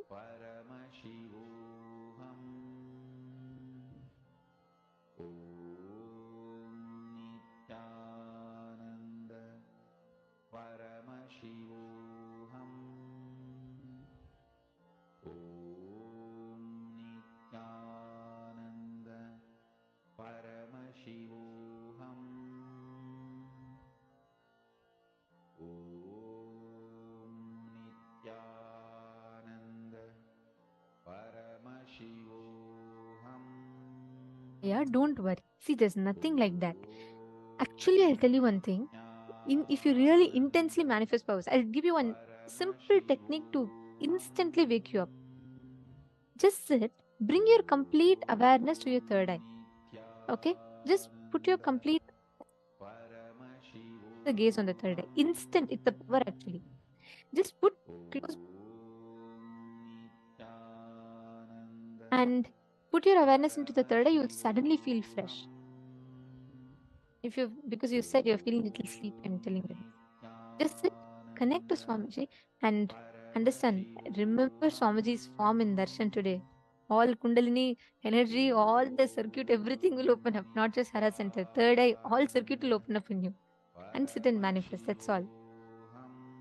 Come on, just decide and do it. Robert Ramaya, keep the manifest.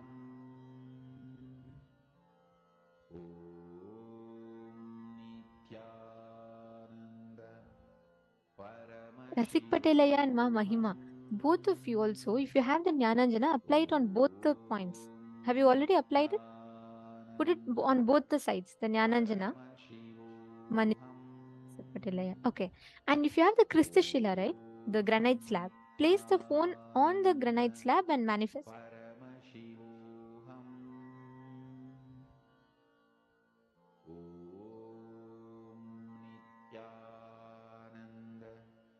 Paramashivoham. Om Nityananda Paramashivoham. I request all of you to sit straight. Nityananda Paramashivoham. Milindaya, Atmalinga is one. Keep the phone itself and manifest with it. Atmalinga is okay. That's okay. That's fine. Keep the phone and manifest. Keep the phone with you and manifest. In front of you. Keep the phone in front of you and manifest.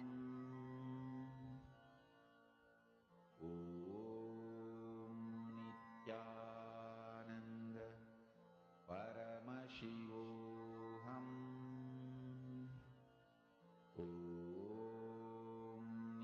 Nityananda Paramashivoham. Om Nityananda Paramashivoham.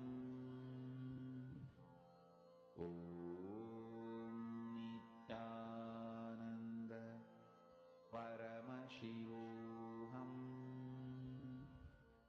Om Nityananda Paramashivoham. Om Nityananda Paramashivoham. Om Nityananda Paramashivoham. Om Nityananda Paramashivoham.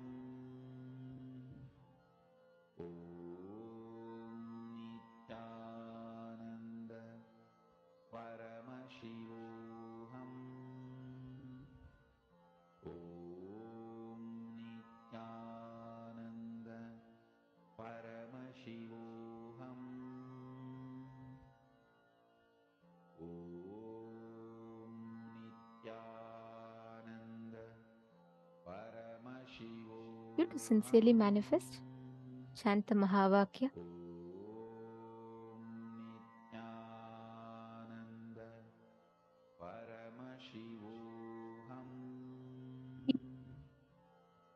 A decision you'll experience, it is coming directly from your Hara center, from the bottom of your belly.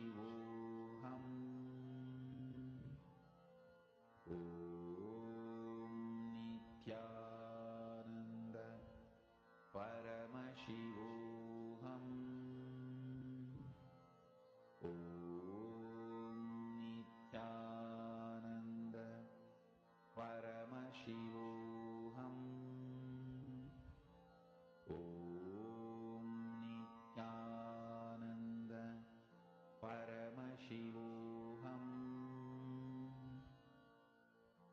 Om Nityananda Paramashivoham. Om Nityananda Paramashivoham. Om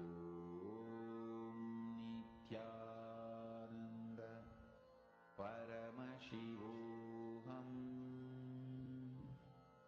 Om Nityananda Paramashivoham. Om Nityananda Paramashivoham. Om Nityananda Paramashivoham. Om Nityananda Paramashivoham.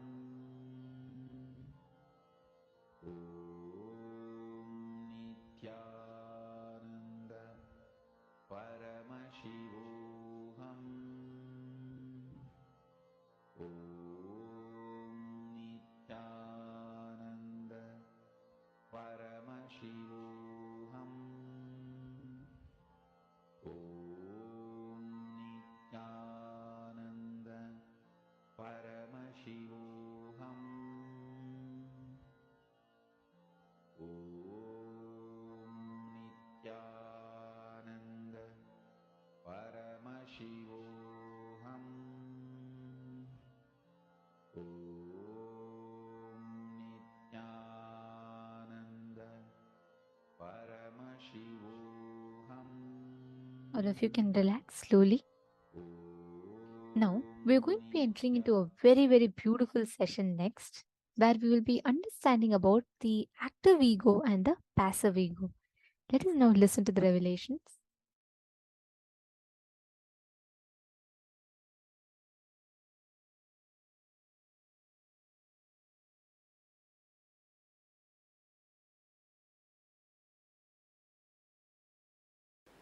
Please understand, you are given a direction. You are given a right direction. That's the right word I'll use. For your manana, contemplation, for your internalizing.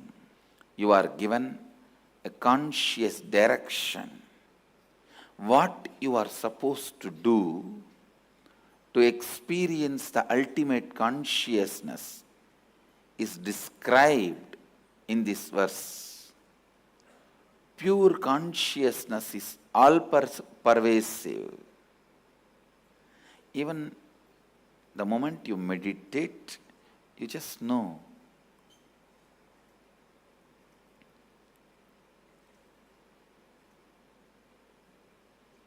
You are something more than the body, because all-pervasiveness, the amount you can experience, only that much you can visualize. Please understand.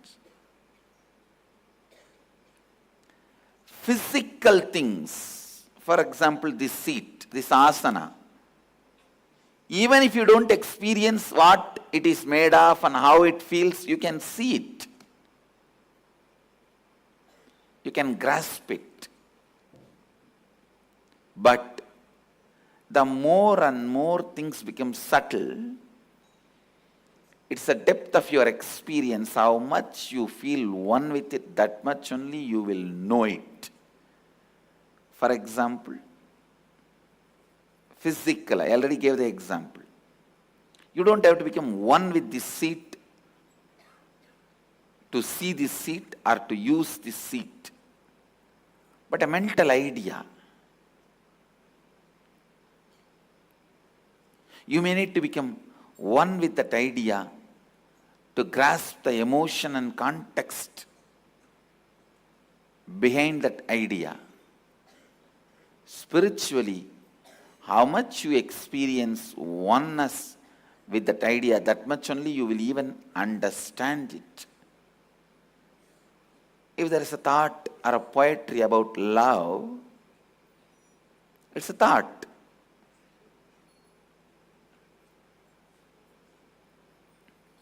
The level you experience that emotion, that much only you will understand those words uttered, the thought current.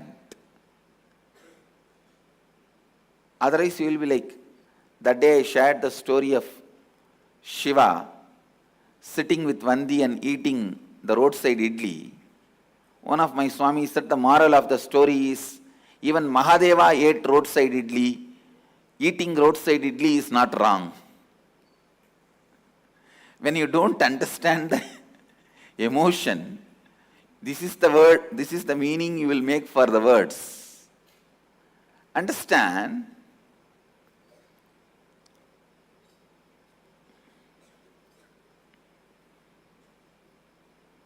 How much you are able to grasp, that much only you will be able to experience. That's the beauty of the definition of consciousness by Upanishads. You can never make a statue out of what Upanishads declare as consciousness. You can never act as if you grasped without grasping. No. You can never make a mantra out of it. You can never form a dead ritual out of Upanishads. Any ritual you develop out of Upanishads has to be alive. I tell you, that is why Agamas are so alive. You can't make the Agamas dead.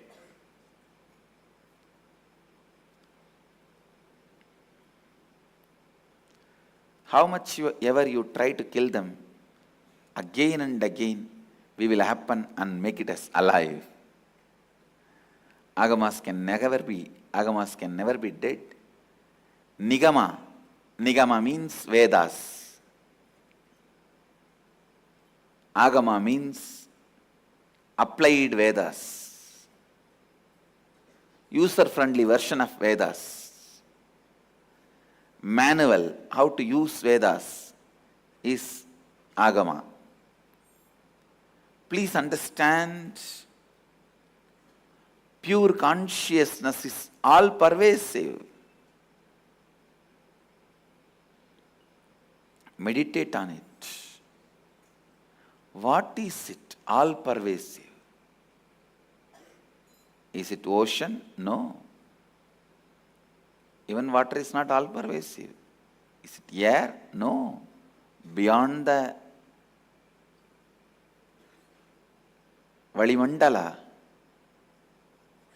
the air field, it's not all pervasive. Then what is the all pervasive? Space? No. Like space. Because even in our space only there are some few billion planets. But universe is much beyond. Few billion planets we have ever understood or imagined. Vyakta, avyakta, manifest and unmanifest. Manifested and unmanifested. Vyakta, avyakta. Manifest and unmanifest.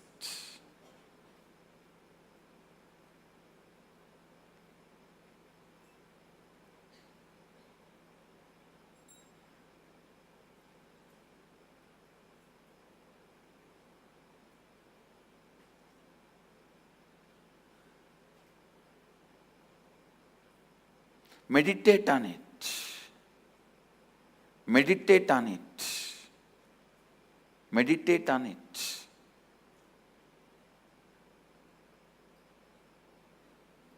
Pure consciousness is all pervasive, beyond the coming and going,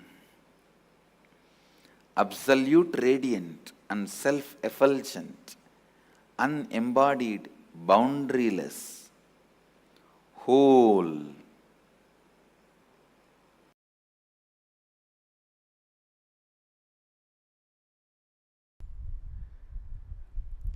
Listen, just if you are honestly seeing yourself, you will understand most of the time you hypnotize yourself to believe you are intense just to dump that action. Oh, I was intense, I am intense, I tried my best with all my intensity, it's not working out, let me go to something else. Just for that you use the word intensity. How many of you agree what I am saying? Most of your intensity is ego's delusion. All right, tell me, what is intensity?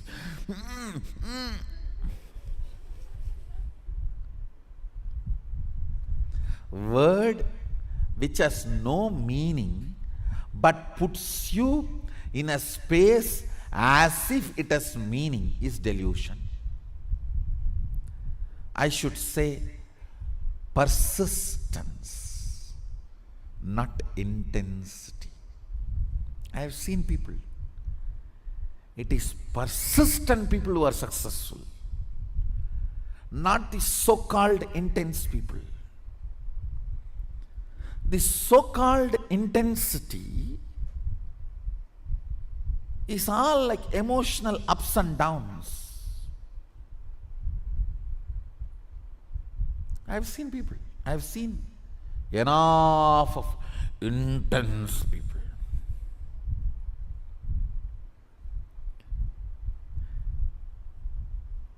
But they will not have persistence. I have seen people saying, give me sannyas now.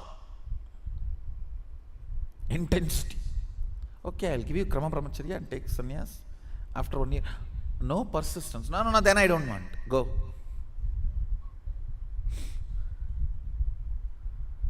Understand, persistence makes your will into reality.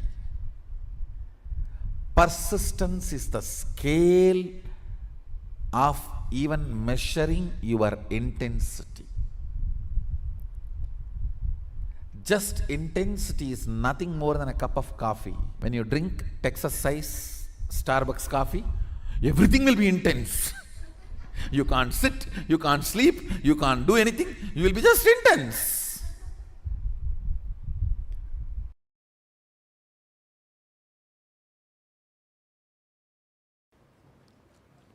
Soon you will see.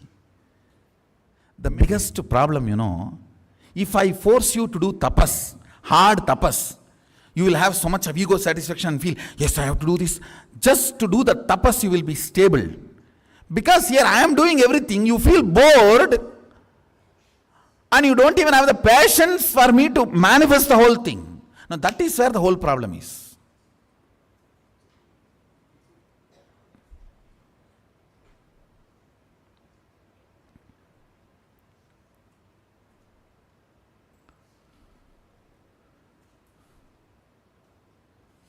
I tell you,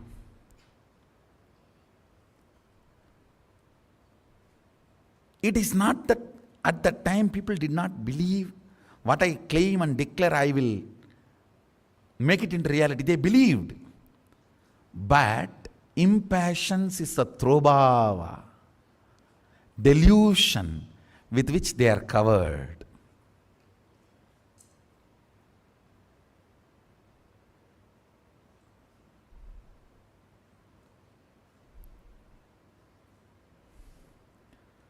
Do not allow, understand. In ordinary yoga, your struggle,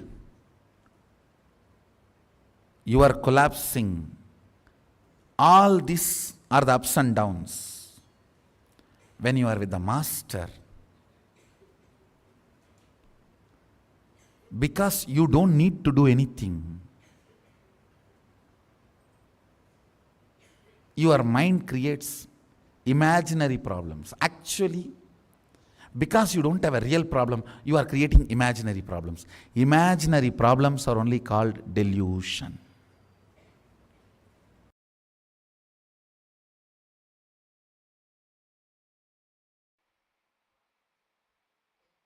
Everything. From the time you wake up to till you go to bed, purifying your whole muscle memory is what Mahadeva is teaching through Charya.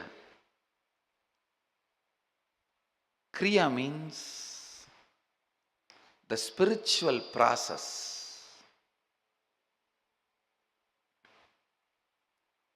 The spiritual process. Please understand, Agama is the only science. Even though science is a small word, I am using that word. Agama is the only spiritual inner science to manifest anything you want as reality.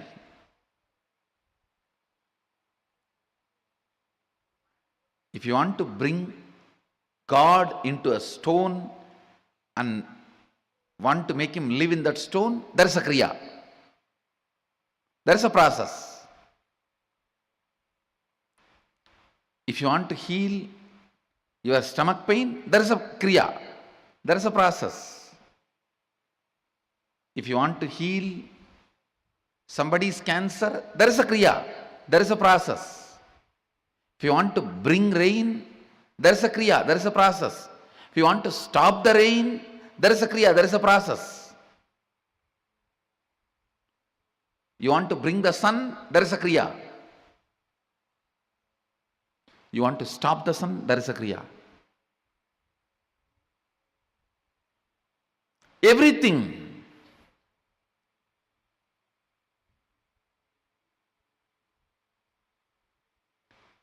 Everything.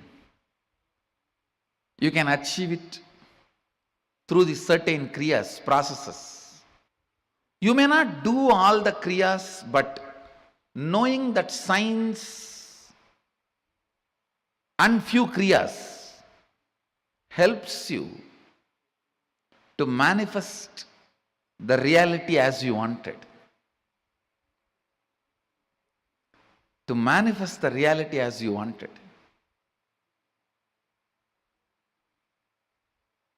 To awaken completion in you. To awaken strength in you. To awaken joy in you. To awaken respect for yourself in you. That's one of the best things Mahadeva does in Agama. He helps you to manifest so many wonderful powers. Anybody who practices Agama develops tremendous respect for themselves, about themselves. It's not ego. Ego will always be based on powerlessness. Respect will be always, self-respect will always be based on powerfulness.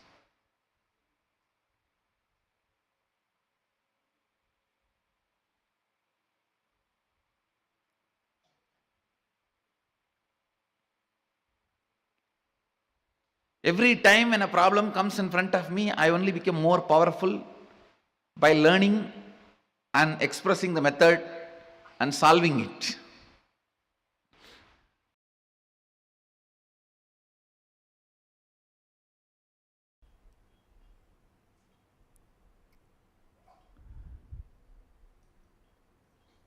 Legitimacy of the universe, legitimacy of your existence. Understand, legitimacy of the universe is devotion. Legitimacy of your existence is self-respect,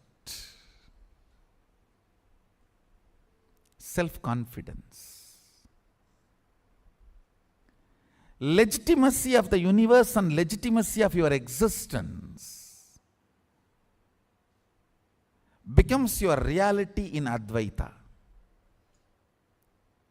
After that, you can play any game, Dvaita, Visishtadvaita, Visishtadvaita, Advaita, Dvaita Visishta Advaita, no problem. You can create even your own Vaita, no problem. Advaita will give you legitimate answers about the existence and you.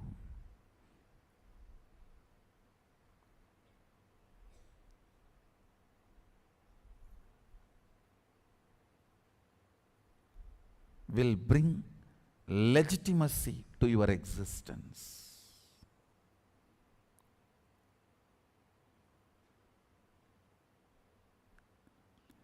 Kids need to be brought up with the foundation of Advaita. Advaita grounds you.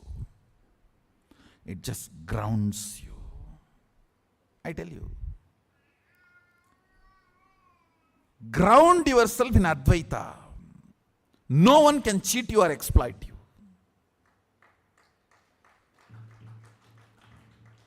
Upanishad should be taught in all schools.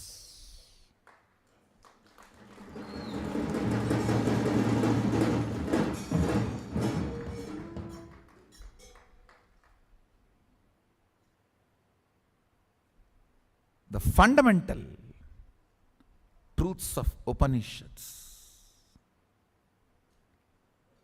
A kid, whether he wants just a candy or he is thinking of his future vision, everything he should be grounded on Advaita and cherish and plan. He will be amazingly grounded, I tell you. Advaita makes you loved and wanted with this existence. It will make you feel you are wanted, you are loved, you are cherished. You have a legitimate right to exist.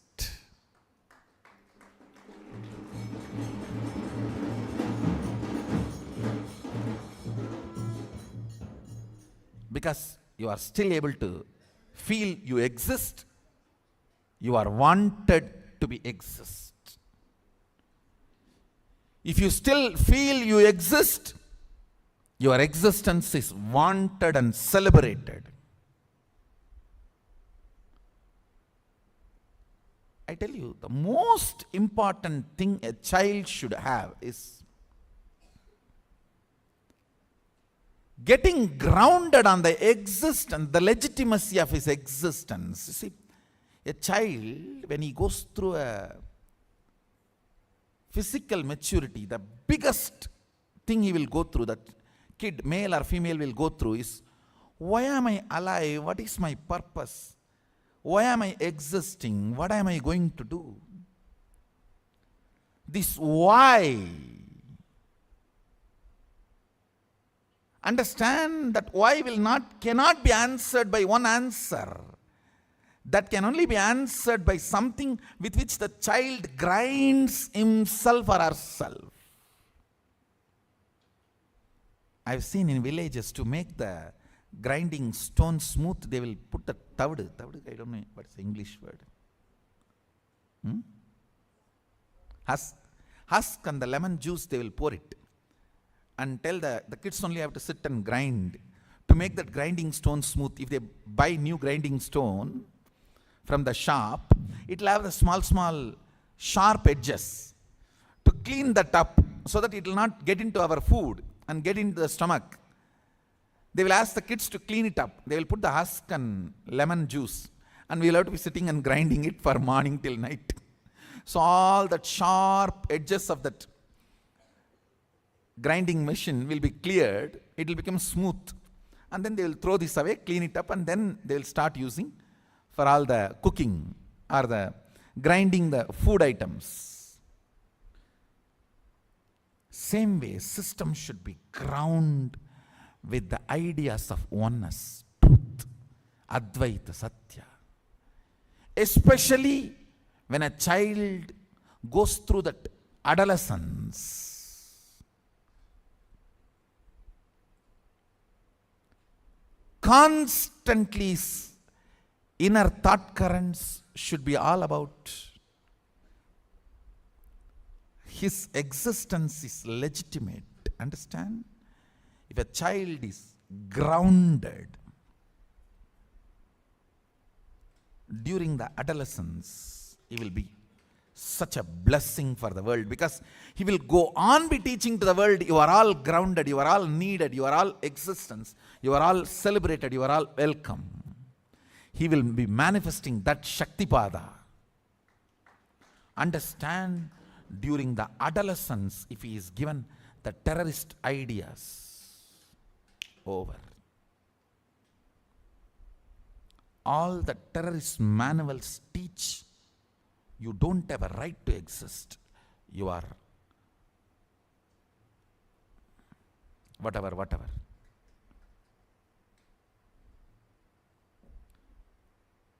You don't have a right to exist. Your existence is a curse on you. Your existence is from the sin. Your existence is from something wrong.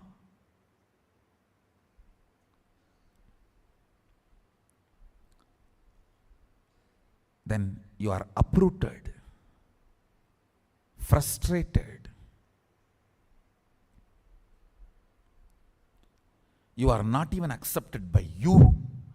So you wait for everyone's acceptance to accept you. That is the fundamental way of keeping a man slave. Anyone who waits for others' acceptance to accept himself is hooked to the greed. Over. Now you have a slave. Society has one more slave. Whoever understands the legitimacy of your existence, you don't need, see, I am not saying do something antisocial, no. But social acceptance is not required for your legitimacy of your existence.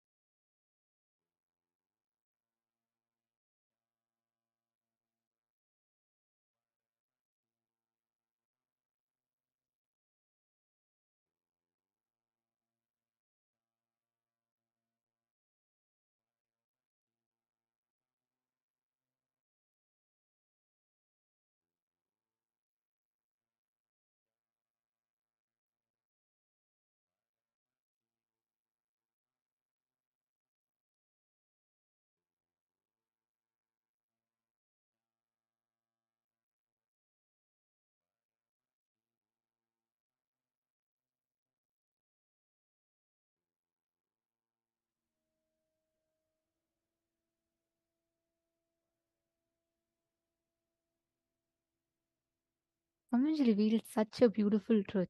Understanding the active ego and passive ego that we carry inside of us. Can I ask each of you to differentiate between the two? Can I request each of you to post what you understand as active ego versus what you understand as passive ego?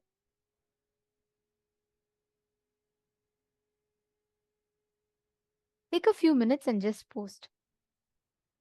What Swamiji was saying is such a powerful and important truth.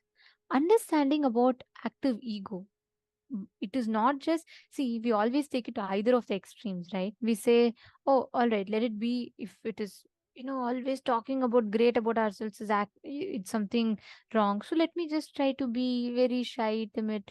Somebody tells both are wrong. Understand, trying to play as if you're not confident, it is passive ego, and that will always make it even more risky, even more dangerous.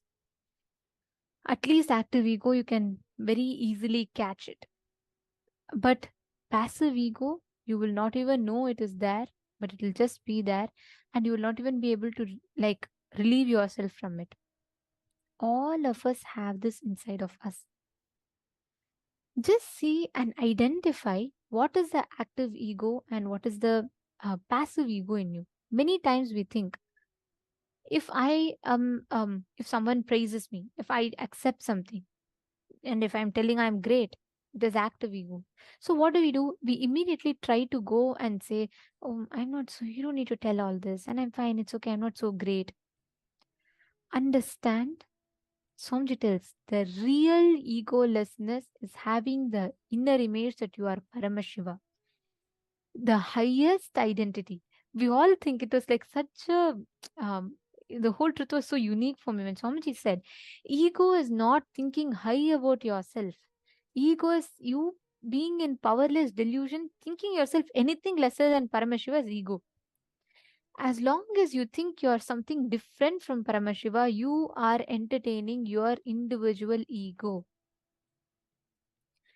Just understanding that you are Paramashiva, with that one cognition when you operate, your whole life, the way it manifests for you, will completely change. Are you all understanding? Now, with this understanding, let us all enter into a very, very beautiful session where Swamiji is going to be explaining to us the logic of power manifestation. What exactly is the science of power manifestation? How do we manifest powers? See, whether you think I am great because I'm manifesting powers, or you think I am not at all manifesting powers, this is not for me, both are wrong. As long as you cherish the cognition, I am Paramashiva, let Paramashiva manifest through me. That is the right approach to power manifestation. But how do we apply this in our daily life? How exactly can we shift ourselves to this breakthrough? We will learn that now in this session. Let us all enter into the next session where we understand about the logic of power manifestation.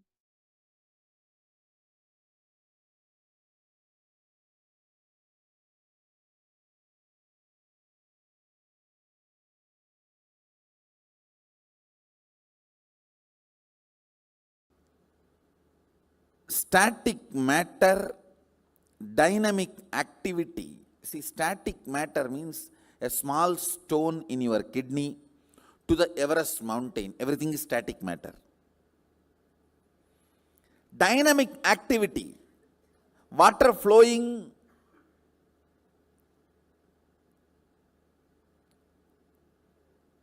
in your bathroom tap to the atomic explosion. Everything is dynamic activity. Strategic existence, your ability to generate a will, is what I call strategic existence. Your existence which goes on strategizing beyond your expectation. Just put the will on this cognition. With all my will, I strategically declare. Dynamic activity, static matter is my extension. There is no boundary. I can do what I want with it. I am the ultimate over both. Understand? Now the truth I declared to you all, you can paraphrase multiple understandings which comes out of this cognition. That is the source of power manifestation. This is the logic of power manifestation. All of you understand? So the essence of this session, static matter, dynamic activity, strategic existence, is one and the same. My strategic existence has power over everything. It may be repetitive, but please put this again as a status. This as your status. This is your state. This is your real status. Fundamentally, I am working on your biomemory. Your means core of your cognitions, where understandings about you and life is stored. I am just working on the cognitions and adding the higher cognitions for them to manifest. If your body is detoxified, just like that it can manifest. The manifestation will be just fantastic. That is why I am insisting so much on detoxification. Being healthy, I can make you manifest more powers. Being healthy helps you to manifest more powers. But somehow you have so much of attachment to being sick. No, the food you choose, the lifestyle you choose, habits you choose, you just search for the habits, food style, lifestyle which will destroy your health, and you start developing liking for them.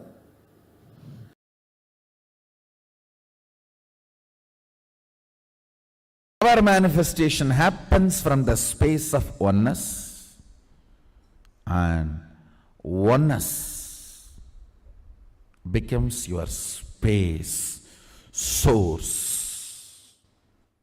Only when you decide to manifest it ferociously, giving a statement to your body and mind, simply they have to listen to your declaration, your will, is Saucha and Santosha.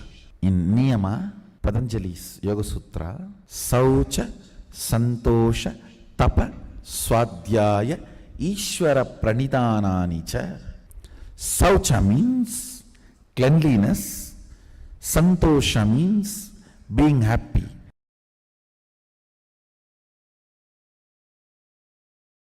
Fundamentally, Mahadeva says that depth of space, understand, he says very clearly, Kala, Yama, cannot tire you or bring boredom to you if something becomes your space. But as long as it is only your imagination, visualization, declaration, Kala, Yama, can bring tiredness and boredom to you.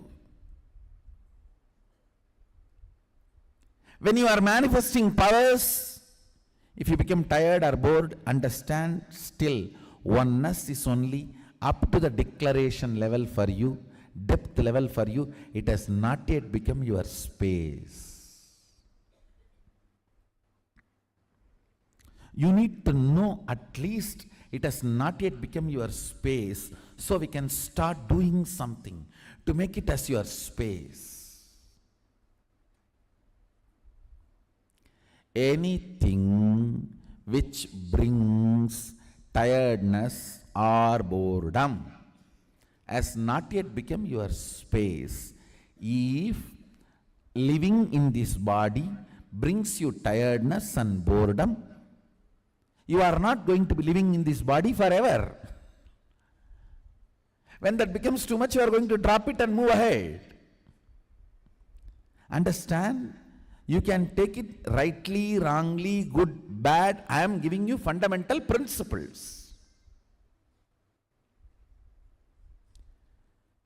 If you manage not to get tired or bored living in this body, you can live as long as you want.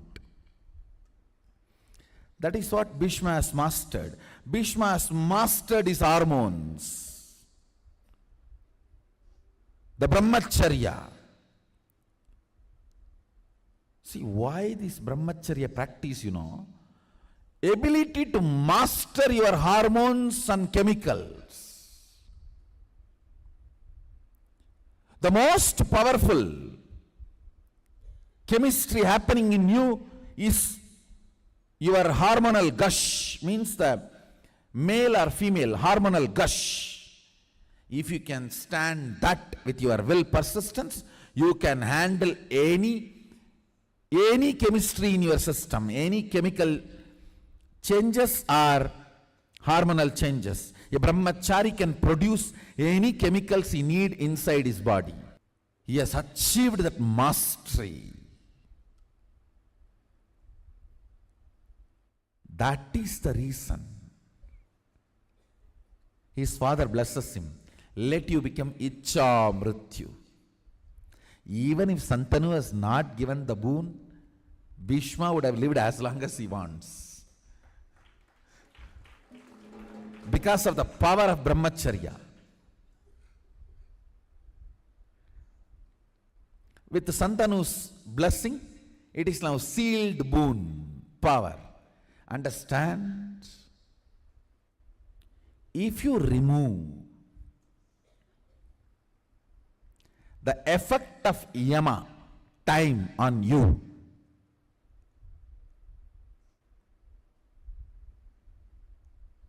you can exist forever in that space. If you want to be in oneness forever, it should become part of your space, means you should become ferocious with you and break this very tiredness and boredom. Tiredness and boredom does not get broken by cute romance. Puppy, puppy. Oh, cutie pee.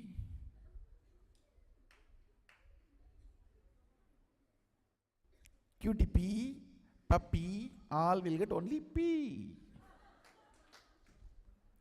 Only when you deal you with the ferociousness, you break the tiredness and boredom. With that ferociousness, you need to digest oneness. With that ferociousness, you need to make oneness as your space.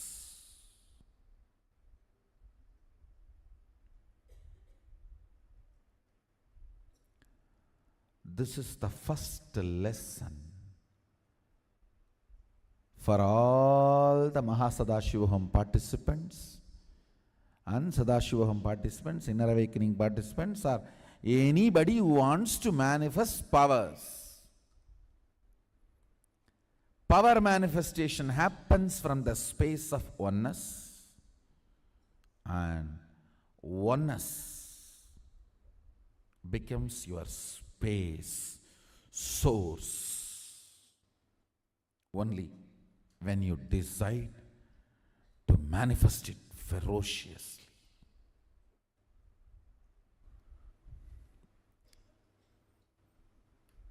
Anything stands as an imagination in the length level, visualization in the breadth level, declaration in the depth level.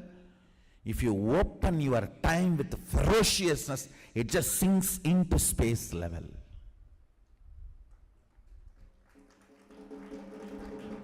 Time dimension does not get opened by any technique, practice, QTP level. Time opens and lets the visual imagination, visualization, declaration become part of your space only by ferociousness.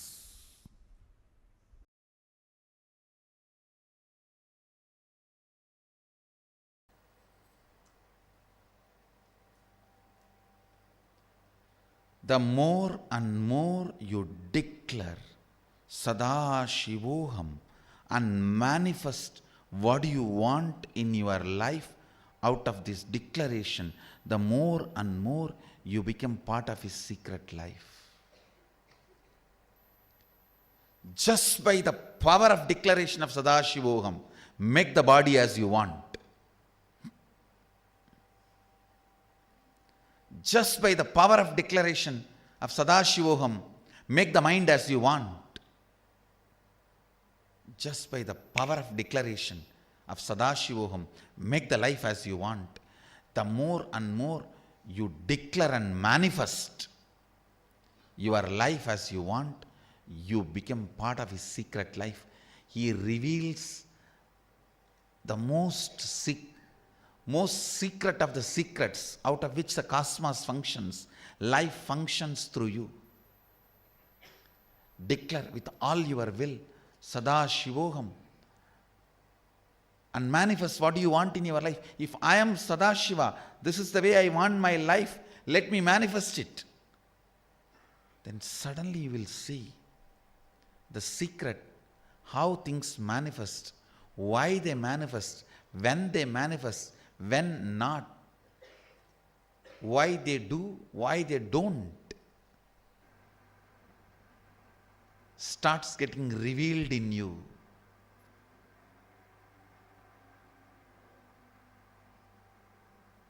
You become part of his secret life.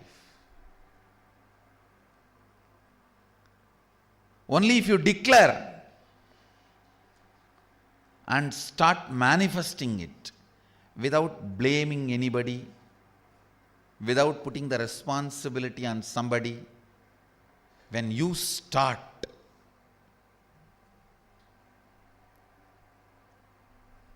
you become part of his secret life.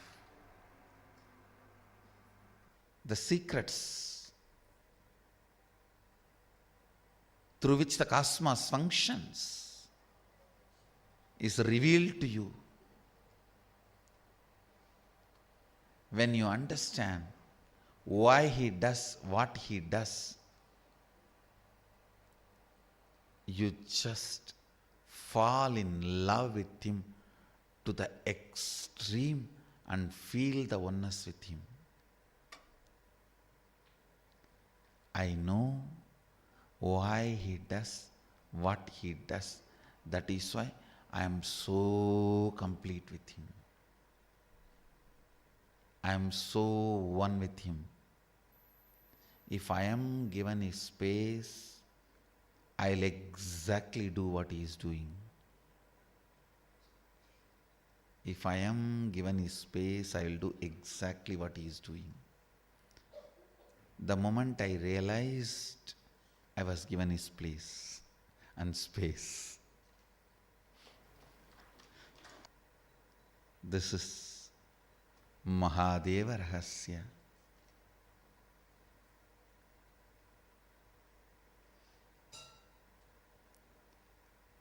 The moment you have a seeking, you are authorized to declare Sadashivoham and manifest oneness and all the experiences, powers of that oneness with Sadashiva. Start manifesting it. Your declaration is powerful enough,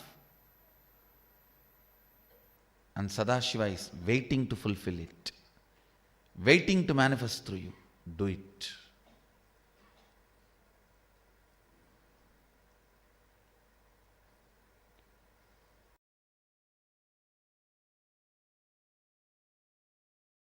Now you understand why I gave those examples and made you do the homework? Taharakasha. Along with the power manifestation, I am programming this whole thing inside you as a powerful cognition. See, goal is actually you manifesting powerful cognitions only. Power manifestation is to inspire you to manifest powerful cognitions. And it is not that it is something wrong. And Mahadeva, such amazing software developer, his whole system is only to the level of enlightenment you will manifest powers. Because it is from there he is making you manifest. See, in the Yoga Vedanta Sampradaya, towards enlightenment you manifest powers. But here, from the grounding of enlightenment you manifest powers. So the whole software Shaktipada is different. If you go to a guru who says, hey, it is from established groundedness of Sadashivatva, the powers manifest. Understand? When you become Shiva, Shakti manifests in you. That's all. When you listen to this truth and manifest powers, this is your Shaktipada and this is your reality. So you need to be very clear from where you are getting Shaktipada. Even though there is no independent individual energy exists, you have soul only when you manifest powers. Now that is what is the conclusion. Now let's come to the point, what is will persistence and what is will? Listen. Will is not astra, it is shastra. I'll explain these two concepts. Astra means a weapon loaded, pre-planned, pre-programmed, and operated. Shastra means power is generated and immediately released, is Shastra. Will cannot be programmed earlier and kept and used. No. Now you generate and you release. The good news is, does not need training. Will. To manifest will persistence. Understand, Mahadeva very clearly says, state, space, manifestation, all the three does not need pre-training, because it is fundamentally based on the space. Will power, will persistence is enough. Means you deciding now, from now what I want to do only matters. Till now what I have done does not matter. Womanizer, Arunagirinathar, not Arunagiri Yogeshwarar, Arunagirinathar, who lived in Tiruvannamalai, he gets Kailasa Padavi. Conclusion of these truths I am sharing with you, you do not need pre-training for power manifestation. Now if you decide, Swamiji says, life is continuous rhythm, rhythmic continuum. I have option either to cognize with my own capacity. I have one more option, till I cognize, because he cognized and he will do only good to me. I am deciding to vote for him and cognize this. With this strength, let me start acting out what I am supposed to act out from this cognition. Is initiation. How many of you are getting? That is what is Shaktipada. See, life is rhythmic continuum. You can realize only if you die 3 times and see. See, this life is continuous rhythm. Once you manifest the powers associated with that understanding, that powerful cognitions, then your self-doubt, all that doesn't matter. Your being cognizes, hey, this is the truth. Your being just grasps. Your logic do not know, but your being acts it out, is what is falling in love. You will fall in love with these higher cognitions. Nothing can be done. You just know this is the way you are going to be. You will not bother about anything else. How many of you are Catching what I am saying? That falling in love with higher cognitions. An acharya should be authoritative enough, authentic enough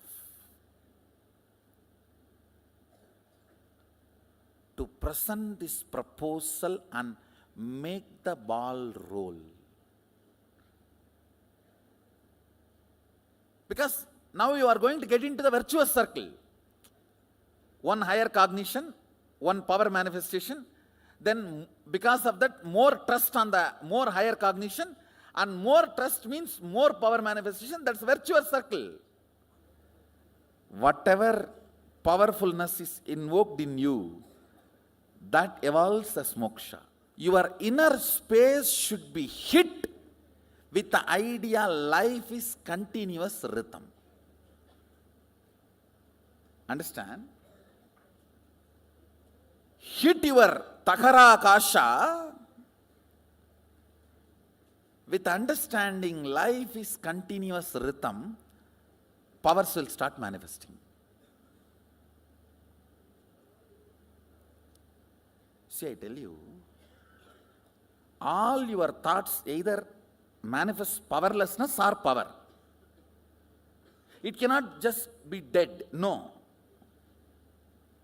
It cannot be your retired mother-in-law. Mother-in-law, even retired, cannot keep quiet. Indian mother-in-laws especially. Indian mother-in-law cannot keep quiet even after retirement. Any thought invoked or provoked in you cannot keep quiet. It has to generate powerfulness or powerlessness. Hitting your inner space powerfully with the sacred truth, life is continuous rhythm. Akanda means unbroken. Kanda means broken. Akanda means unbroken. You may think, how can power manifest if I just think life is continuous rhythm? It will manifest because I am telling you to do that. Because you never understood power of your will. You always have been clouded. Its effect on you. When you declare life is continuous rhythm, fundamentally what happens, suddenly your gear is shifted to consciousness. If you are a body, life cannot be continuous rhythm.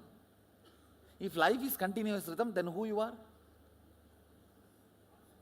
Consciousness. That is when it hits your inner space and makes you manifest powers and powerful cognitions. Understand, when you are generating a will, if you remember your consciousness, that will becomes reality. Mama sangalpam Shiva sangalpamastu. Let my will become Sadashiva's will. When it will become?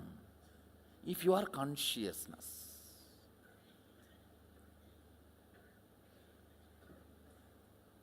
You may think all this can happen just by thinking. Life is continuous rhythm. Shifts your existence from body, mind to consciousness. So, from that moment, before any clouding starts in you, the will you generate starts manifesting powers. How many of you are catching what I am saying? See, if again cloud comes and you remember your body, your mind, and your husband, your wife, your man, you are this, you are that, then all mama sangalpam, kada sangalpam astu. The idea of not enough pulls you out of your conscious space. You cannot do anything directly about that. Forget about it. But from conscious gear, when you declare some will persistence and manifest powers, your inner space starts enjoying and romancing with that idea, your consciousness. See, my only job is I need to create a cherished romance inside you about your conscious existence, or conscious part of you. That's all is my job. Are you all getting? See, you have a lot of cherished romance about you existing as your body, you existing as your mind. I need to generate and make you cherish the romance of you existing as consciousness. This whole power manifestation drama is that's all, nothing else. Generating romance and letting you cherish with the idea your consciousness, your Mahadeva, your Sadashiva. When I say conscious, you can use the word super conscious and super conscious or whatever. How many are feeling this? Life is continuous rhythm, is a very powerful way of ironing out your whole inner space. From the various angles, I am trying to iron it out.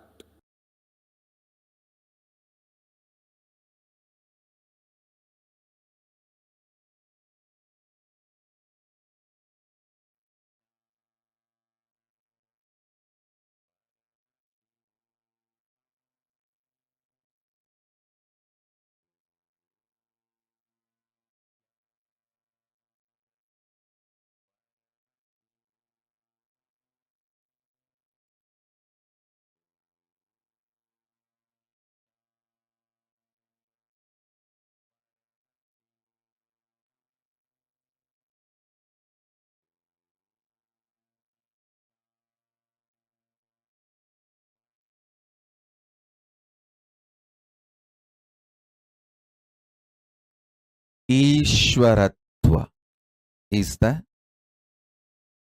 superconscious DNA I'm going to manifest in all of you and make the superconscious mutation happen.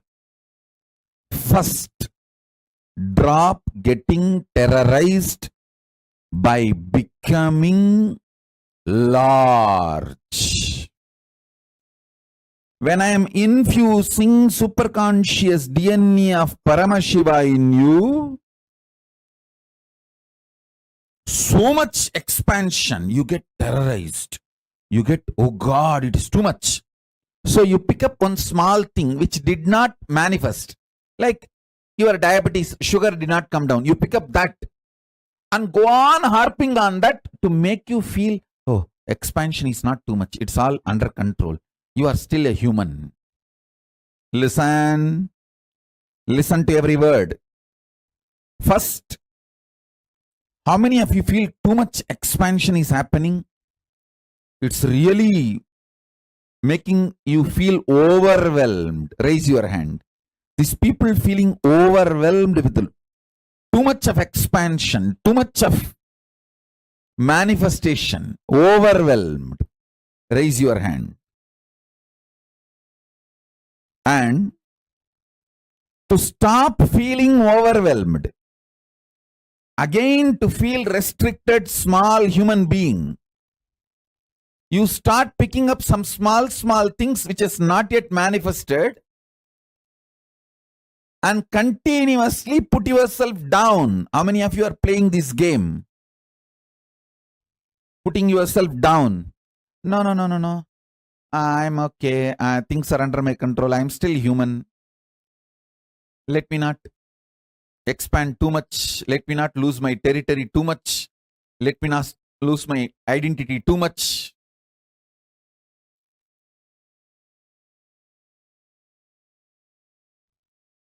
Listen. Drop both. Drop getting overwhelmed. Drop self-beating. Drop both. Sit as Ishvara now. I am not asking you to visualize. I am asking you, see it very clearly. What you want is happening as your future. your fear of what you want happening will be blown away. You all may think, oh, no. I'm only greedy about what I want should happen. No. You are afraid what all you want may happen. I am telling you, you don't need to believe. I am telling you the truth. I am not interested in listening to your argument. I am giving the judgment because I know you more than you know you. I am telling the truth directly. You are really afraid of all you want happening as your future. That's the truth. You feel, oh God, if everything happens, whatever I want, what will happen? Life, oh.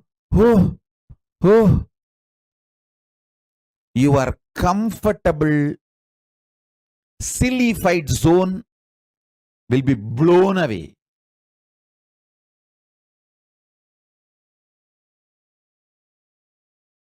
Understand?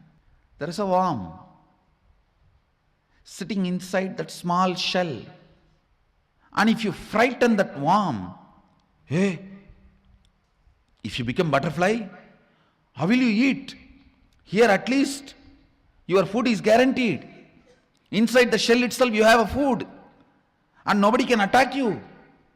If you become butterfly, how will you save yourself? What will you eat? I tell you,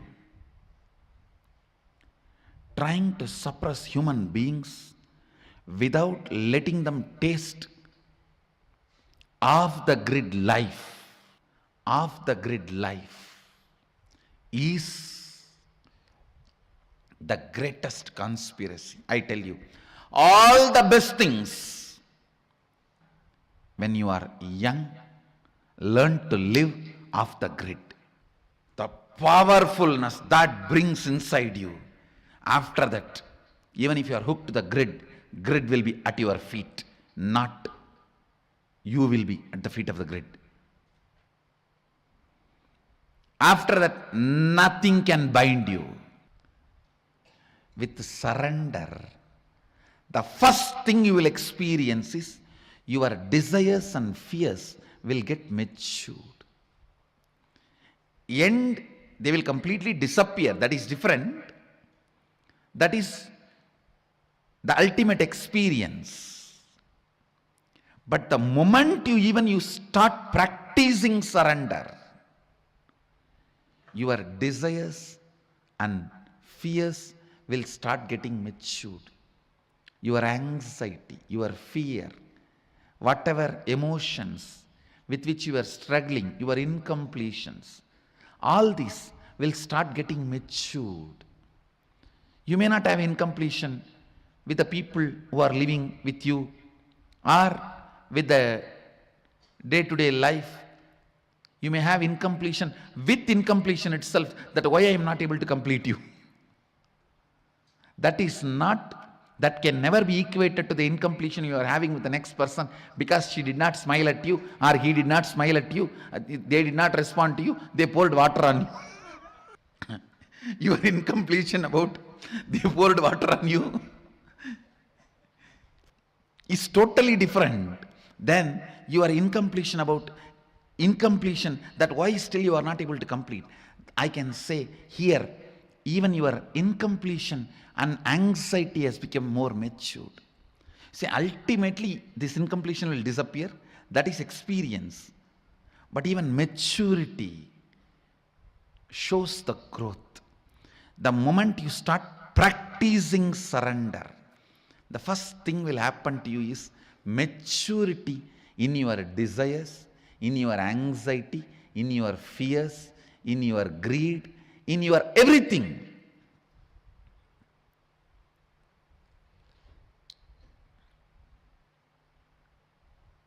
I tell you, live with the people who are matured. You will love the life. You will love the life. This whole prayer, you see, such matured prayer, matured surrender. If you are surrendering to somebody to save your life or to have 2 square meal, it is stupid surrender. You are becoming slave. If you are surrendering to somebody, asking for enlightenment, leading you to beyond coming and going, birth and death, that is matured surrender. Even in surrender, there is maturity. The context, understand? That is why I always insist. Some people use me only as an orphanage head. Very few use me as the head of a monastery, Guru Maha Sannidhanam. Understand?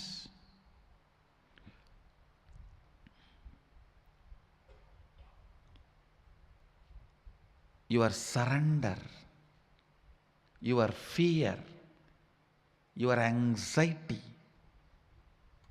your desire, everything will get matured the moment you start practicing surrender.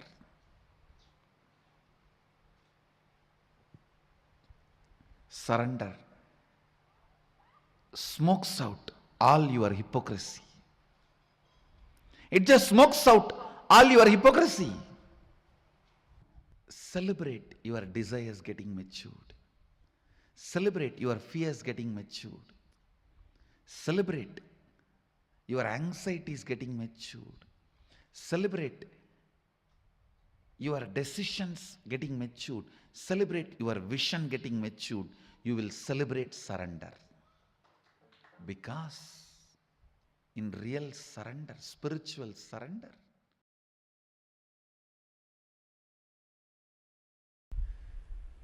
understand,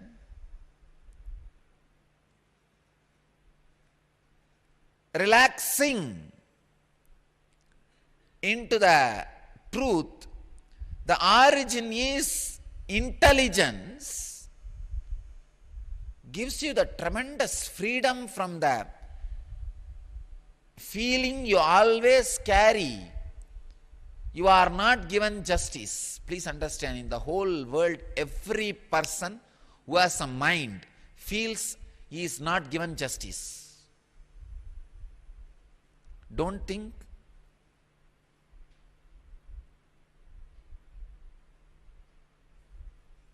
How can you say a statement like this, Swamiji? Every person. I tell you, every person. I mean it. I am not exaggerating. Even though usually I do, in this statement I am not doing. I am making it very clear.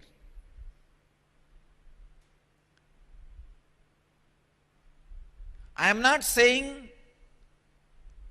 whether your feeling you are not given justice can be justified by your logic or not. That is dependent on your logic, which can support that argument. But anybody who has a mind feels he is not given justice.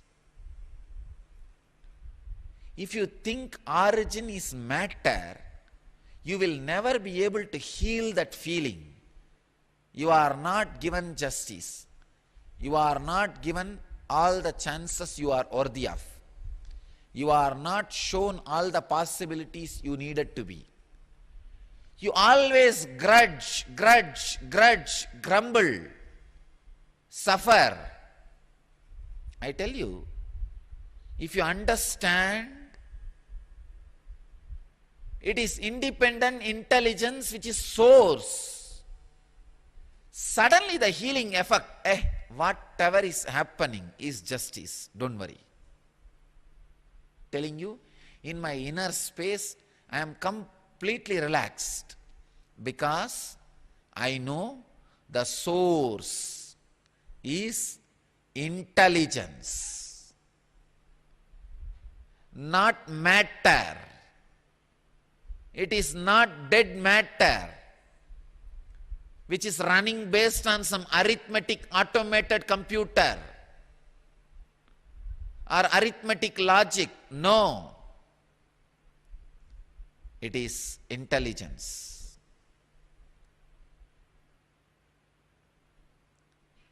So when you know, it is intelligence which is source of the universe, origin of your existence, the tremendous healing in your feeling, the tremendous trust to live, the tremendous trust to exist, tremendous joy to be.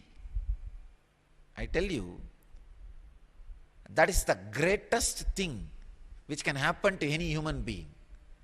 Joy to be, joy to exist, feeling you are given the worthy justice. Your source is an intelligence. It is not a dead matter, chaotic happening. Understand?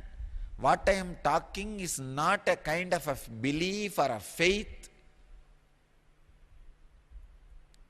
Again and again and again when you hear, it becomes almost like a hypnotized theory. No. Source is matter is hypnotizing theory. Not source is consciousness. Source is consciousness is experiential theory.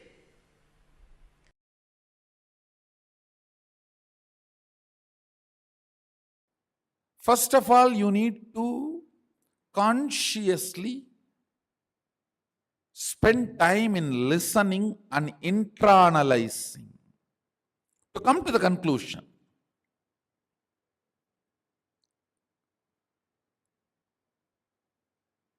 Yes, my consciousness is alive only because of superconsciousness. It is alive because it is extension of the superconsciousness. If not, it cannot be alive.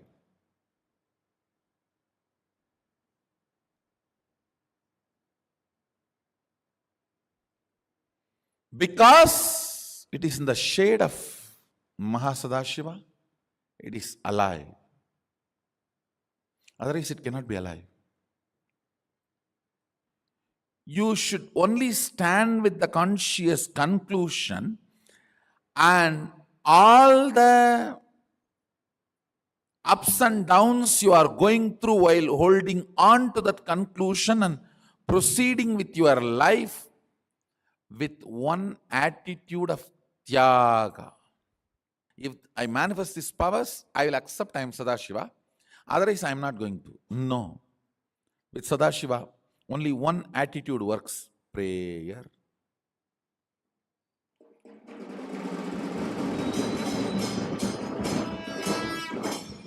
No bargaining. No bargaining works with Sadashiva. Other than prayer, nothing else works.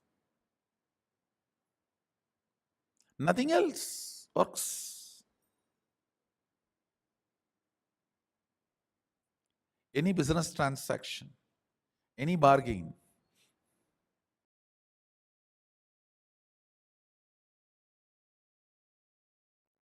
just these two instructions. Of course, Arunagiri Yogeshwara taught so much. I'll reveal some of the Uttama, best instructions. First thing he said, manifest powerful cognitions and intensely do dharana, dhyana, samadhi on it. When I say powerful cognitions, like I am consciousness is powerful cognition. I am body is powerless cognition. I am body also is powerful cognition. Understand, I am giving the examples. I am body is powerless cognition. I am body also is powerful cognition. I am consciousness is powerful cognition.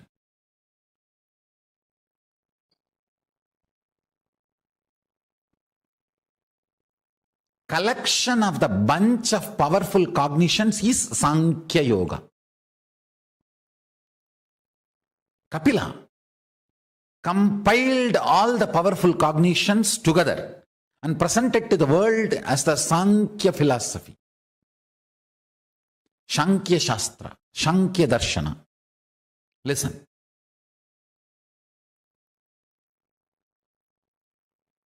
If you start manifesting powerful cognitions with intense dharana, dhyana, samadhi, for example, I'll give you one powerful cognition. You are Paramashiva. Whatever you feel as I is Paramashiva.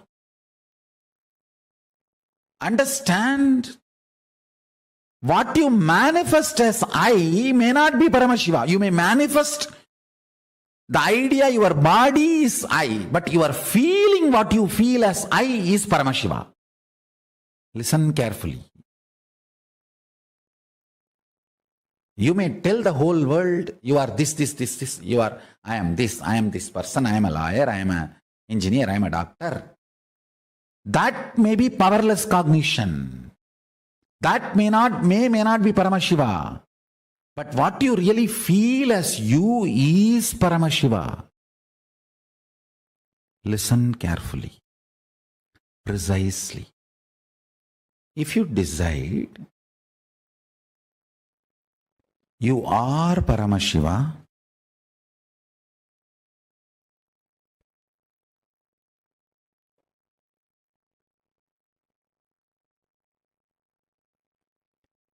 inhale and exhale with that powerful cognition you are Paramashiva. That is pranayama. Let your whole inner space be withdrawn into this one cognition you are Paramashiva. That is pratyahara. Let your whole inner space flow with this one truth, powerful cognition. You are Paramashiva. That is dharana. Let your whole inner space be centered. Feel full that you are Paramashiva. That is dhyana.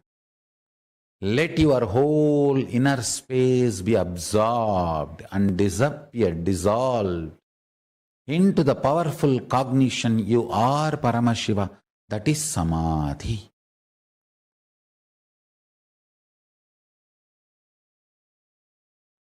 You need to decide to behave with yourself as Paramashiva. You need to be convinced. Blessed are those who are able to convince themselves that they are ultimate. Means they are able to cross the last delusion of self-doubt, self-denial, self-hatred. I tell you, bhakti should be the expression of the gratitude and powerfulness of everything you have been given, not from the attitude that you are separate from the source. Understand? I overflow with gratitude and bhakti to my Guru,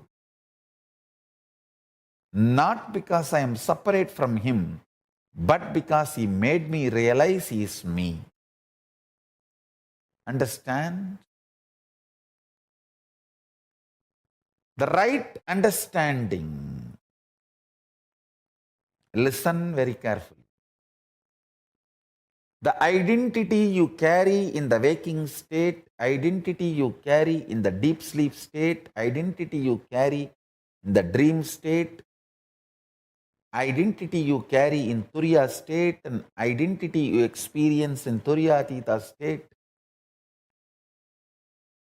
in all the 25 states of consciousness, each identity is independent. The moment you realize the undercurrent of all these 25 identities, your pure consciousness, which is the source of you and which is Paramashivam, all the 25 heads, 25 identities gets integrated. That is why Paramashiva is always described with the 25 heads. Means who has realized his 25 identity is in oneness with his source consciousness, pure Paramashiva, ultimate. As long as your identities play separate games, without getting integrated to the source, you continue to remain in suffering. When you are ready to cross your self-doubt, understand, courage to cross the self-doubt, self-denial, self-hatred is tapas, vairagya. Ferociousness you need to cross your self-hatred, self-denial, self-doubt is called tapas. It can be psychological ferociousness, it can be physical ferociousness, it can be ferociousness to detoxify your system, ferociousness to break from patterns, ferociousness to break from addictions, ferociousness to manifest the higher understandings, ferociousness to live the higher understandings. It can be anything. Understand? The ferociousness to cross the self-doubt, self-hatred, self-denial, to reach you are one with Paramashiva is tapas. Blessed are those who decide they are one with Paramashiva, who cognize they are one with Paramashiva, because other than him nothing else can exist. If something else can exist other than him, then he cannot exist. He is the only Purusha. There cannot be anything other than oneness. That is why it is oneness. So if you feel you exist, you are only Paramashiva.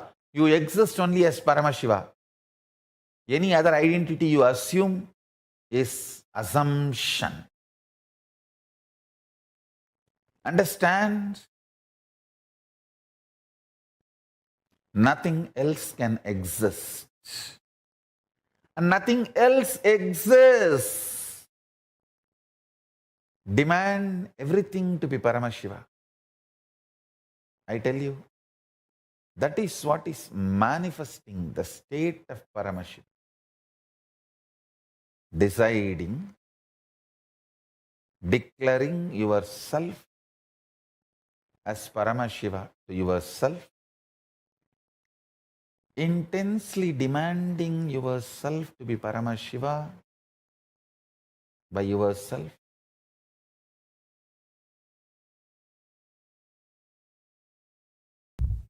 I tell you, from my Atma Pramana, when the surrender happened, when I decided the enriching to be the first part, component of my life, that be the powerful cognitions to drive me, I saw authenticity, responsibility, integrity, everything following. When I decided I'll spread what Paramashiva did to me, I will share that to the world and start enriching the world with Paramashiva, is being, who is he, and his state, his space, his powers, his being and his superconsciousness. I saw responsibility, authenticity, integrity, everything was following. If you want to experience surrender, start enriching. Then everything else just follows. If you want sudden enlightenment, make the enriching as your basic cognition. If you want gradual enlightenment, go through integrity. Integrity means aligning all the words you utter inside and outside to the reality. Start. Then authenticity. Start. Then responsibility. Start. Then enriching. Start.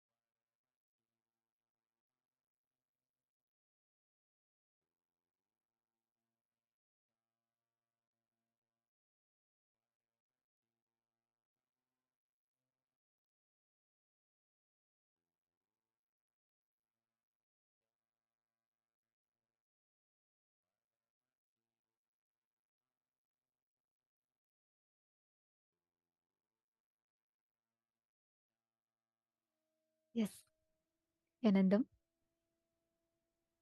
Swamiji has revealed some of the most important truths to all of us. Starting with understanding today, whole day, starting with understanding from what is Mahakailasa, the space, Kailasa Luka, understanding about how we exist, the identity of ours, and then understanding about power manifestation and what is the logic of power manifestation, understanding about leadership consciousness, awakening leadership consciousness, having the darshan of Mahakailasa, and understanding about active ego, passive ego, manifesting the powers over silicon devices. We have learned a lot today. And most importantly, be your own boss. And we had such an amazing darshan today. So, how was today's day for all of you? How did each one of you enjoy today's day?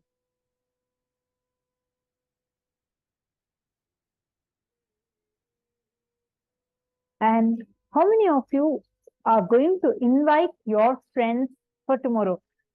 See, take a few minutes to share this amazing gift.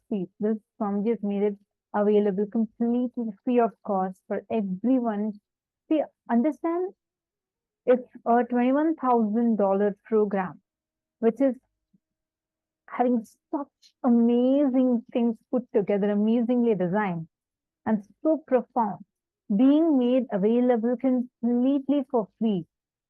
Imagine and see what importance it is for humanity. Swamiji is doing this because it's so needed for humanity today. And it's important that every one of us here take up the responsibility. I'm seeing that many people feel like, yeah, I would invite, definitely I would invite, probably a little later. I'm not really confident to talk to my friends. I don't know what they're going to say about it. Okay, I do see some of you smiling.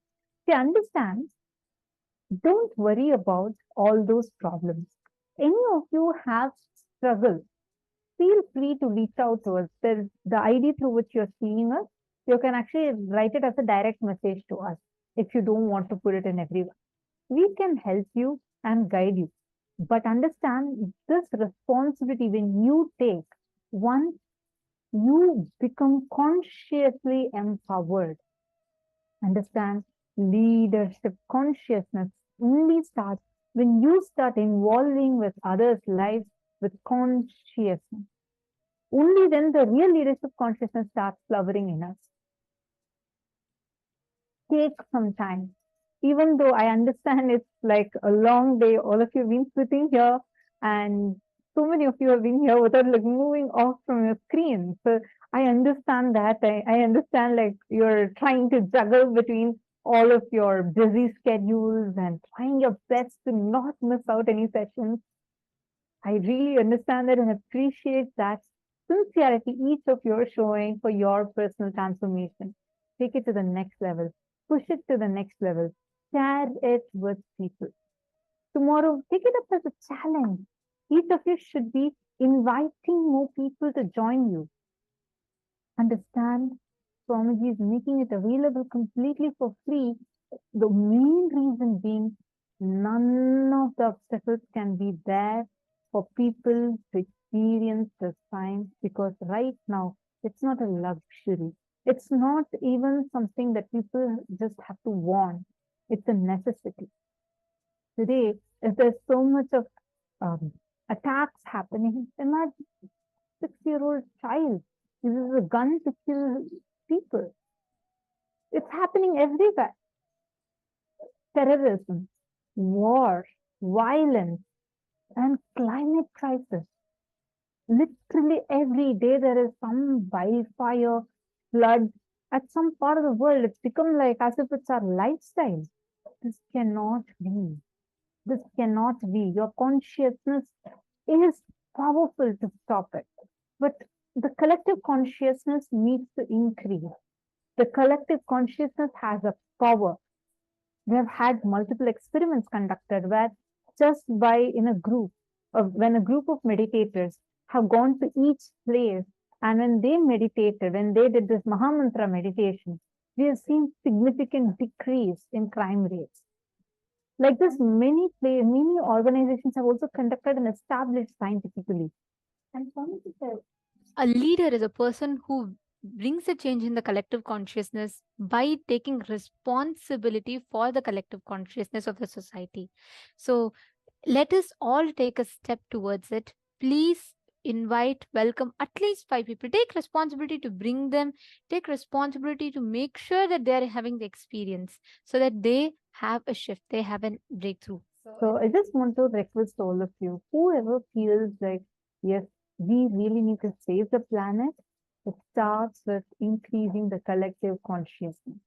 The collective negativity is too high. When the negativity takes over completely, then there's no other choice but the end of the world. But we have an avatar whose divine intervention can save this planet, and all of us together have the power. Start enriching. It is real necessity that people need to come out of their negativity that they're stuck in, self-destruction, or the patterns, the suffering. So we request all of you, tomorrow we are going to be having a very, very, very special initiation. Tomorrow is the day where we're going to be understanding the higher sciences like unclutching, Navakhanda Yoga Samadhi, and also we're going to be having these very powerful processes where Swamiji is going to be raising our frequency to the highest consciousness. And this is going to directly impact the collective consciousness. Whoever feels responsible, saying that, yes, I'm going to take responsibility for this, take it up as a challenge and share this with people and invite as many people as possible for tomorrow, especially tomorrow, because tomorrow is going to be about raising the frequency of your consciousness. All right, with this, we have come to the conclusion of today's day. Hope all of you enjoyed it. Let's now conclude with the Purna Mantra. Om Purnamada Purnamidam Purnat Purnamudachyate Purnasya Purnamadaya Purnamevavasishyate. Om Shanti Shanti Shanti. Hari Om Tat Sat Sarvam Bhagavat Shri Nityananda Paramashiva Padukarpanamastu. Nityanandam. Thank you all. Thank you so much for joining with us today. Nityanandam.